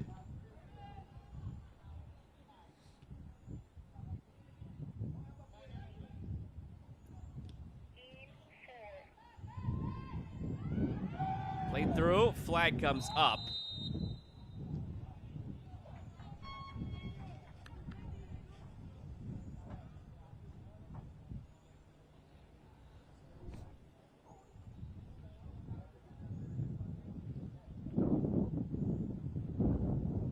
Substitution for Bonaire.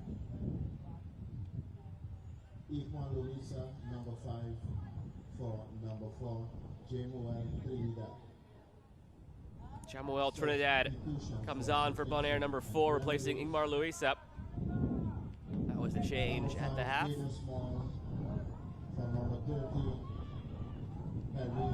Played through, great touch into space, save made by Muller. Still alive here. Boy, it was Bo Hoyt robbed again of a goal. Second time that's been the case today.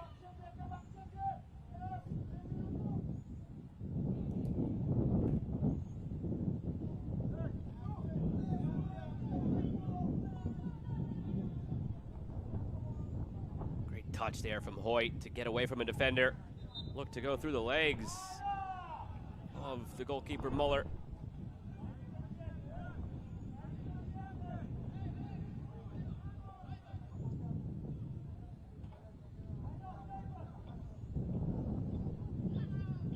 Hey, no!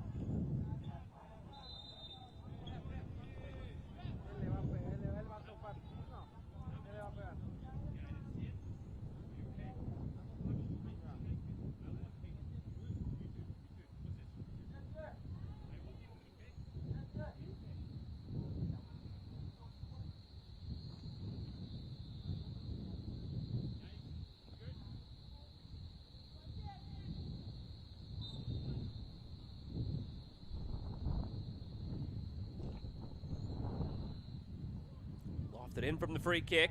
Settled by Hoyt, laid off, still loose, cleared.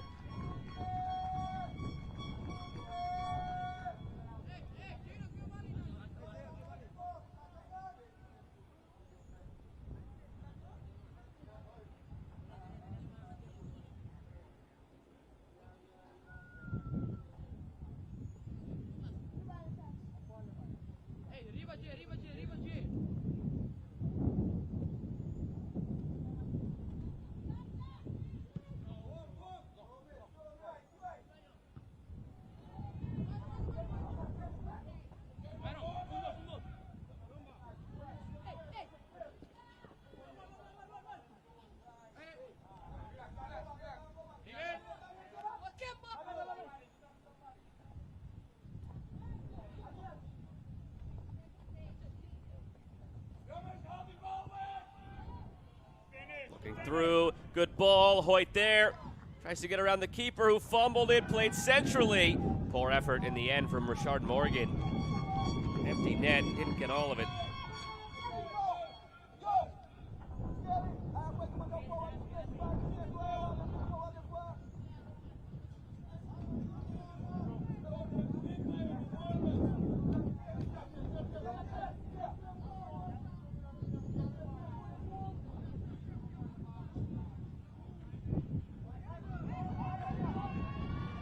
Good ball in, flag stayed down. Cutback made by Martin. Kept alive by Martis. Now Bernabella leaves it. Martin. Back for Bernabella. Bernabella delivering, headed clear.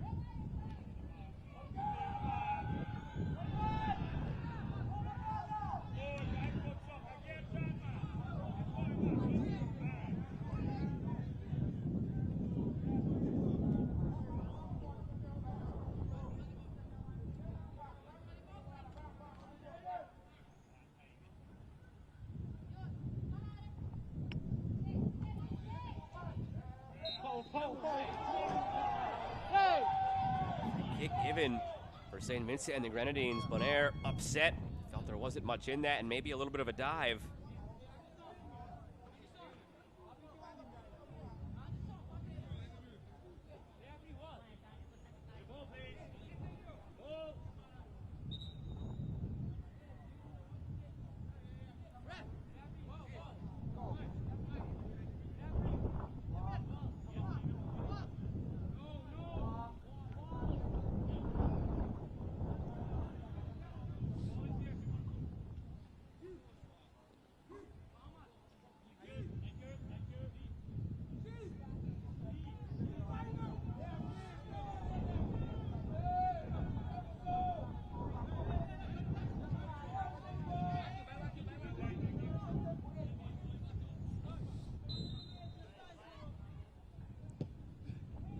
From the free kick, into the hands of Muller. No threat there really in the end.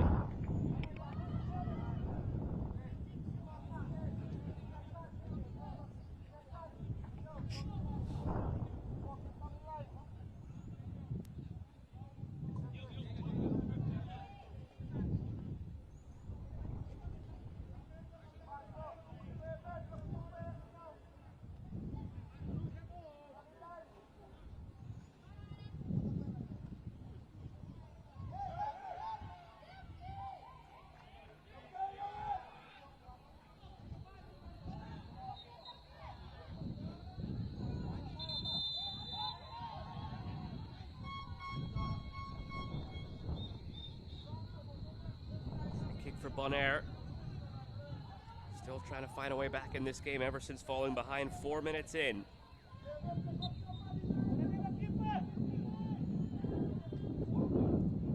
Set toward goal, but wide.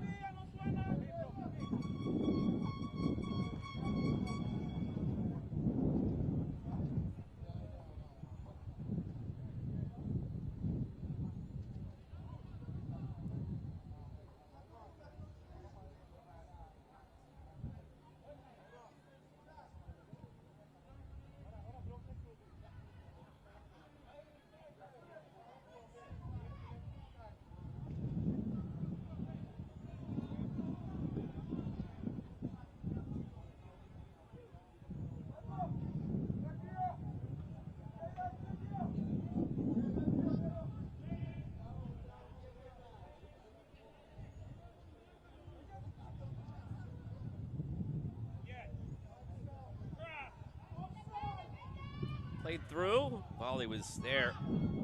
For Jason Samuel, kept alive.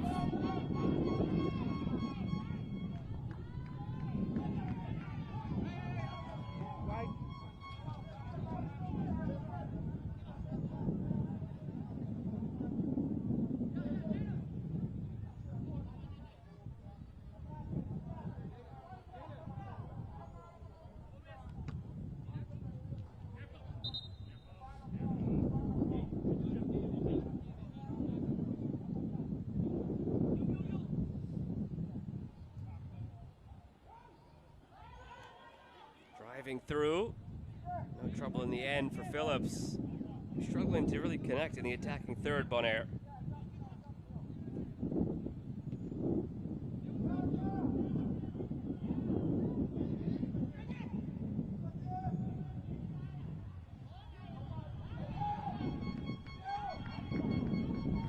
Out wide for Myron Martin.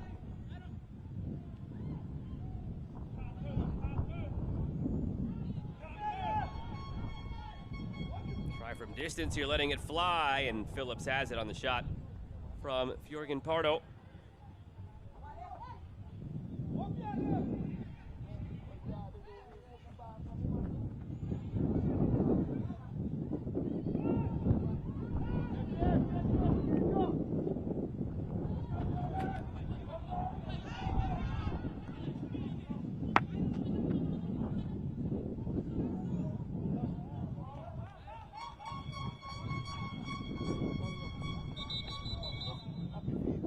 Holding up the play, sub coming.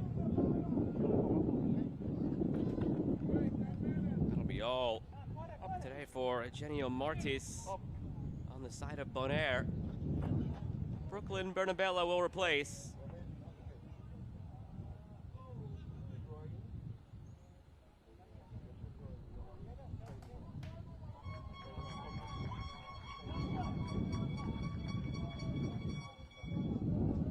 Substitution for Bonaire.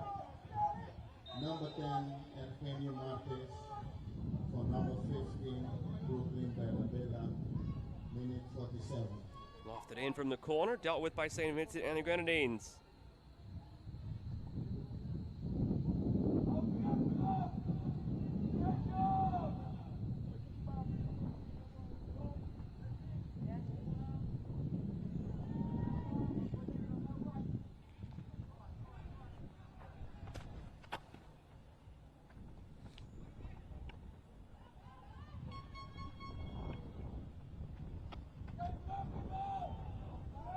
Really haven't been too many more opportunities for St. Vincent and the Grenadines after their early flurry, which netted them the one. Could have been more.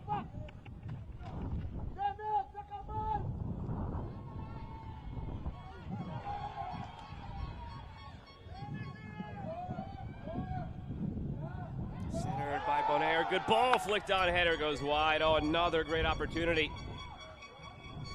Goes by the wayside for the team trailing by one.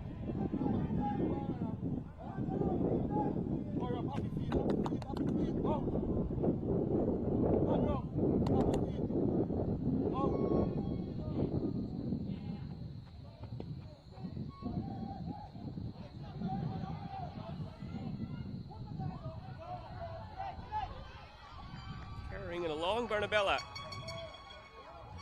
Centered again toward goal off the crossbar and over. That is what the wind can do in this one.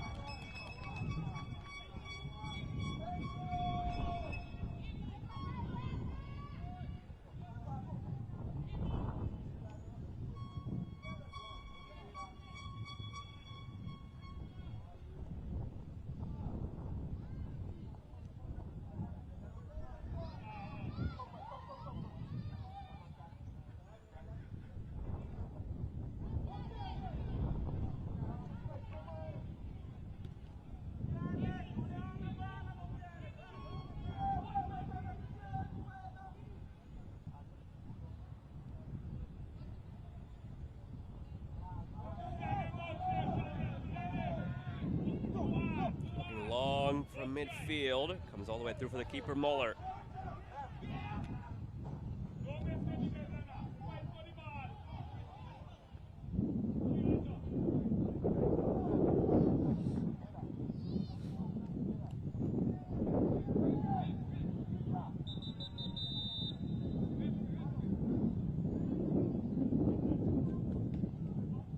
More changes in the offing now.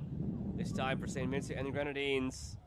It's all for Rochard Morgan and Jay-Sean Samuel. Replaced by Reggie Barber and Jewel Crookshank. Changing goal as well.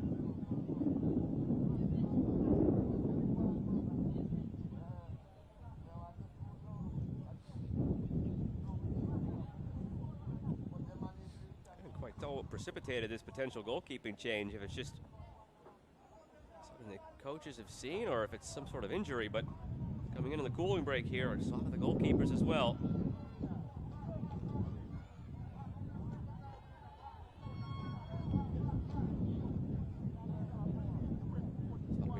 Kevin Phillips in goal for St. Vincent and the Grenadines. He's replaced by Sean Johnson.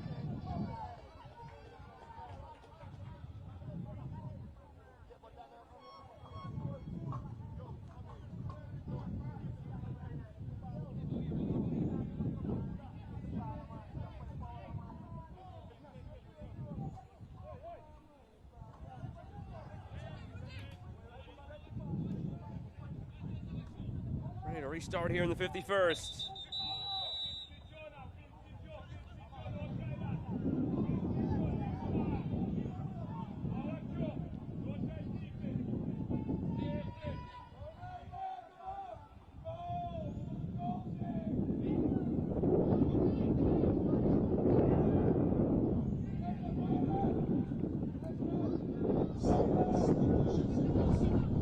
Slipped through Bernabella. Flicked along, out wide. Here is Brooklyn Bernabella. Number 16. Sit back. Anderson Bernabella going for goal wide. Number 1, Kevin Phillips. From number 18, Sean Johnson.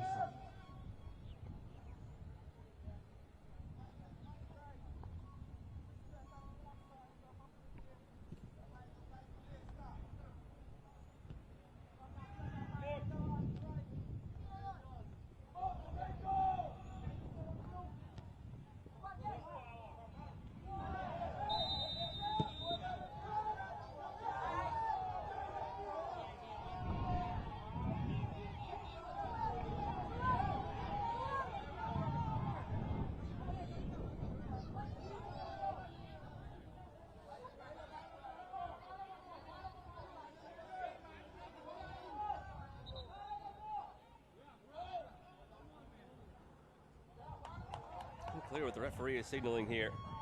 Well, the players are just realizing it too. They thought this whole time it was about to be a free kick for St. Vincent and the Grenadines. Instead, it's a free kick for Bonaire. Apologies for my lack of clarity. It was just going silent there for a moment, trying to figure it out myself. I was in the same boat as the players. Not quite sure exactly what the referee was signaling. It appeared something was relayed to him by the fourth official. That led to a change in the call. That could be a root of the confusion. In any event, a free kick into the hands of the keeper and back into play.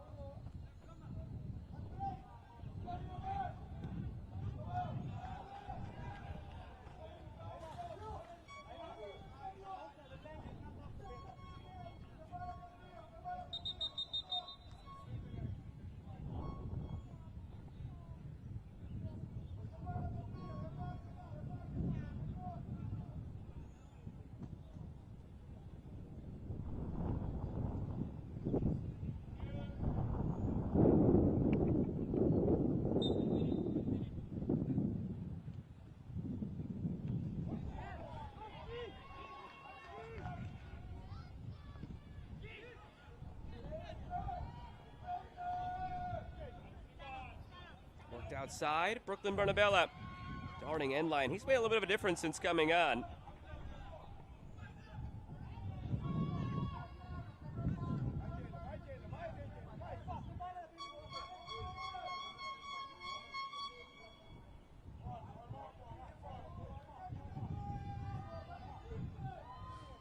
Corner here for Bonaire.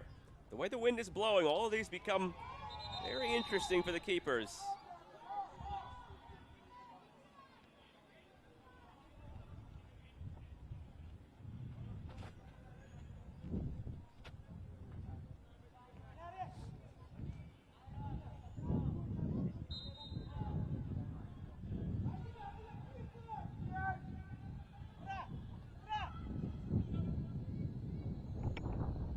This one's skied on the corner. The wind knocks it down and keeps it in play.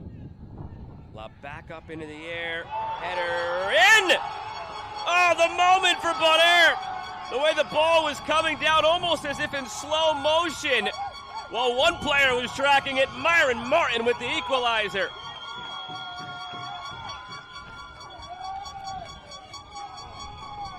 I was just saying, the way the wind has been impacting the games on this field today, every moment like that is so dangerous for a defense. Jürgen Pardo just put that in the air to see what might come of it. For Myron Martin, what came of it was an exquisite finish to level it at one. Powerful header, directing it away from the keeper. Ladies and gentlemen, your attention please. Goal for Bonaire, scored by number 9. Myron Martin, minute 56.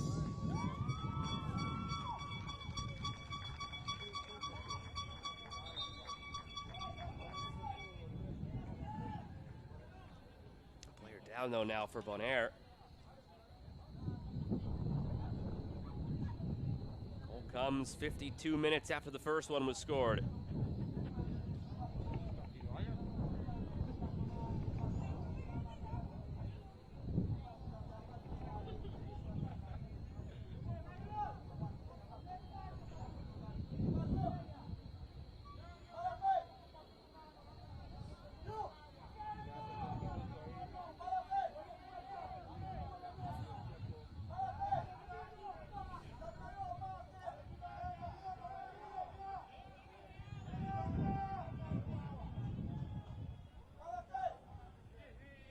It's Ravion Simon who's down on the side of Bonaire.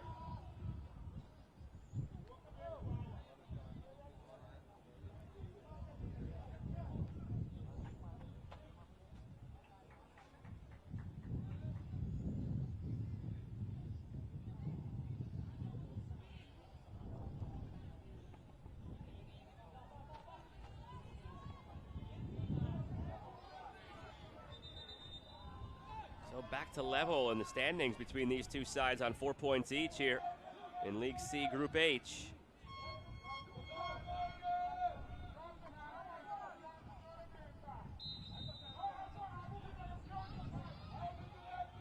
And from the kickoff we go again, level again.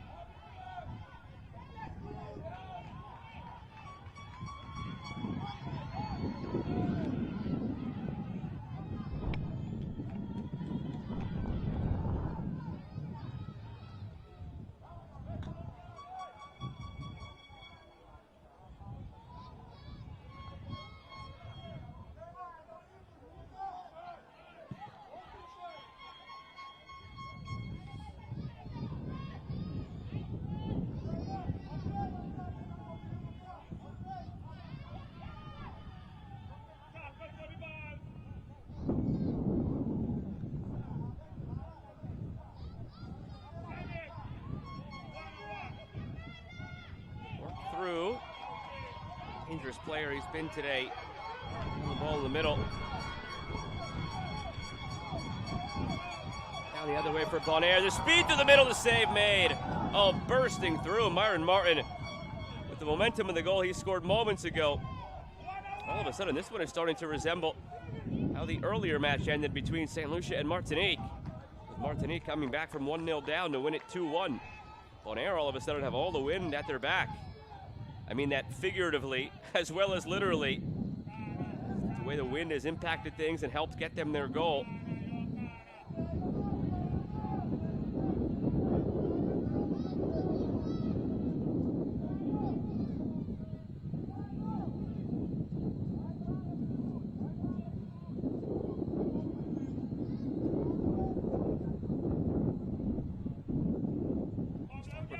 away by Benjamin Muller. The same way that a corner was a problem on the other side, a corner could be a problem on this side.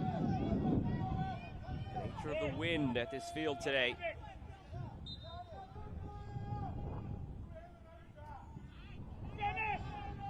Lumped in, back post, had her off target.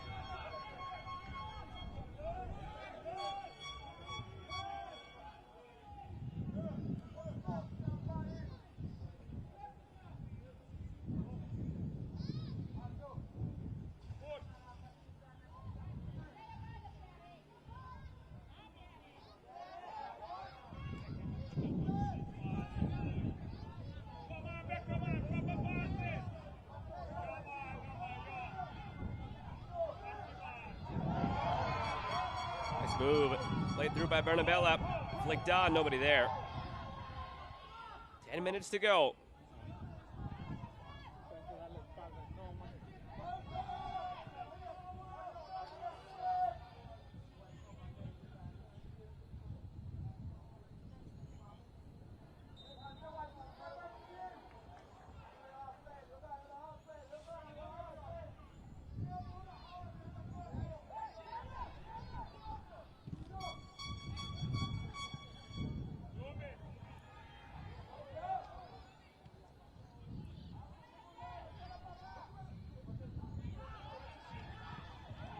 From distance here.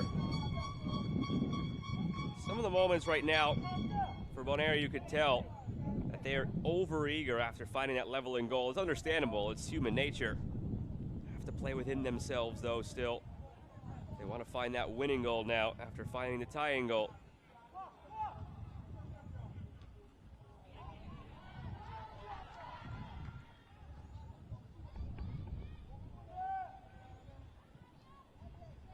Bernabella, no trouble.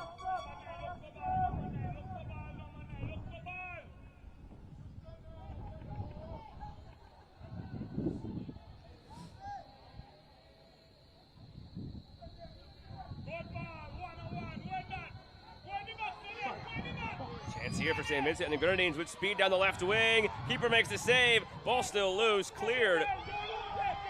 Not far enough. Attack still on. Played through, great first touch. Bowens, couldn't do anything with it.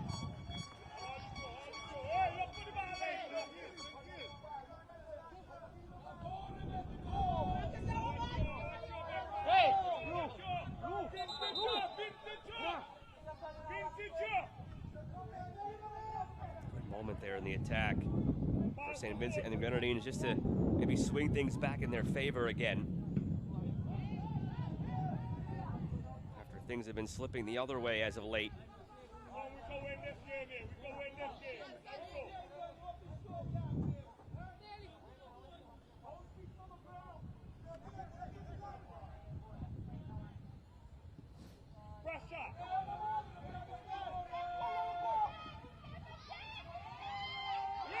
Cutting in, contact there, penalty. Order's been restored for St. Vincent and the Grenadines, responding well after conceding the equalizer. And now an opportunity to go back on top of this game and on top of this group.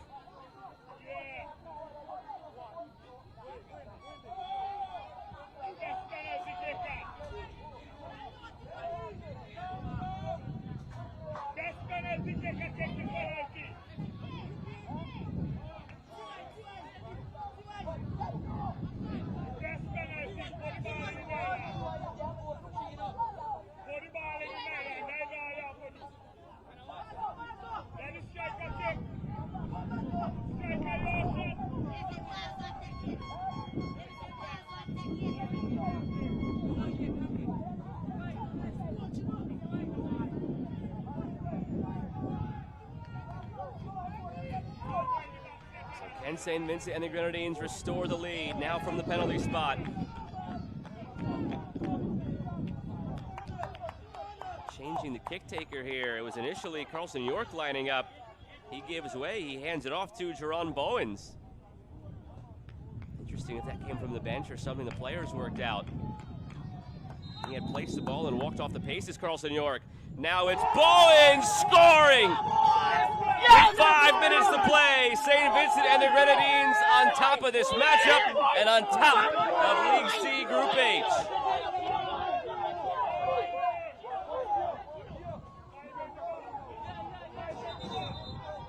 Whatever the decision was there from the bench or among the players, rewarded by Jerron Bowens, converting calmly, coolly. Well done. Ladies and gentlemen, your attention please. Goal for St. Vincent and the Grenadines, scored by number 14, Jerron Bowens, minute 65. Good ball, take your time, not yet. Don't rush it, that man outside. Don't rush it, time is money. Time is money.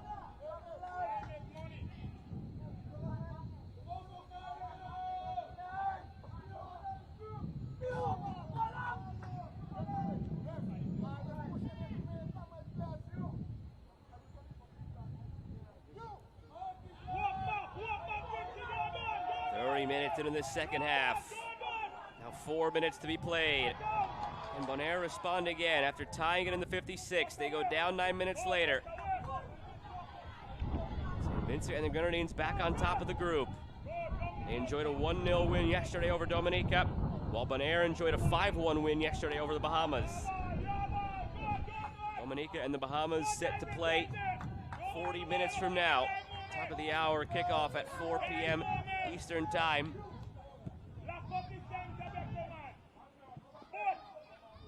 Yes, you got it right.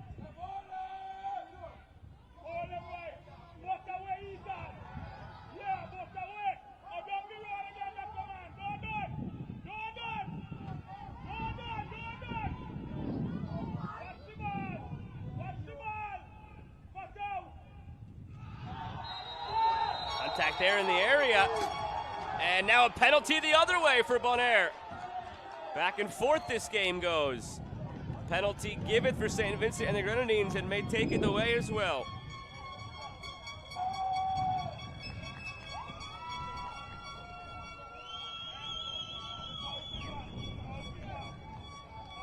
Yellow shown. Goes to Malachi Pierre, who's down on the ground here. Ladies and gentlemen, it is reported that the yellow card was shown to the player with the number 6, Malachi Pierre from St. Vincent.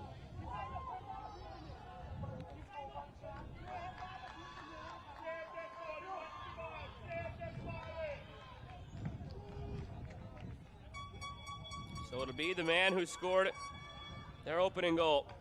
That tied it at 1. Myron Martin looking to now tie it at 2 against the substitute goalkeeper, Sean Johnson. Myron Martin scores, sent the keeper the wrong way.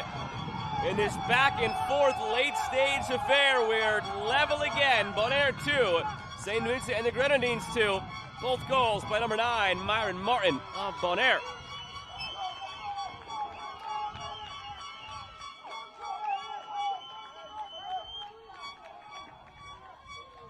It's well taken. Keeper committed. He went the other way.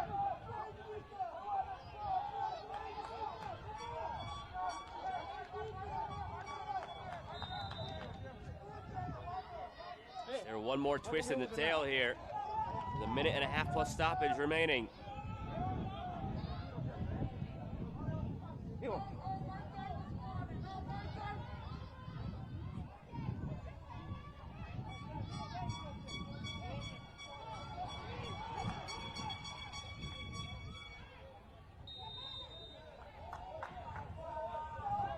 Ladies and gentlemen, your attention please.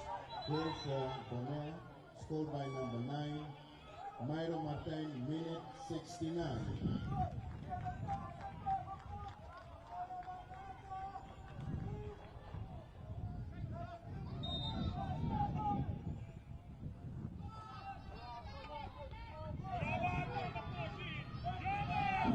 Is there another goal late? These teams take a point each and remain level on 4 points each in the group.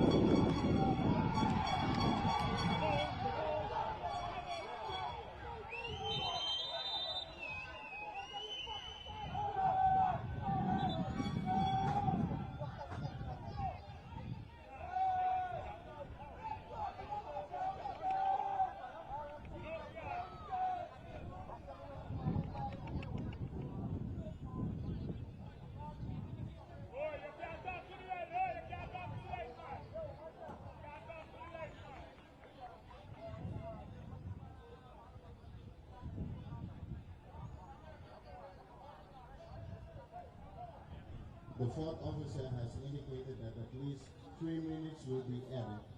3 minutes of stoppage time tacked on. Will there be more chaos at the end?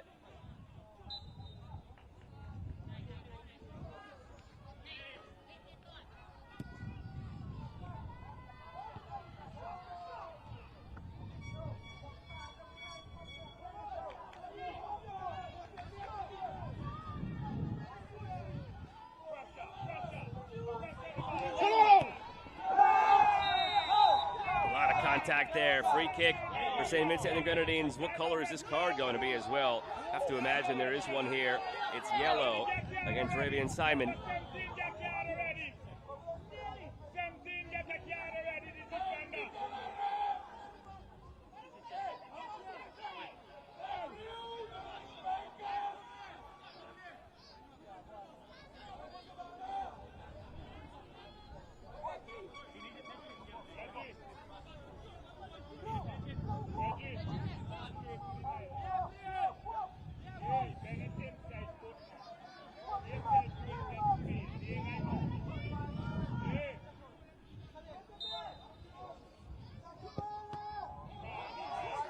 Into the two-man wall. So it'll be a corner now.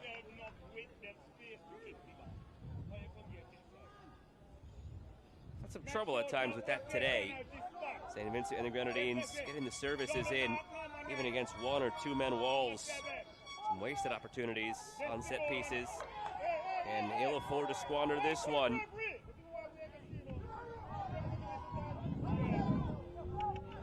Barber from the corner, gathered. Final minute of stoppage time. Is there something more dramatic afoot? Or is it finished 2-2?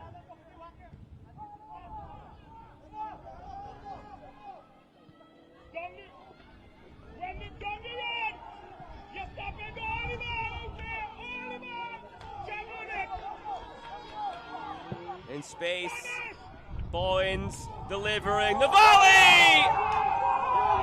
St. Vincent and the Grenadines winning it at the death over Bonaire.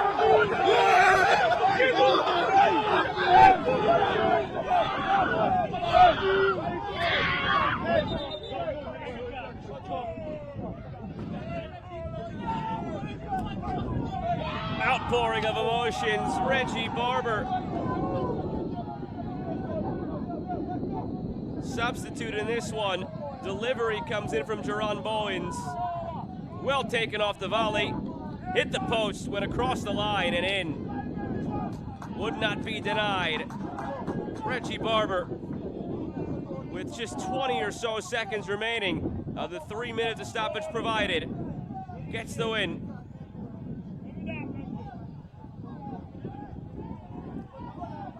One of the more dramatic matches of the entire U-15 championship so far.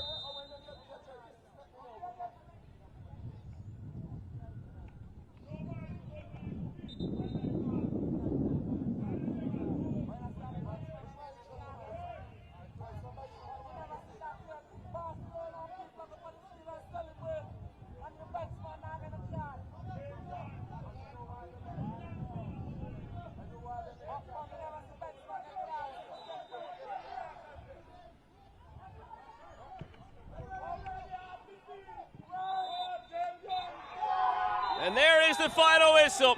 It's official now. St. Vincent and the Grenadines can celebrate in a back-and-forth dramatic late affair. They take it 3-2 over Bonaire here in League C Group H of the 2025 Concacaf Boys U-15 Championship.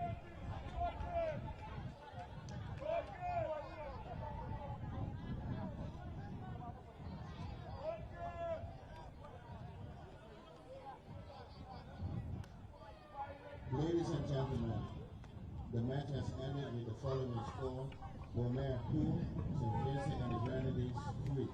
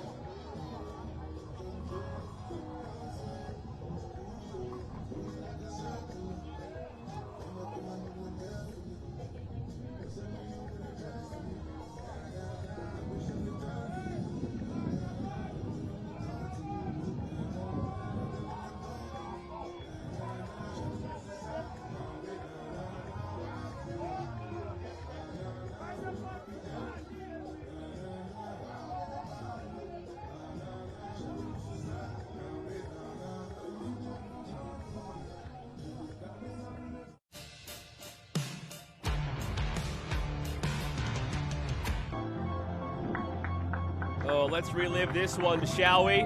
Maybe one of the games of the tournament so far. Battle for first place in League C Group H between Bonaire and St. Vincent and the Grenadines. Both these teams enjoyed victories yesterday. It turned out to be dramatic. It started rather slow in terms of the first half at large. There was the goal 4 minutes in for St. Vincent and the Grenadines. They were really doing a lot of good work in the early stage of this game. It felt a matter of time before that goal would come in. Carlson York would net the goal here in the 4th minute. It was a fast start to what was otherwise a lackluster first half. Slowed down, not too many opportunities either way. A lot of calm play, a lot of slow play, a lot of safe play, I should say, between these sides. As that first half wore on, we were wondering if and when it would open up again, and if so, how, which side would be the aggressor. There were ebbs and flows to that half where both sides had some time on top. But then as we go to the second half, that's when things really took a turn and opened up. One of the final opportunities here in the first half, that was for Bonaire.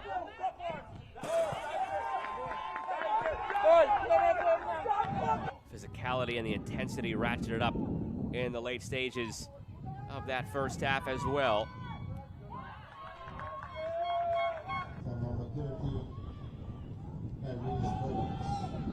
And into the second half, chance was there for Bo Hoyt. Felt a matter of time before he would break through for Bonaire. Another instance of getting a man free in the air, but not being able to finish it off. It would take ultimately a set piece and a little bit of aid from the wind, which almost helped this one go in.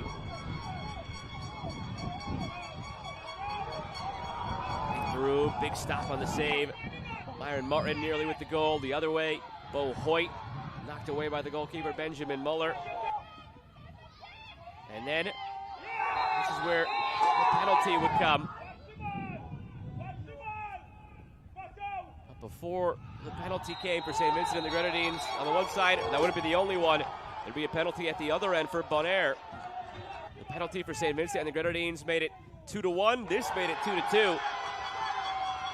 Just when you thought that might be it, St. Vincent and the Grenadines would come roaring down the other end with a third goal to win it 3-2. Physical play in this one really throughout.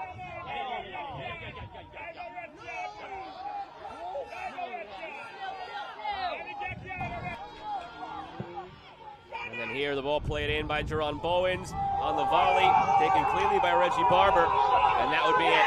A 3-2 win for St. Vincent and the Grenadines. They take the top spot in Group H over Bonaire.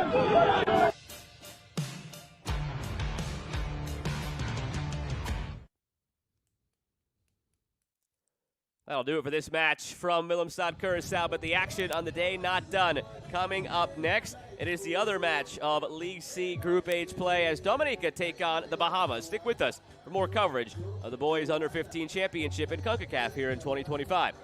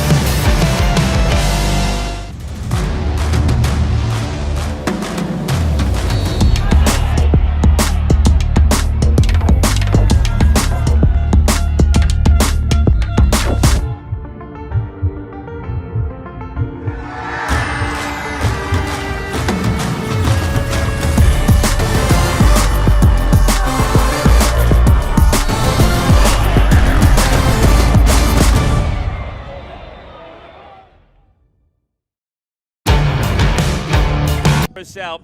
Final match of the day here in this group. Earlier, we saw plenty of drama between Bonaire and St. Vincent and the Grenadines. St. Vincent and the Grenadines took it 3-2 with a stoppage time winner. 90 degrees, still windy here, still a chance of rain, so expect cooling breaks at the 15-minute mark of the first half and the 50-minute mark of the second half. These two teams coming in this game without a point, Dominica and the Bahamas, after seeing Bonaire lose earlier. That is the team they're chasing.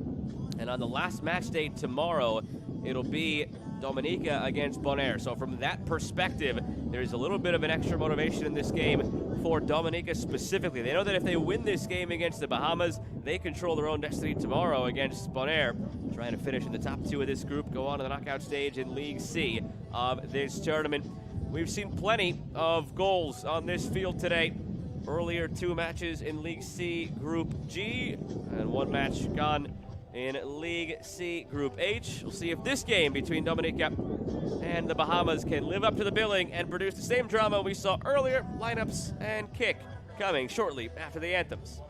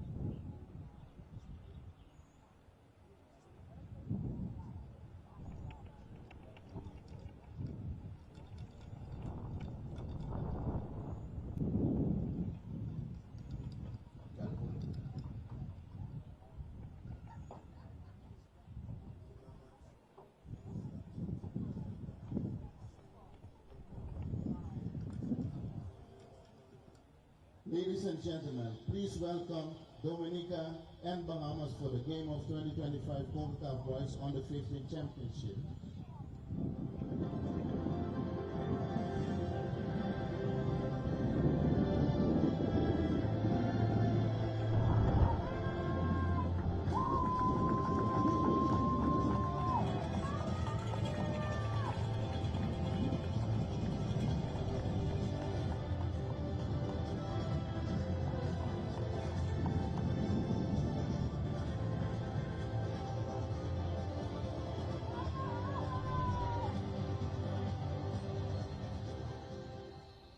please stand up for the national anthem of Dominica.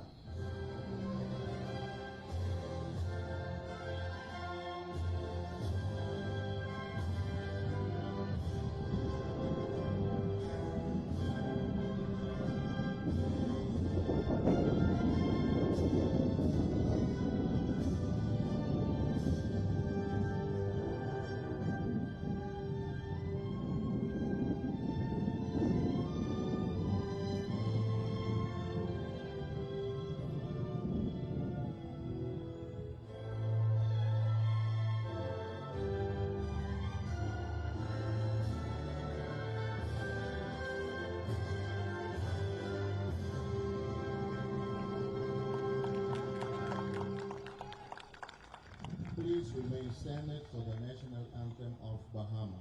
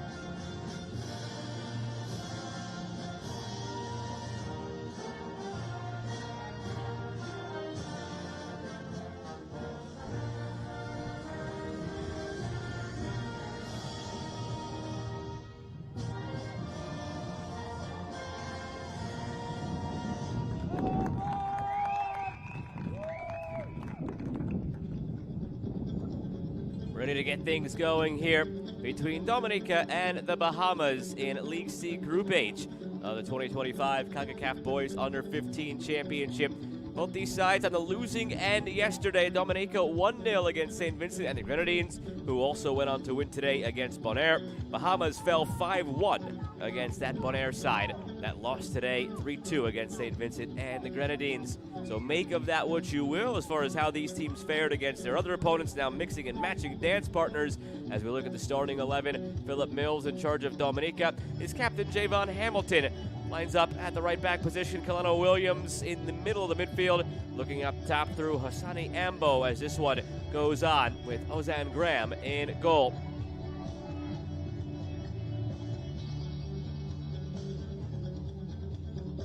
Captains meeting for the coin toss. Javon Hamilton of Dominica, Ethan Watchorn of the Bahamas, referee crew led by Edison Lieveld of Suriname, Felix Quesada, Tristan Vermeulen, and Hakeem Harvey rounding out the group.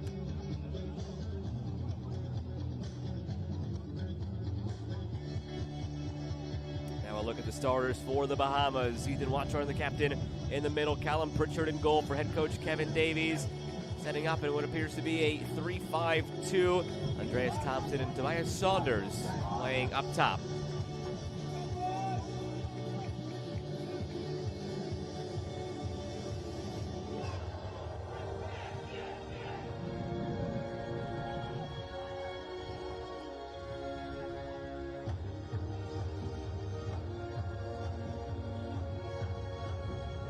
Fourth match of the day here on this field in Willemstad. Saw French Guiana beat Grenada 5-1 early in the day. Martinique win it 2-1 over St. Lucia thereafter. Just coming off the heels of a dramatic finish with St. Vincent and the Grenadines winning 3-2 over Bonaire. What does this one have in store? Bahamas in the turquoise from left to right.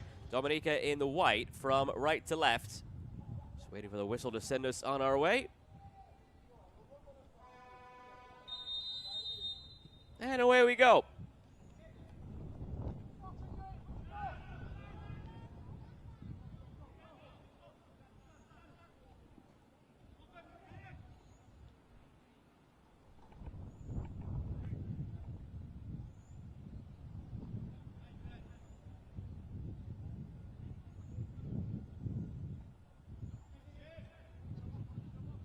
Wind continues to be a factor. It played a role in some of the goals that were scored in matches earlier today. Led to awkward reads from defenders and goalkeepers, in some cases pushing the ball offline. Free kick for the Bahamas, and these are the moments where the wind is particularly important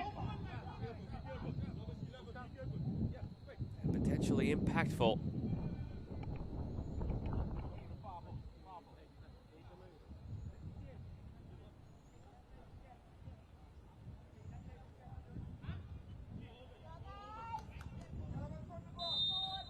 Positioned by Dirk Simmons. He goes for a goal, and it's no trouble for Ozan Graham.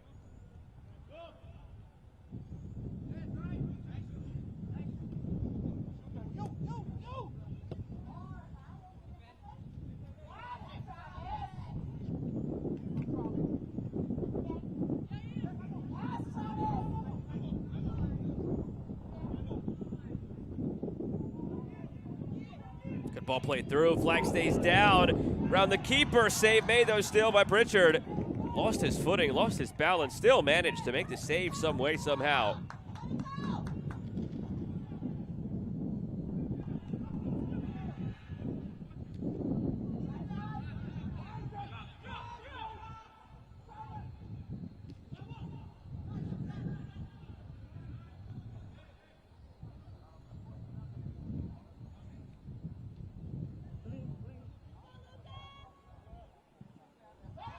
To the end line, fed in front, knocked away.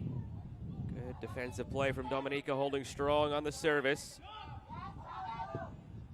On the step up, it's won by Travis Davis and cleared again by Dominica.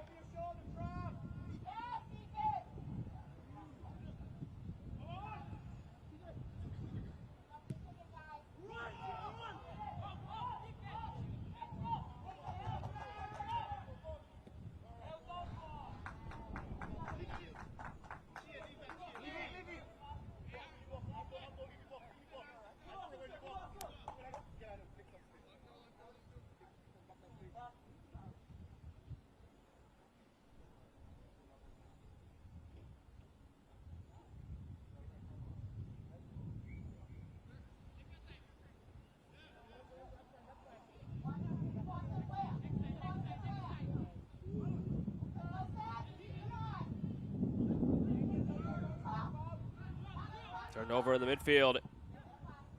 Working it through, looking for Dirk Simmons. Back the other way.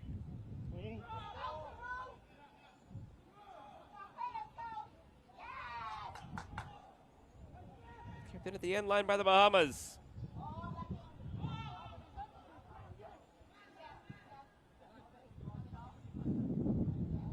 Opening up, Rahming. Dropping it back to the captain, Watchorn.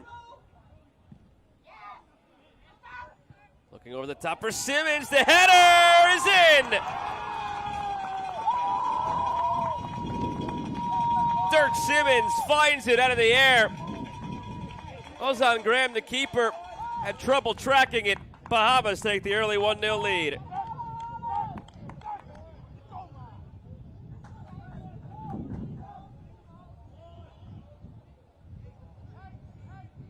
Ladies and gentlemen, your attention please.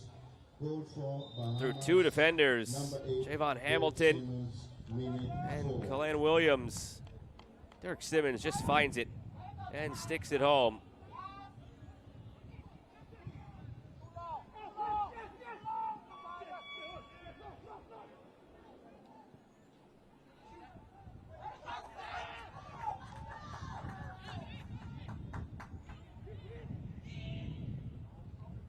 Try from distance here, deflected. Save made on the awkward bounce by Pritchard. Well done.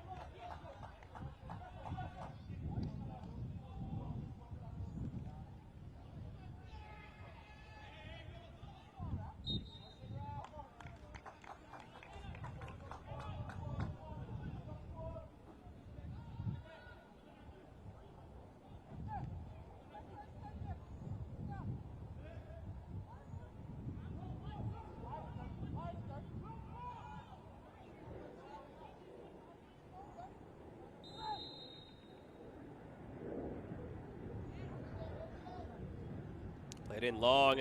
Again for Simmons with 1 goal already. And it's a corner for the Bahamas.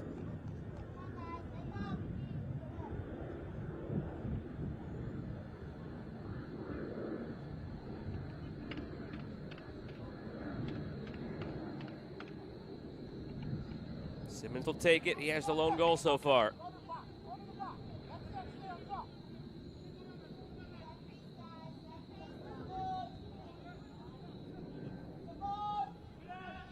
Whipped in from the corner, back post, save made.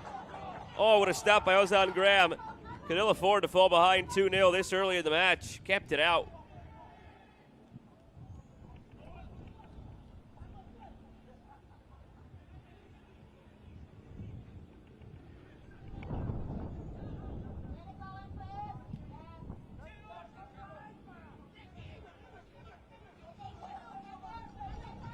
Down the left wing in some space. Gustav lost it for Dominica.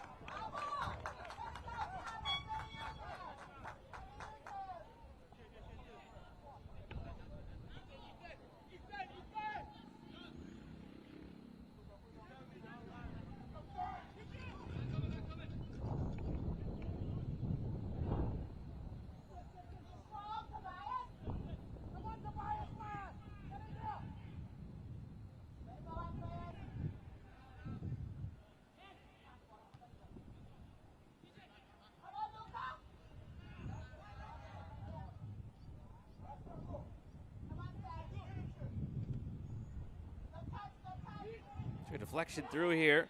Gustav. His shot blocked, and it does just stay in.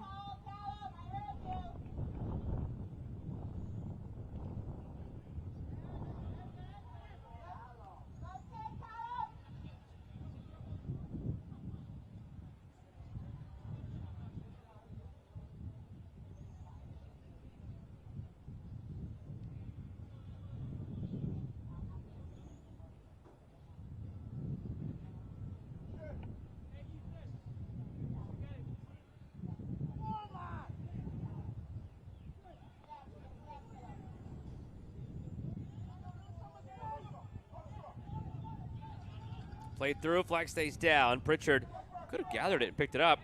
Opted to clear it instead.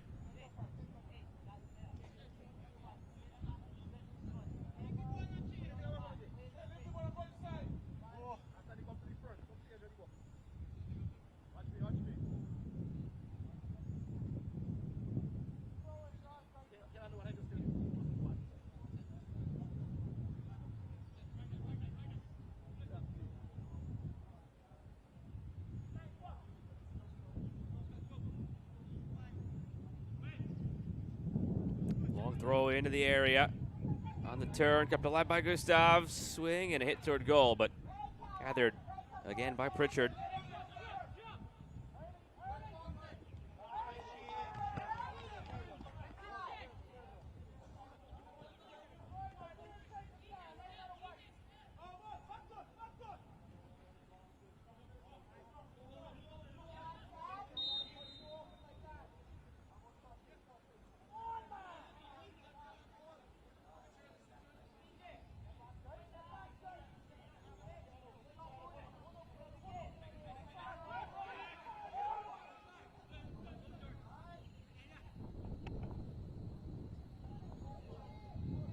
Weaving through, centered and cleared.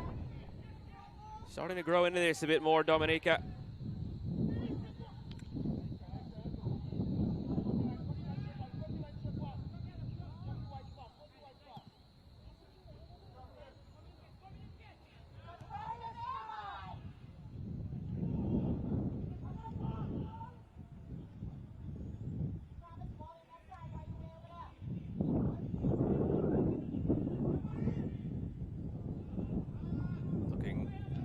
Distance again here.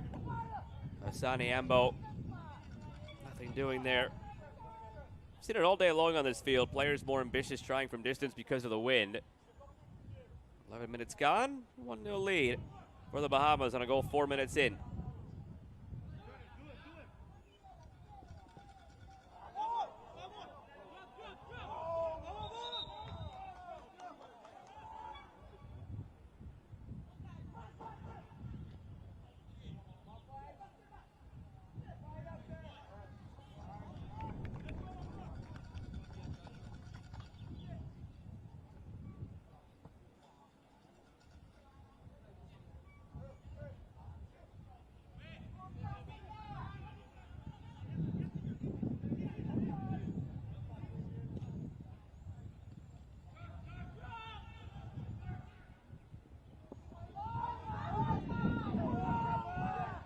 the midfield by Dominica. The outside for Ambo, looking through. A miscommunication, it seemed, between the back line and the goalkeeper. Callum Pritchard wanted to gather it. Or so it seemed. On the right flank, Dominica. Still an opportunity to the end line to get it in front. They do! Brilliant! That is how most coaches would draw it up. Get end line, square it back, tap it home. Dominica level it at 1 in the 12th minute.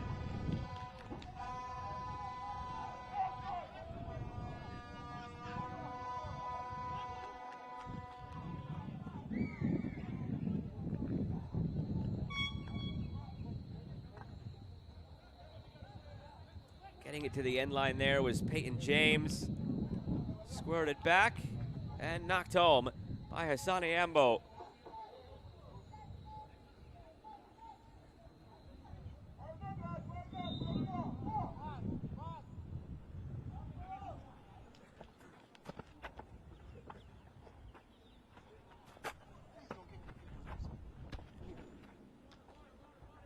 Player down on the far side for the Bahamas.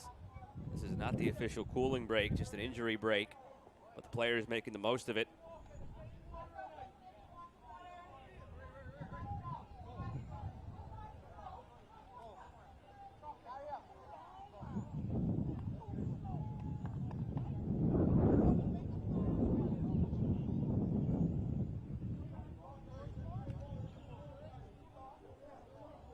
Ladies and gentlemen, your attention please. Goal for Dominica, scored by number 6, Hassani Ambo, minute 12. Officially in the 12th minute for Hassani Ambo. So both of these two teams on the score sheet in the first dozen minutes. For Dominica, it's their first goal of the tournament after being shut out yesterday. Bahamas yesterday lost 5-1 against Bonaire. A little bit of a breather here for the players. They'll get another one in about 2 minutes or so is the expectation for the official cooling break. And that stoppage was just the players taking advantage of a moment there where they can go off to the side because of the injury on a hot day above 90 degrees Fahrenheit.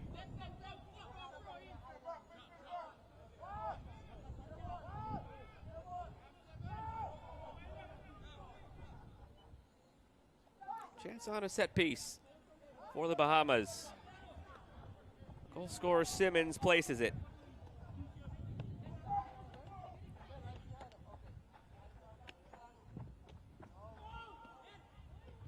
Sends it long.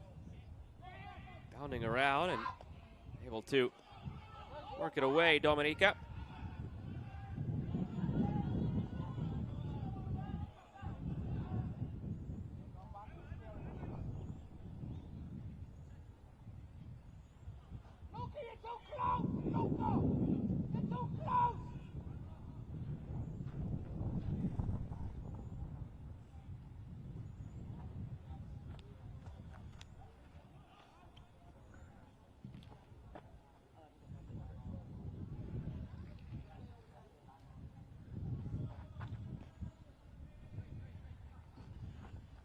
See if the Bahamas can get some of the flow back they enjoyed in the early going. Moments were there. Got the one in the 4th minute. Had other opportunities. Try from distance, a laser off target.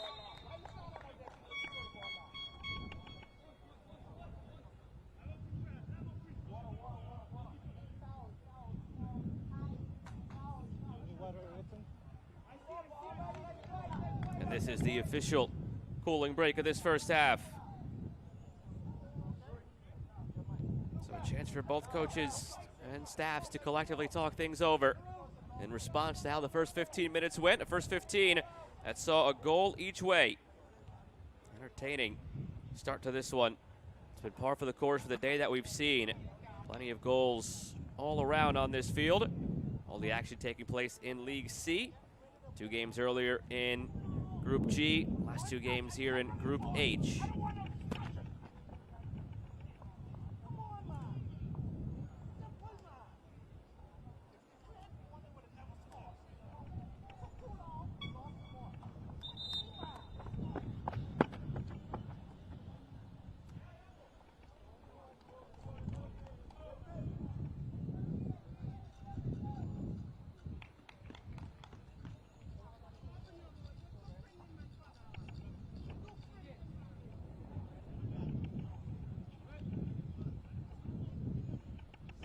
Crucial for both these teams to pick up a win. Try to get within touching distance, or keep it mathematically alive, rather, of finishing in the top 2. That possibility will be there regardless of the result for both these teams, but a win certainly helps more. Currently sitting in first place in this group, St. Vincent and the Grenadines on 6 points.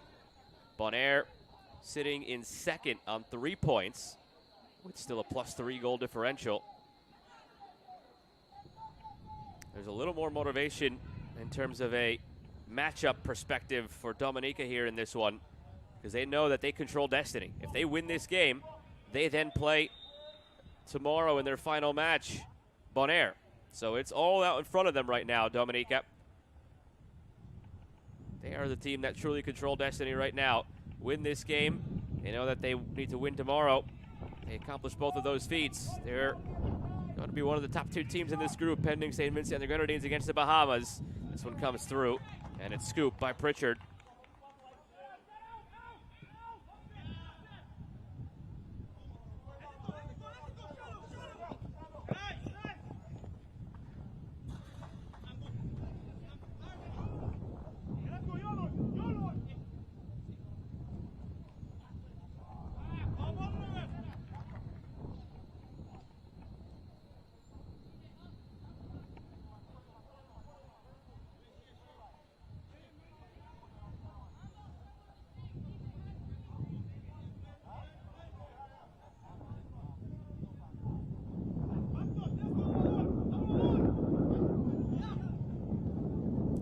Whistling here in Willemstad, Curaçao. It's been the case all day. More than halfway through this first half now.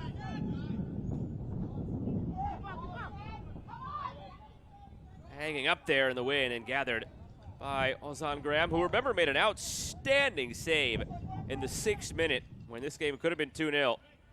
Allowed his team a few minutes later then to score and make it 1-1.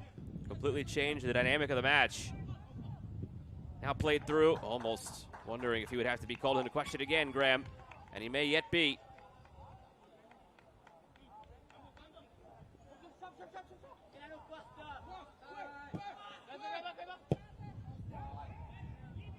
Floated in, knocked away.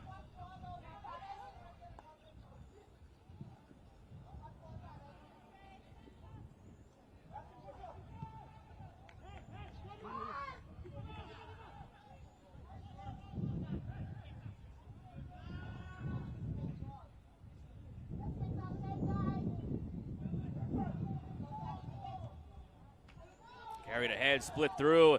Nice fake made. Now the shot from a wide angle deflected, and Richard able to keep it from going out for a corner.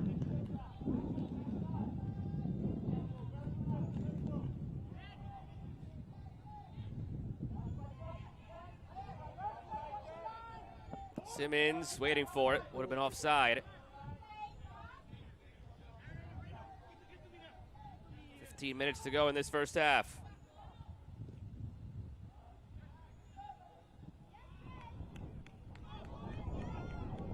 Off his line, clearing it, Graham.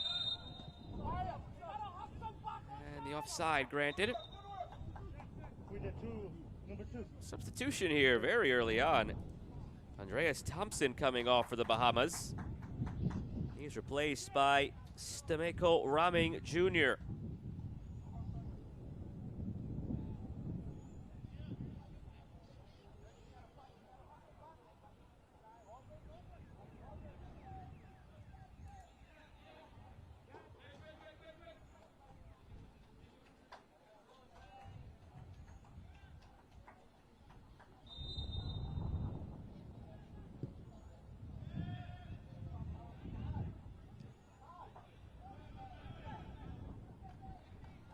Give it a go down the right flank. Substitution for Bahamas. Wonder if there was an injury or a pre-planned substitution. More on that in a second. Slip through here, looking for the go-ahead goal, Dominica, after falling behind as early as they did. You wonder if it's a factor of playing 3 days in a row. Played yesterday, played tomorrow, and of course playing today. Maybe a pre-planned decision to give Thompson the start in 20 minutes and then pivot from there.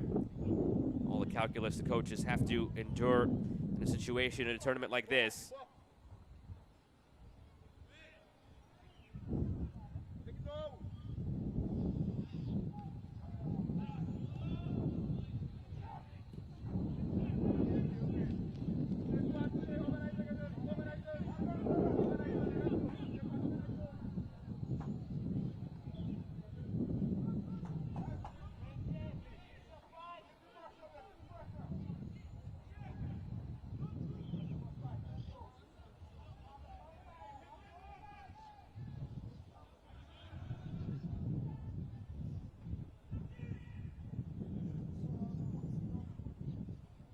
Bahamas down the left side.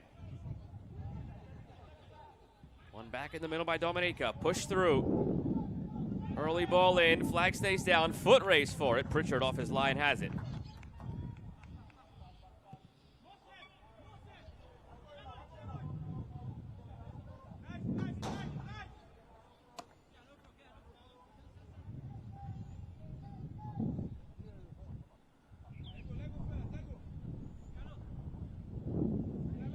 Perfect. Play young. Play young, fight. Play young.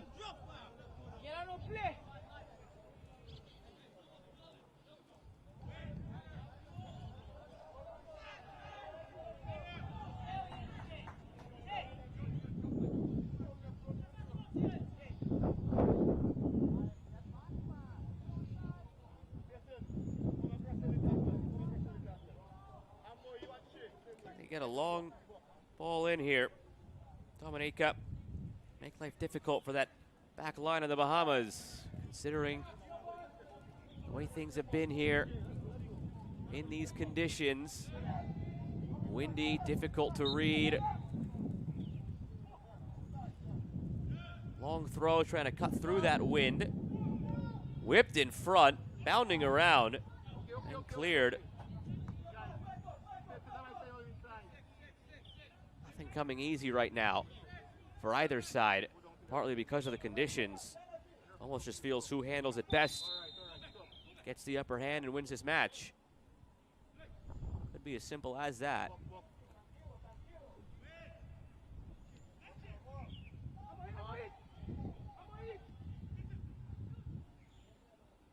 Drop back edge of the area, blasted away by the Bahamas defense.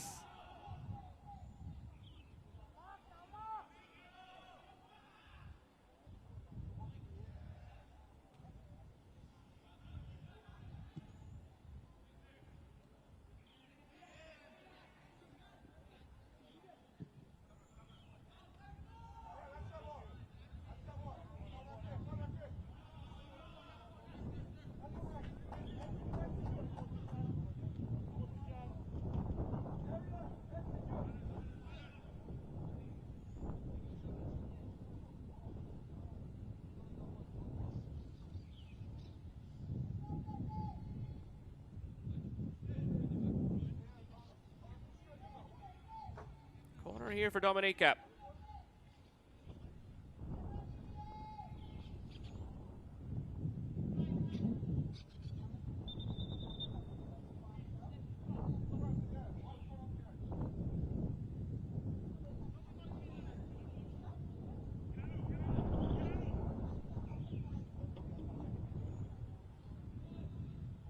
Wind continues to just blow the ball off the corner arc there. Referee just making sure then that it was where it needed to be positioned before this kick is actually taken. Dropped in, good ball. Still loose, secondary header, colliding with the keeper. And the foul goes against Dominica on that collision.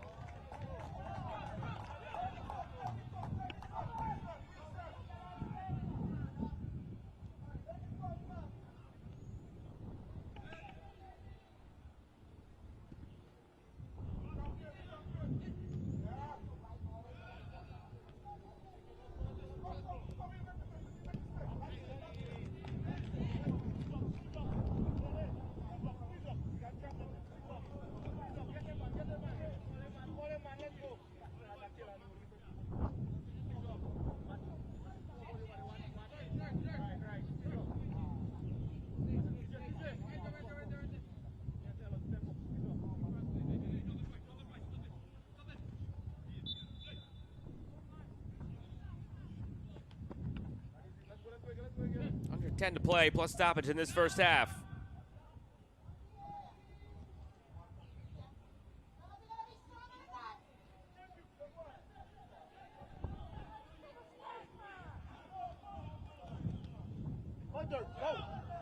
Knocked through. Dirk Simmons, who has their lone goal, latches on. Cuts in, nicely done. Cleared by Dominica. Thank you. Carried down the left wing. Good foot race at Travis Davis. The defender wins. Kept alive though by Dominica in the attack. Centered, back post. Begging to be knocked home, but cleared. Danger for Dominica in the attack. It's really been all theirs ever since conceding that initial goal.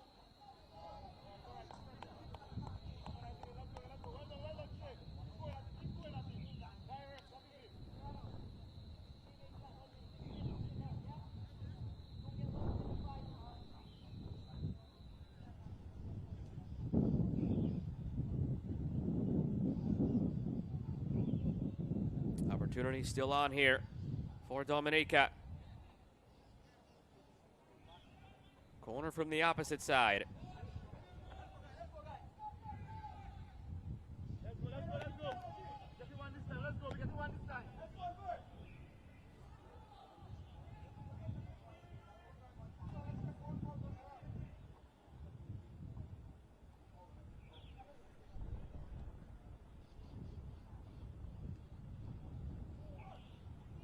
Knocked in from the cornerback post. Header wide.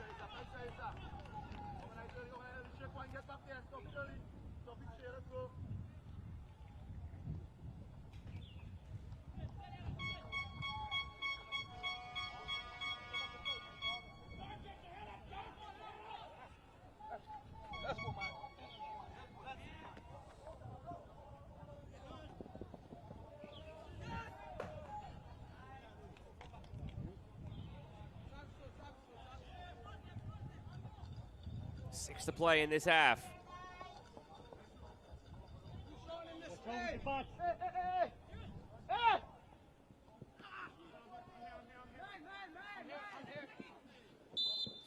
Contact there, free kick on the way. In a good spot for the Bahamas too.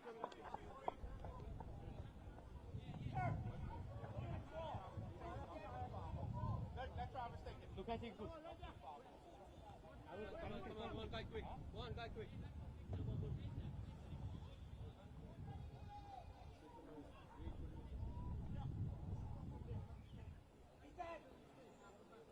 Last time Simmons had a free kick from here, he opted for a shot at goal. Will he be as adventurous this time? Or will he just provide the service this time around?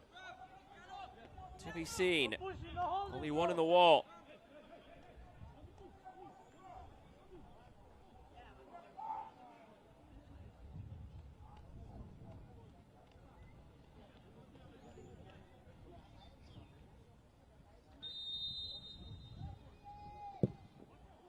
Going for goal.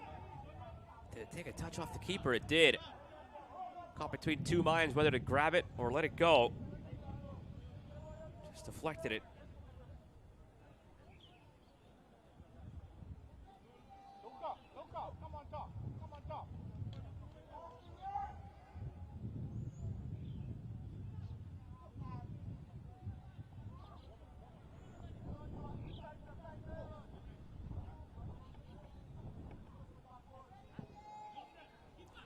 In from the corner, back post.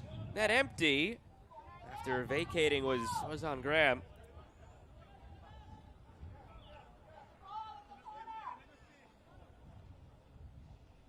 Out for another corner now on the opposite side.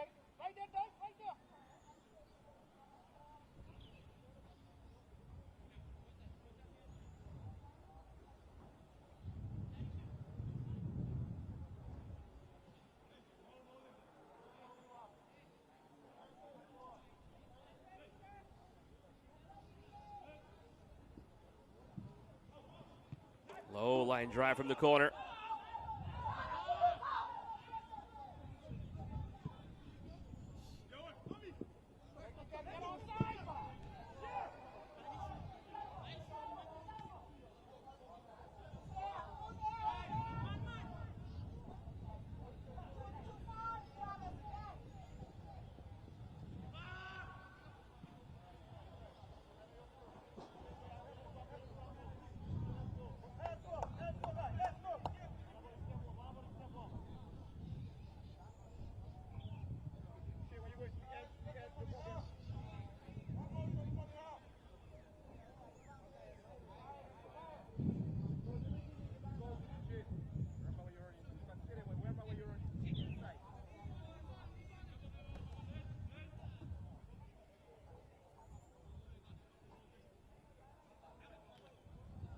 On the long throw, knocked toward goal. Pritchard with it.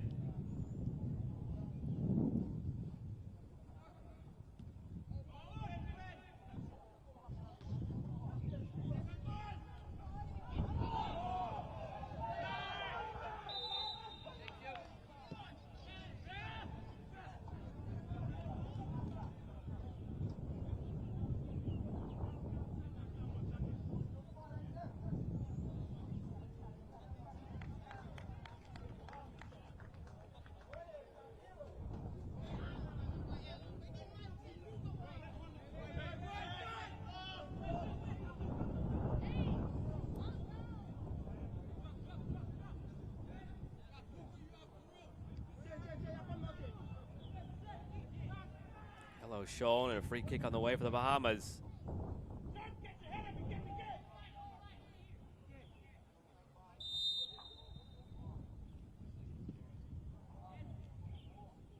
Played ahead.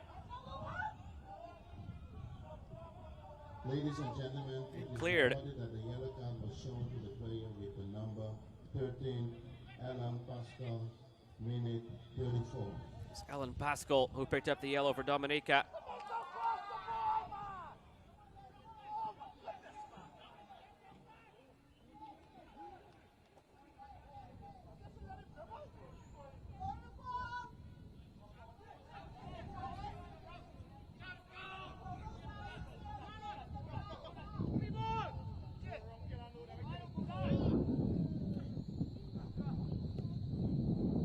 Ambo, good service. Comes through, still alive in the box for Dominica. Played back across. Ambo keeps it alive. Has their own goal so far.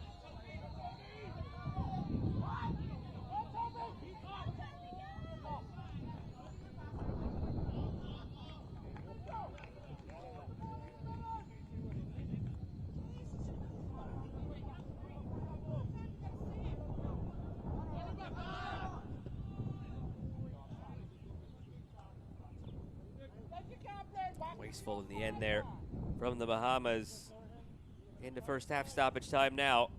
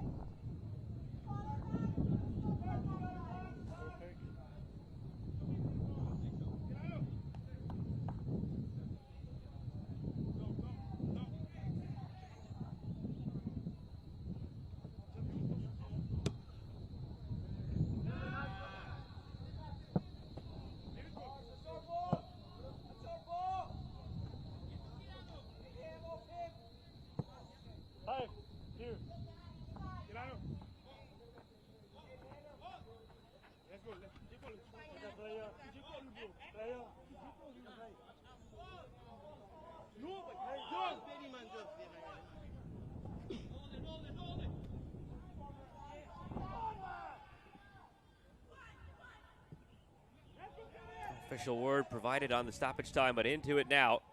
Here in this first half. Just wait for the whistle of the official. 1-1 the score. Looking for more. Dominica through the hands of the keeper. The header on the doorstep stays out.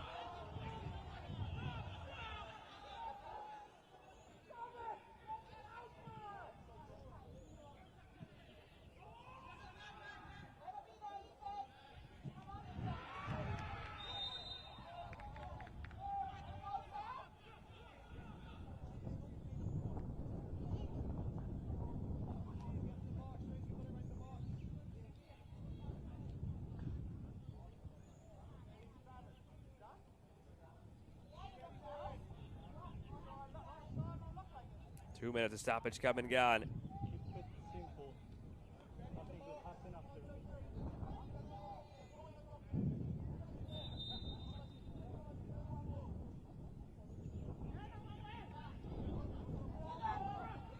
Play it in, Simmons, centering, ball loose.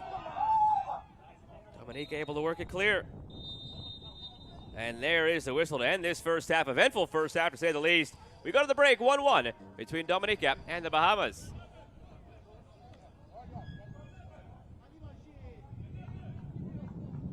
Ladies and gentlemen, the first half has ended with the score Dominica 1, Bahamas 1.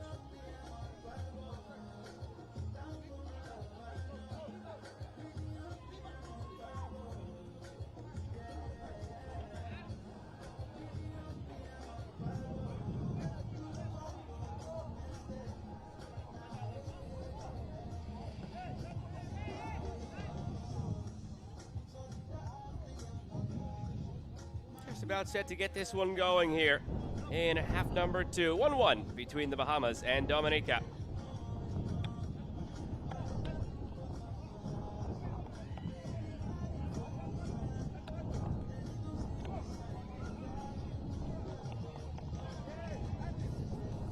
Early goal from the Bahamas. Equalizer in that half from Dominica, who really had the momentum the rest of the way in that first half. Would love to begin this second half the same way they ended that first, no doubt. Just waiting for the whistle to send us on our way. Dominica left to right in the white. Bahamas right to left in the turquoise. And away we go.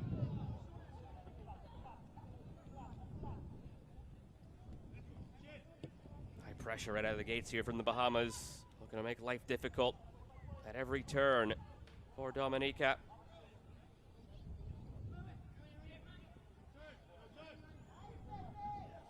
Played through. Dominica looking to get off and running quickly here in the second half. The strike from distance saved by Pritchard.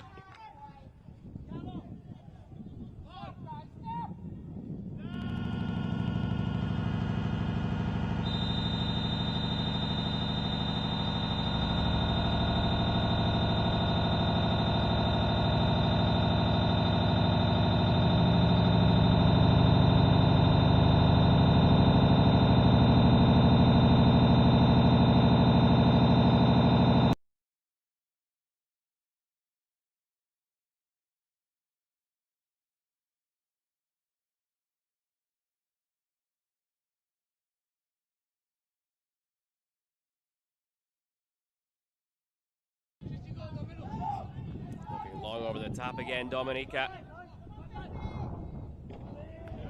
Shielded off toward the end line and out for a goal kick. Well defended.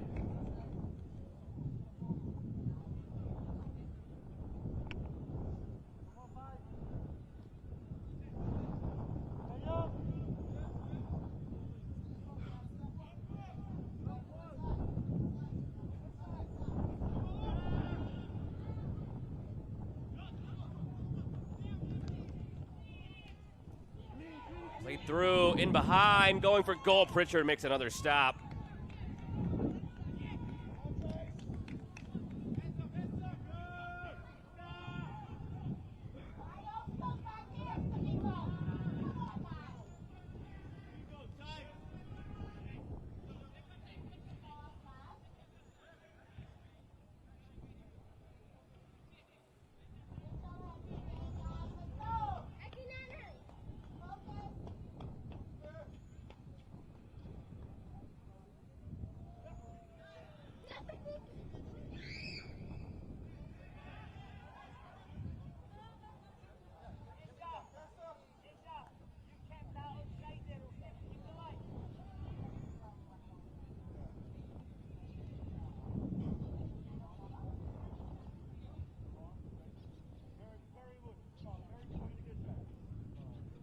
Picking up where they left off, Dominica, after that first half.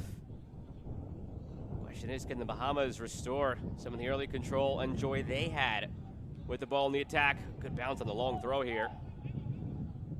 Could have been helpful. Cleared, though, to safety by Dominica.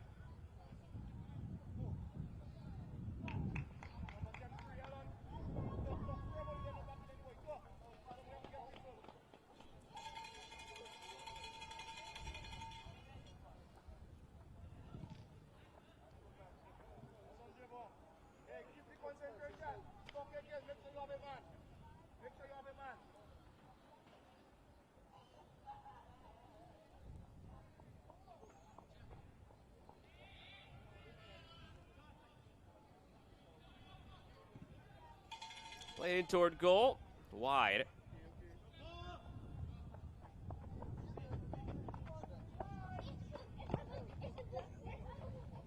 We've seen it throughout the day, just different phases of the games here. Only 70 minutes long. Teams playing 3 days in a row. So at some point in these games, especially in the middle of these 3 days, these teams will play again tomorrow, having played yesterday. A little bit of a lull gets hit. That's how you respond from that. And then use the energy of knowing the finish line is in sight and it's there for the taking. Which team could get that second wind, and when does it come exactly? Bounding through, deflected. And it'll be coming out the other way for the Bahamas.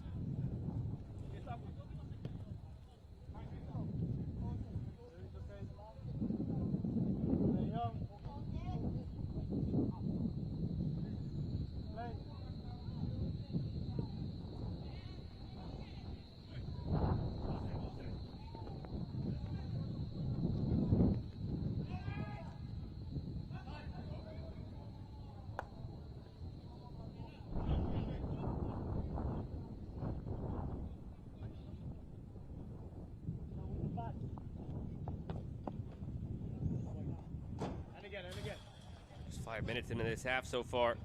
Pretty quiet both ways for now.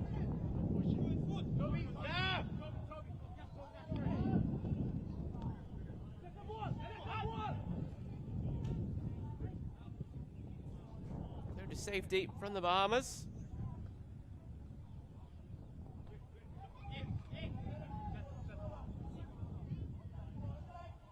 No pushing, no holding.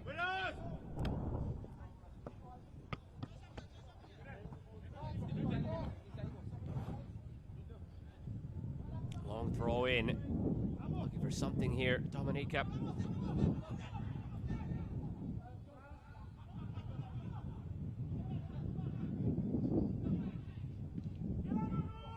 Lofted over the top into the wind and out of play.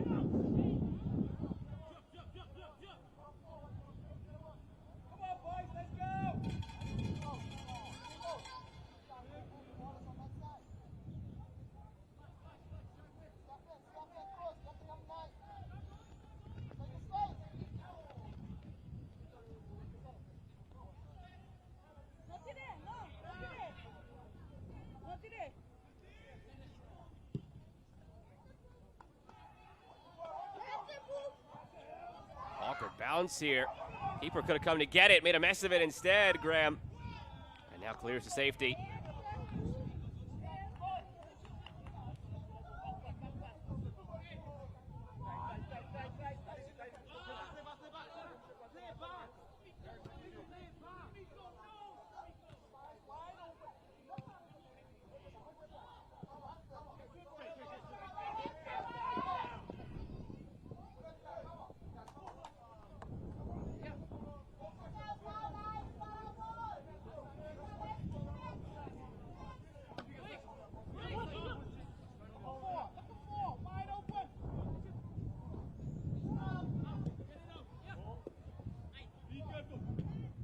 Worked inside by Curtin Joseph. Bahamian back line standing strong again.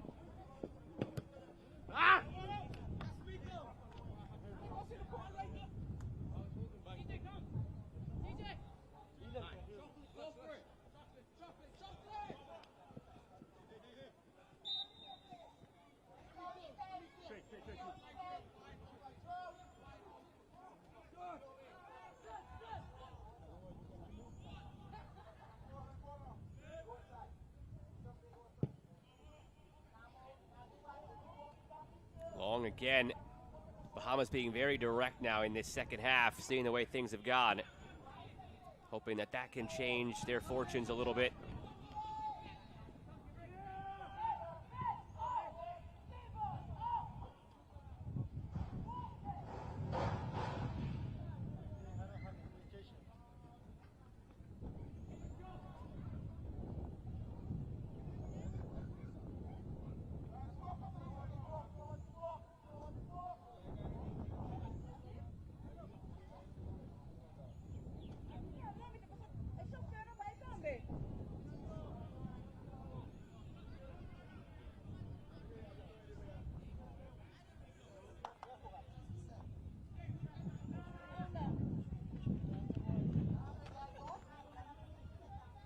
Long throw in from Dominica. Struggling to get it clear, the Bahamas. They finally do.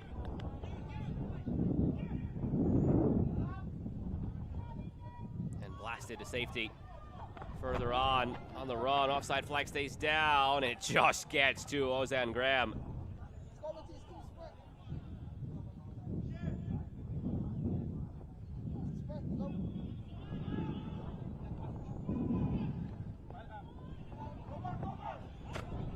Simmons has Bahamas goal, goes for another. This is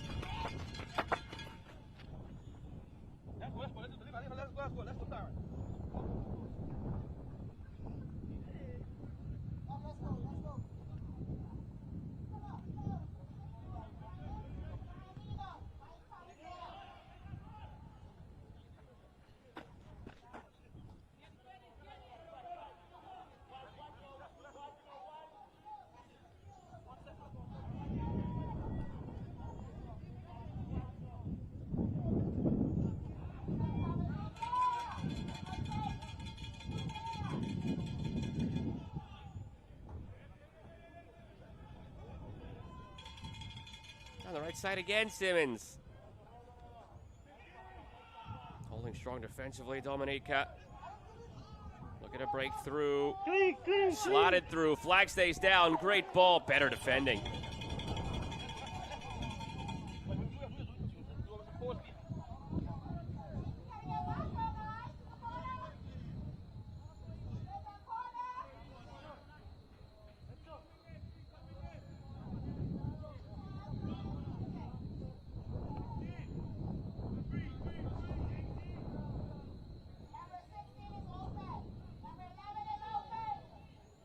Set piece here for Dominica, off the corner. Chance to whip one in. 11 minutes gone in this second half, still level at 1. As we have been for about a half hour's worth of game time now. Played in by Peyton James, hanging up. It's headed off the back post by a defender for the Bahamas. Every set piece like that is still an adventure because of the wind. That one pushed toward goal. Keeper got an awkward read on it. Still alive though for Dominica to the end line. Fed in front, cleared.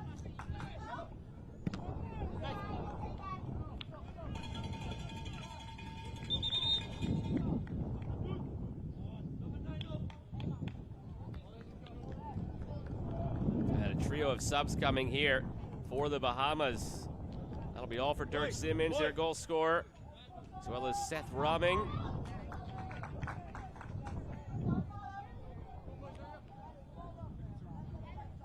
Coming for Dominica as well.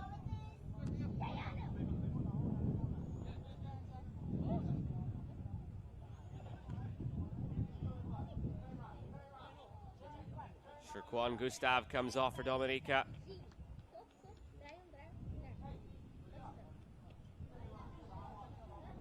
And Usaf Banes replaced as well.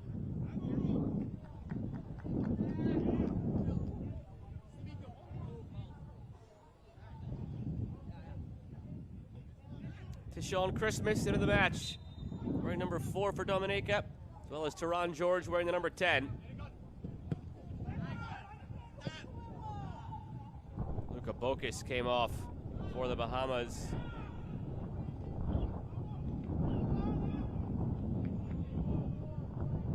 Replaced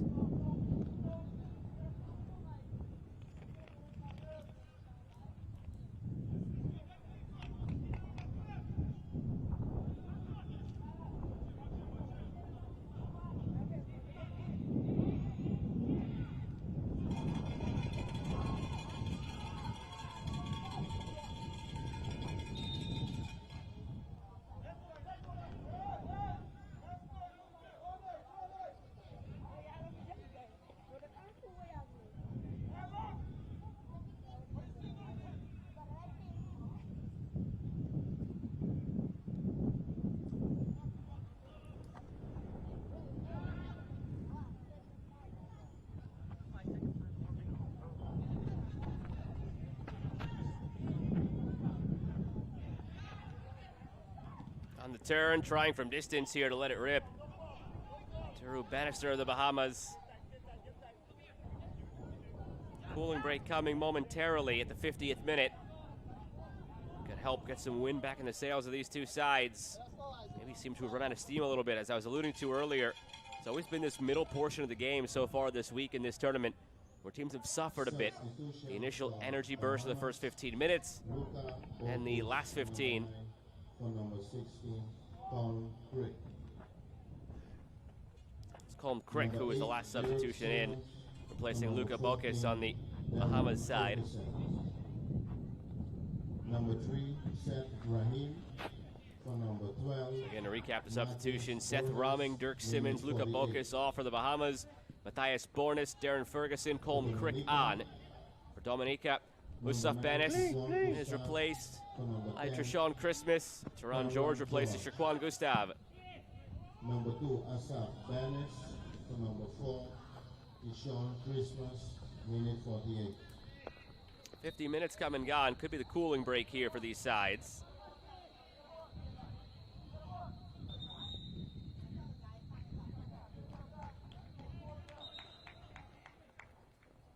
And it will be. So a chance to talk some things over for these coaches. 1-1 with 20 minutes to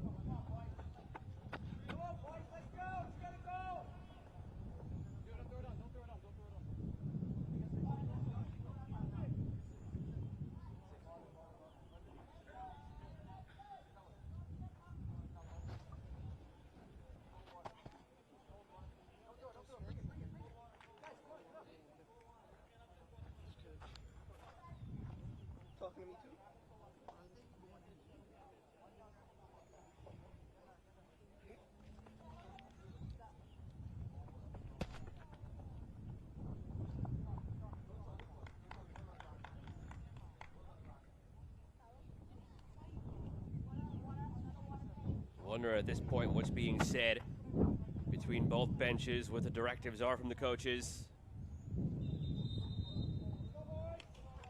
Opportunity for one of these sides to go on and capture all 3 points, to draw level on 3 points with Bonaire, who are currently sitting in second in this group.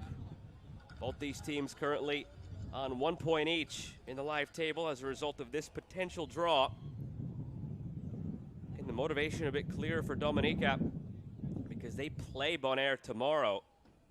So they'll have destiny in their hands against the other team with 3 points in this group. Dominica know if they win this and they win tomorrow, they're through.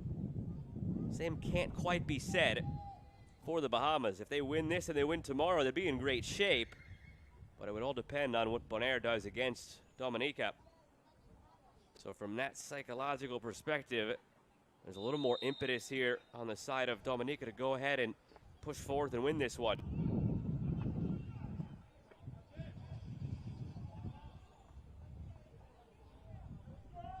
And yet you wonder if messages like that are being conveyed out on the sideline. The nature of a U-15 championship like this, it's an opportunity in many instances for these federations to, A, give a lot of these young players experience. It's their first taste of Concacaf competition in a tournament setting before they ascend to the U-17s and U-20s and senior teams beyond that. It's also a chance to assess and see which of these players are cut out for that next age group, the U-17s, the U-20s, and so on.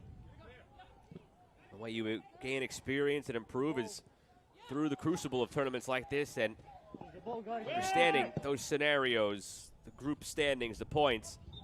But is it necessarily first on the mind versus the development aspect? It's up to the coaches and to be a fly on the wall in some of those discussions. It'll be interesting.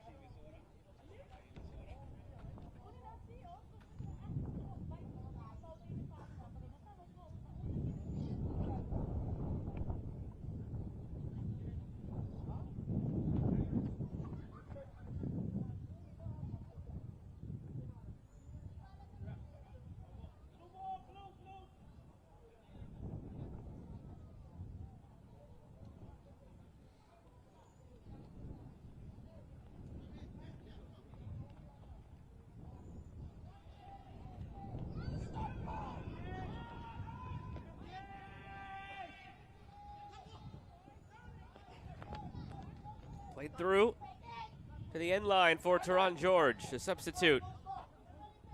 Delivering and gathered.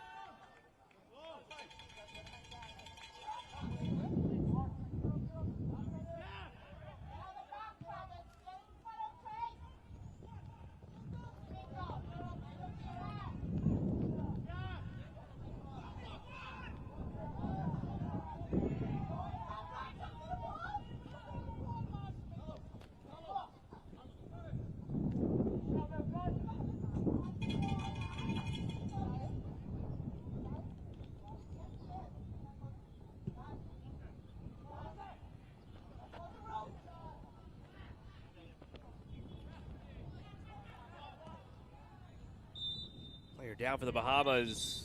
Whistle blown to stop it and address it.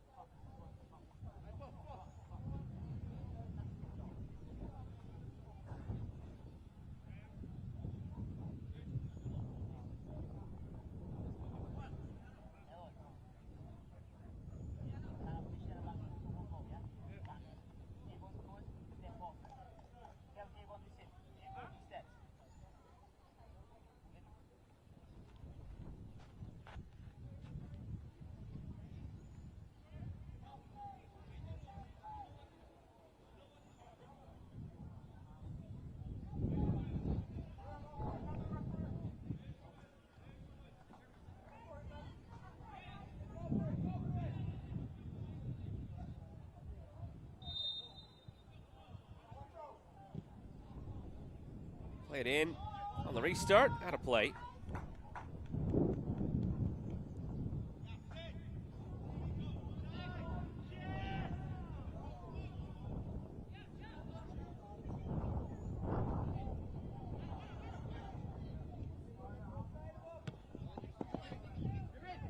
Settle down for the Bahamas. Stameko Raming Jr. plays it through. Ticking toward the hour mark, flag stays down. Contact there and free kick in a good spot for the Bahamas.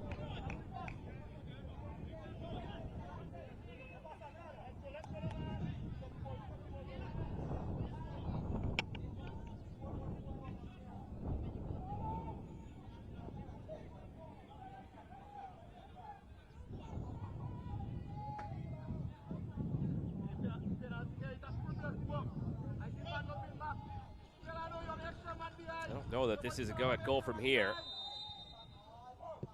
Ethan Watchorn delivering toward that back post. It curled in the wind. Nothing comes of it.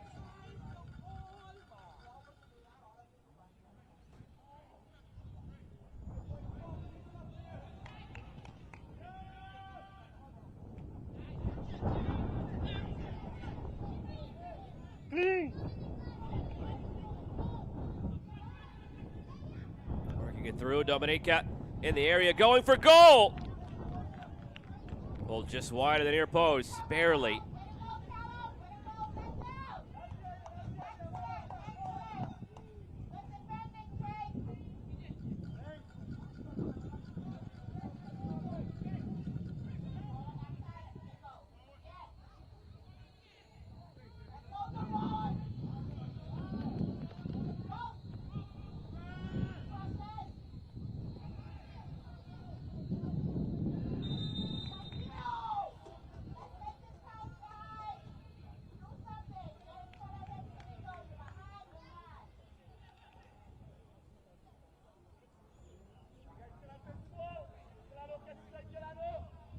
Card shown, and a free kick on the way.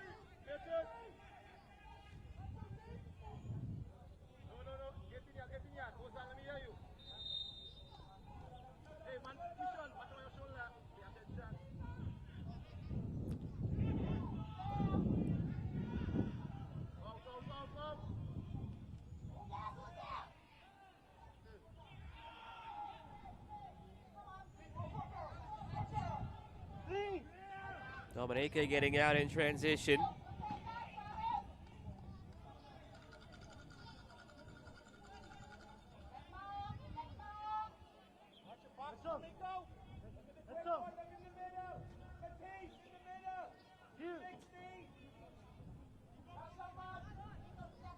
Just over 10 minutes to play. Action in League C, Group H. Try from near midfield, and again in the wind, why not?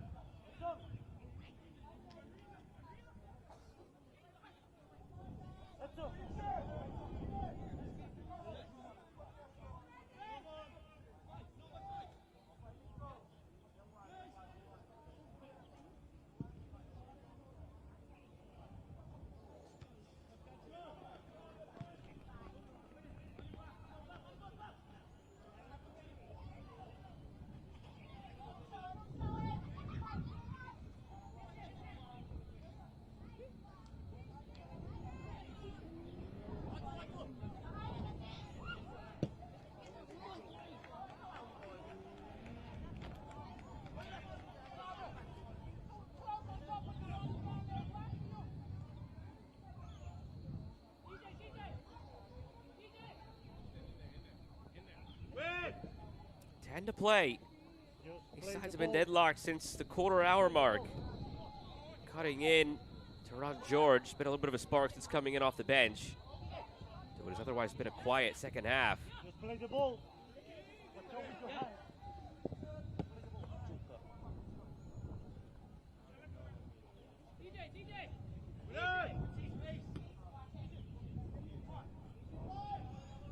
Ladies and gentlemen, it is reported that the yellow card was shown to the player with the number 5, Kelano Williams, minute 59. Kelano Williams, who picked up that yellow moments ago for Dominica. Cleared by the keeper, Graham.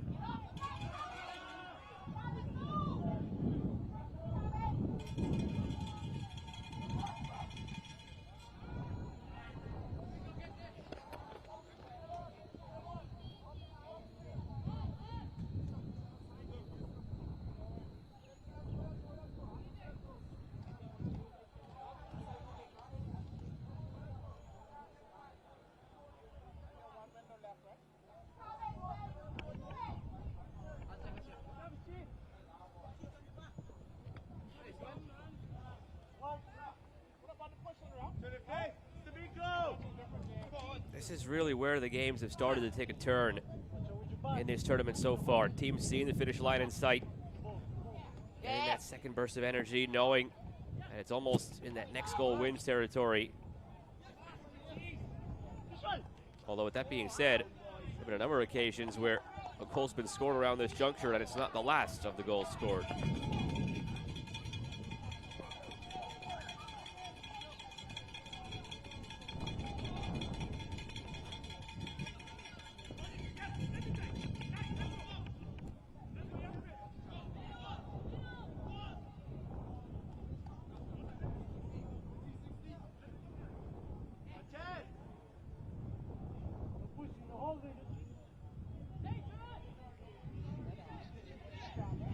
Seven to play. Not really many opportunities to speak of for either side in this second half.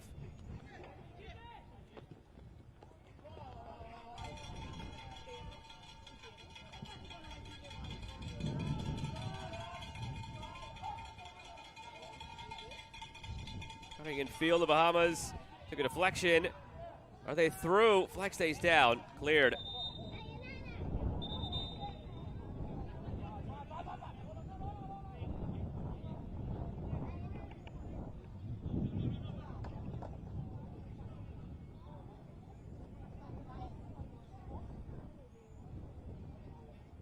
Coming together, the players there.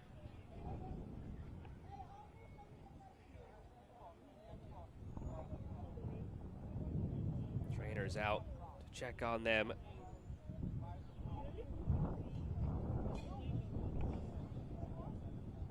Still will be an opportunity here for these teams to maybe have some final words with the coaches and regroup. Just an awkward collision, legs tangled. No ill will on either side of it.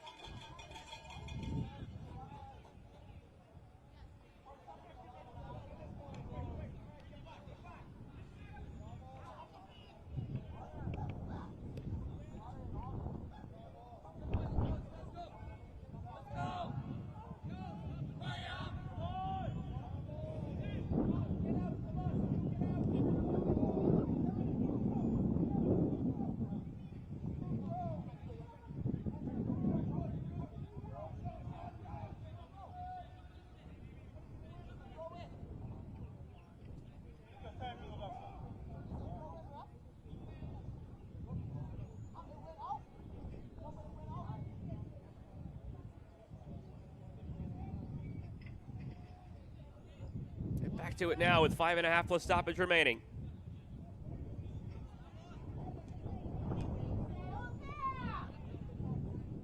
On the turn into space here, George tries from distance, and no trouble for Pritchard. Sound goalkeeping technique, getting the knee down in front of it.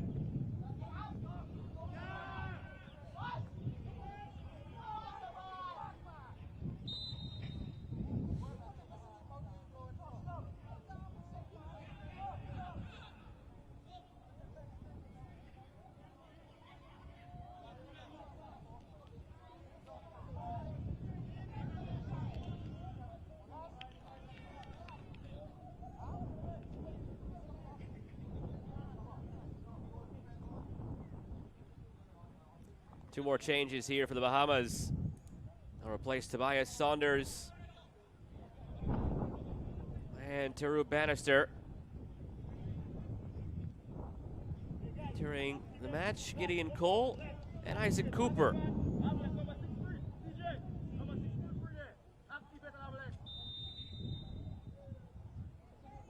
See if the fresh legs can be an impact.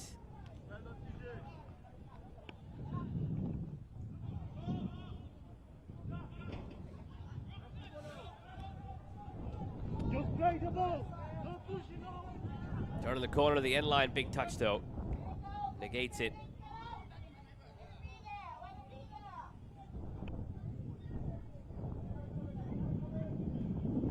That's Roxanne Kolpel in for Dominica.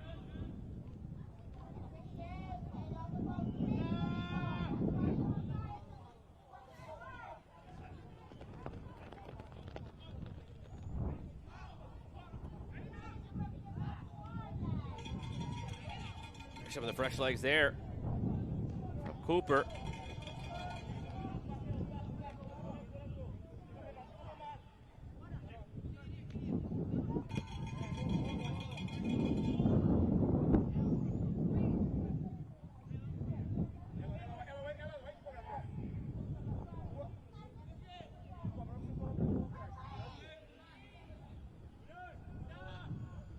Three minutes plus stoppage.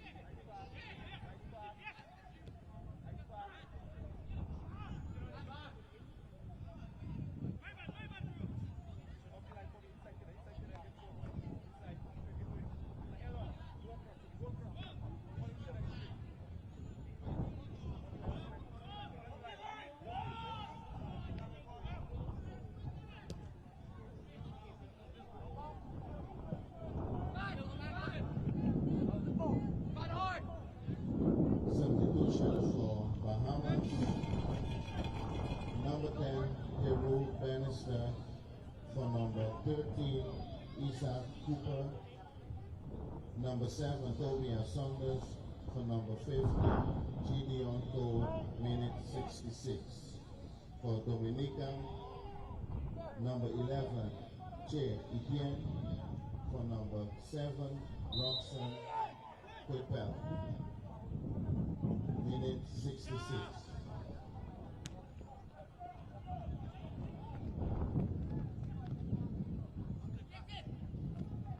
Slip through, staying on his line. Pritchard allows the shot to be taken. It's wide. And a corner given.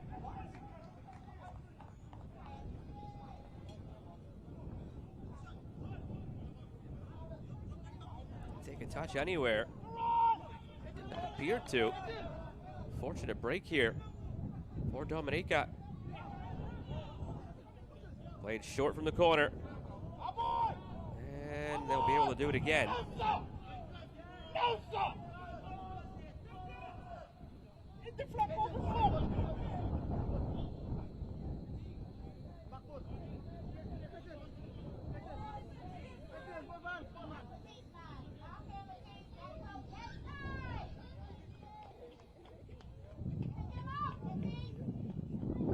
Now long from the corner, it falls, bouncing in the area, and it's in!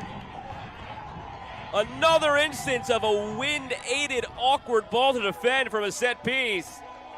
Dominica capitalizing on it. And in the 70th minute of 70, they take a 2-1 lead going into stoppage time.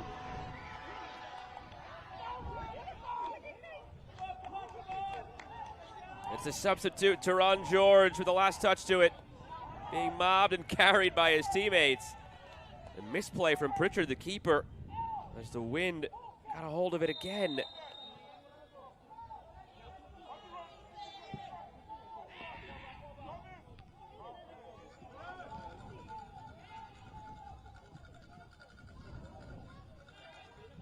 We await word on stoppage time. How long will the Bahamas have to respond? 3 minutes. Their goal came back in the 4th minute. They haven't really threatened much since. They have to completely flip the switch now with 3 minutes to play. The fourth officer has indicated that at least 3 minutes will be done.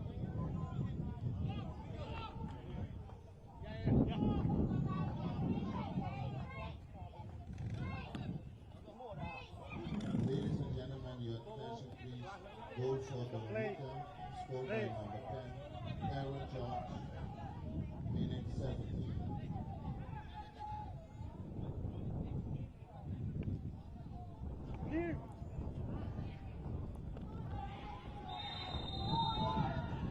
Free kick on the way for Dominica. It'll allow them to further take some time off this clock.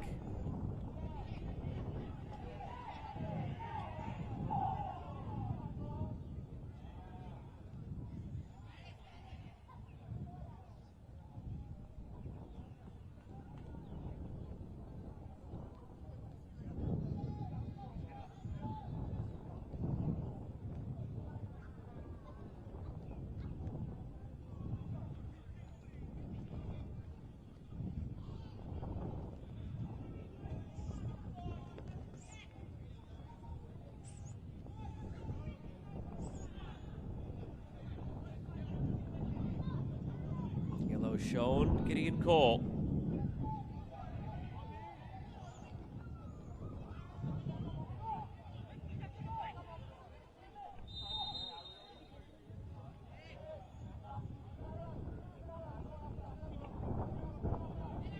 Could be just 1 minute remaining here of stoppage. Dominica trying to see this through.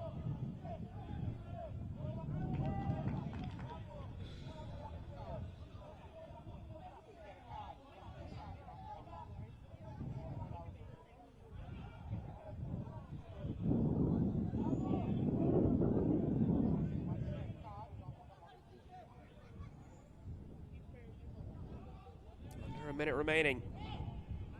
Dominica trailed 4 minutes in on the heels of a 1-0 loss yesterday to St. Vincent and the Grenadines. Bahamas led quickly, thinking it'd be a great response from yesterday's 5-0 defeat against Bonaire. And here we are.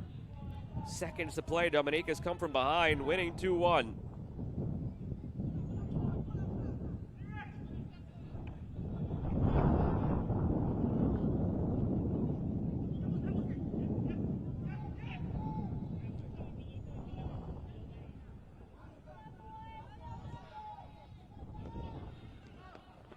Last chance maybe for the Bahamas to push it forward.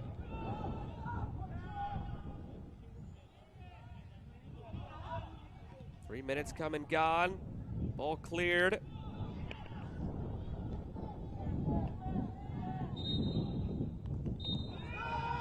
And there is the final whistle. Dominica successfully complete the comeback. Down 1-0, 4 minutes in. They roar back, win it in the 70th minute with a goal from substitute Teron George, 2-1 over the Bahamas, and now they sit in a position where tomorrow they can control their destiny as far as getting into the top two of League C Group H in the 2025 Concacaf Boys Under-15 Championship. We thank our official sponsors for making this possible. Aramco, Morgan, PIF, Riyadh Air, Scotiabank, Macron, and Visit Saudi. We at Concacaf appreciate your attendance at this afternoon's Concacaf U-15 Boys Championship 2025 match and wish you a safe return home. Thank you.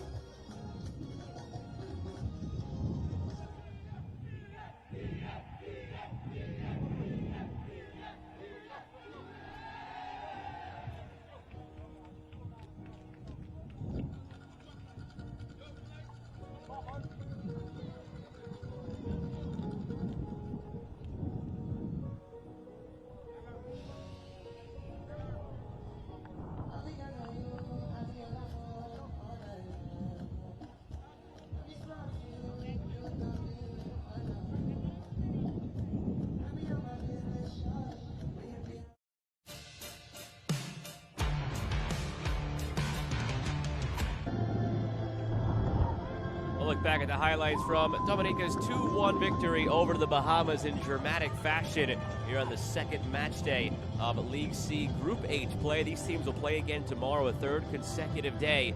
Looking to see who can be in that top two in the group and make it through the knockout playoff stage of League C. Coming into this matchup, it was actually the two other teams who we already saw today in St. Vincent and the Grenadines and Bonaire who were occupying those top two positions in the standings.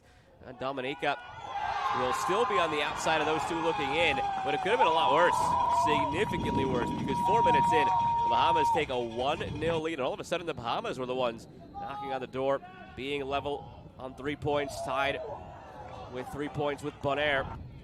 But then Dominica would come alive in this one. Ample opportunity in the first half to find the leveler, and they ultimately would on this dart to the end line, fed back in front, and the finish there from Hassani Ambo.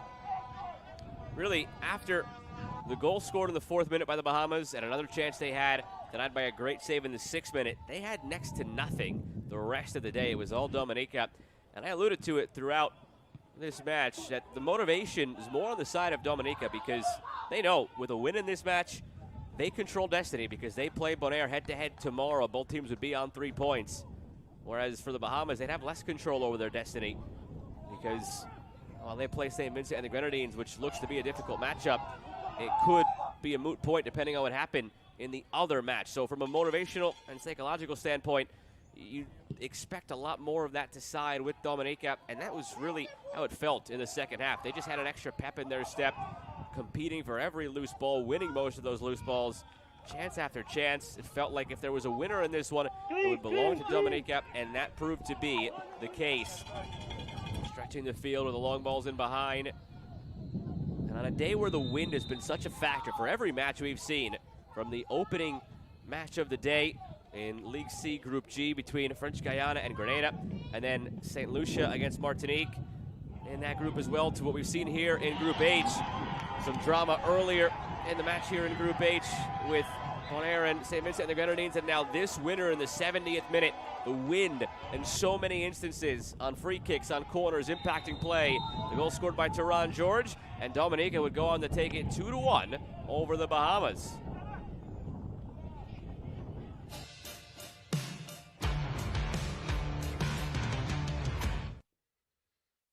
That'll do it for the day of action here in League C Group H. A big win for this Dominica side as they look to tomorrow, where Dominica will take on Bonaire. The Bahamas will take on St. Vincent and the Grenadines to decide it all in League C Group H of the 2025 Concacaf Boys Under 15 Championship. Thanks for joining us this morning and afternoon. Plenty more action to come this week in this terrific tournament.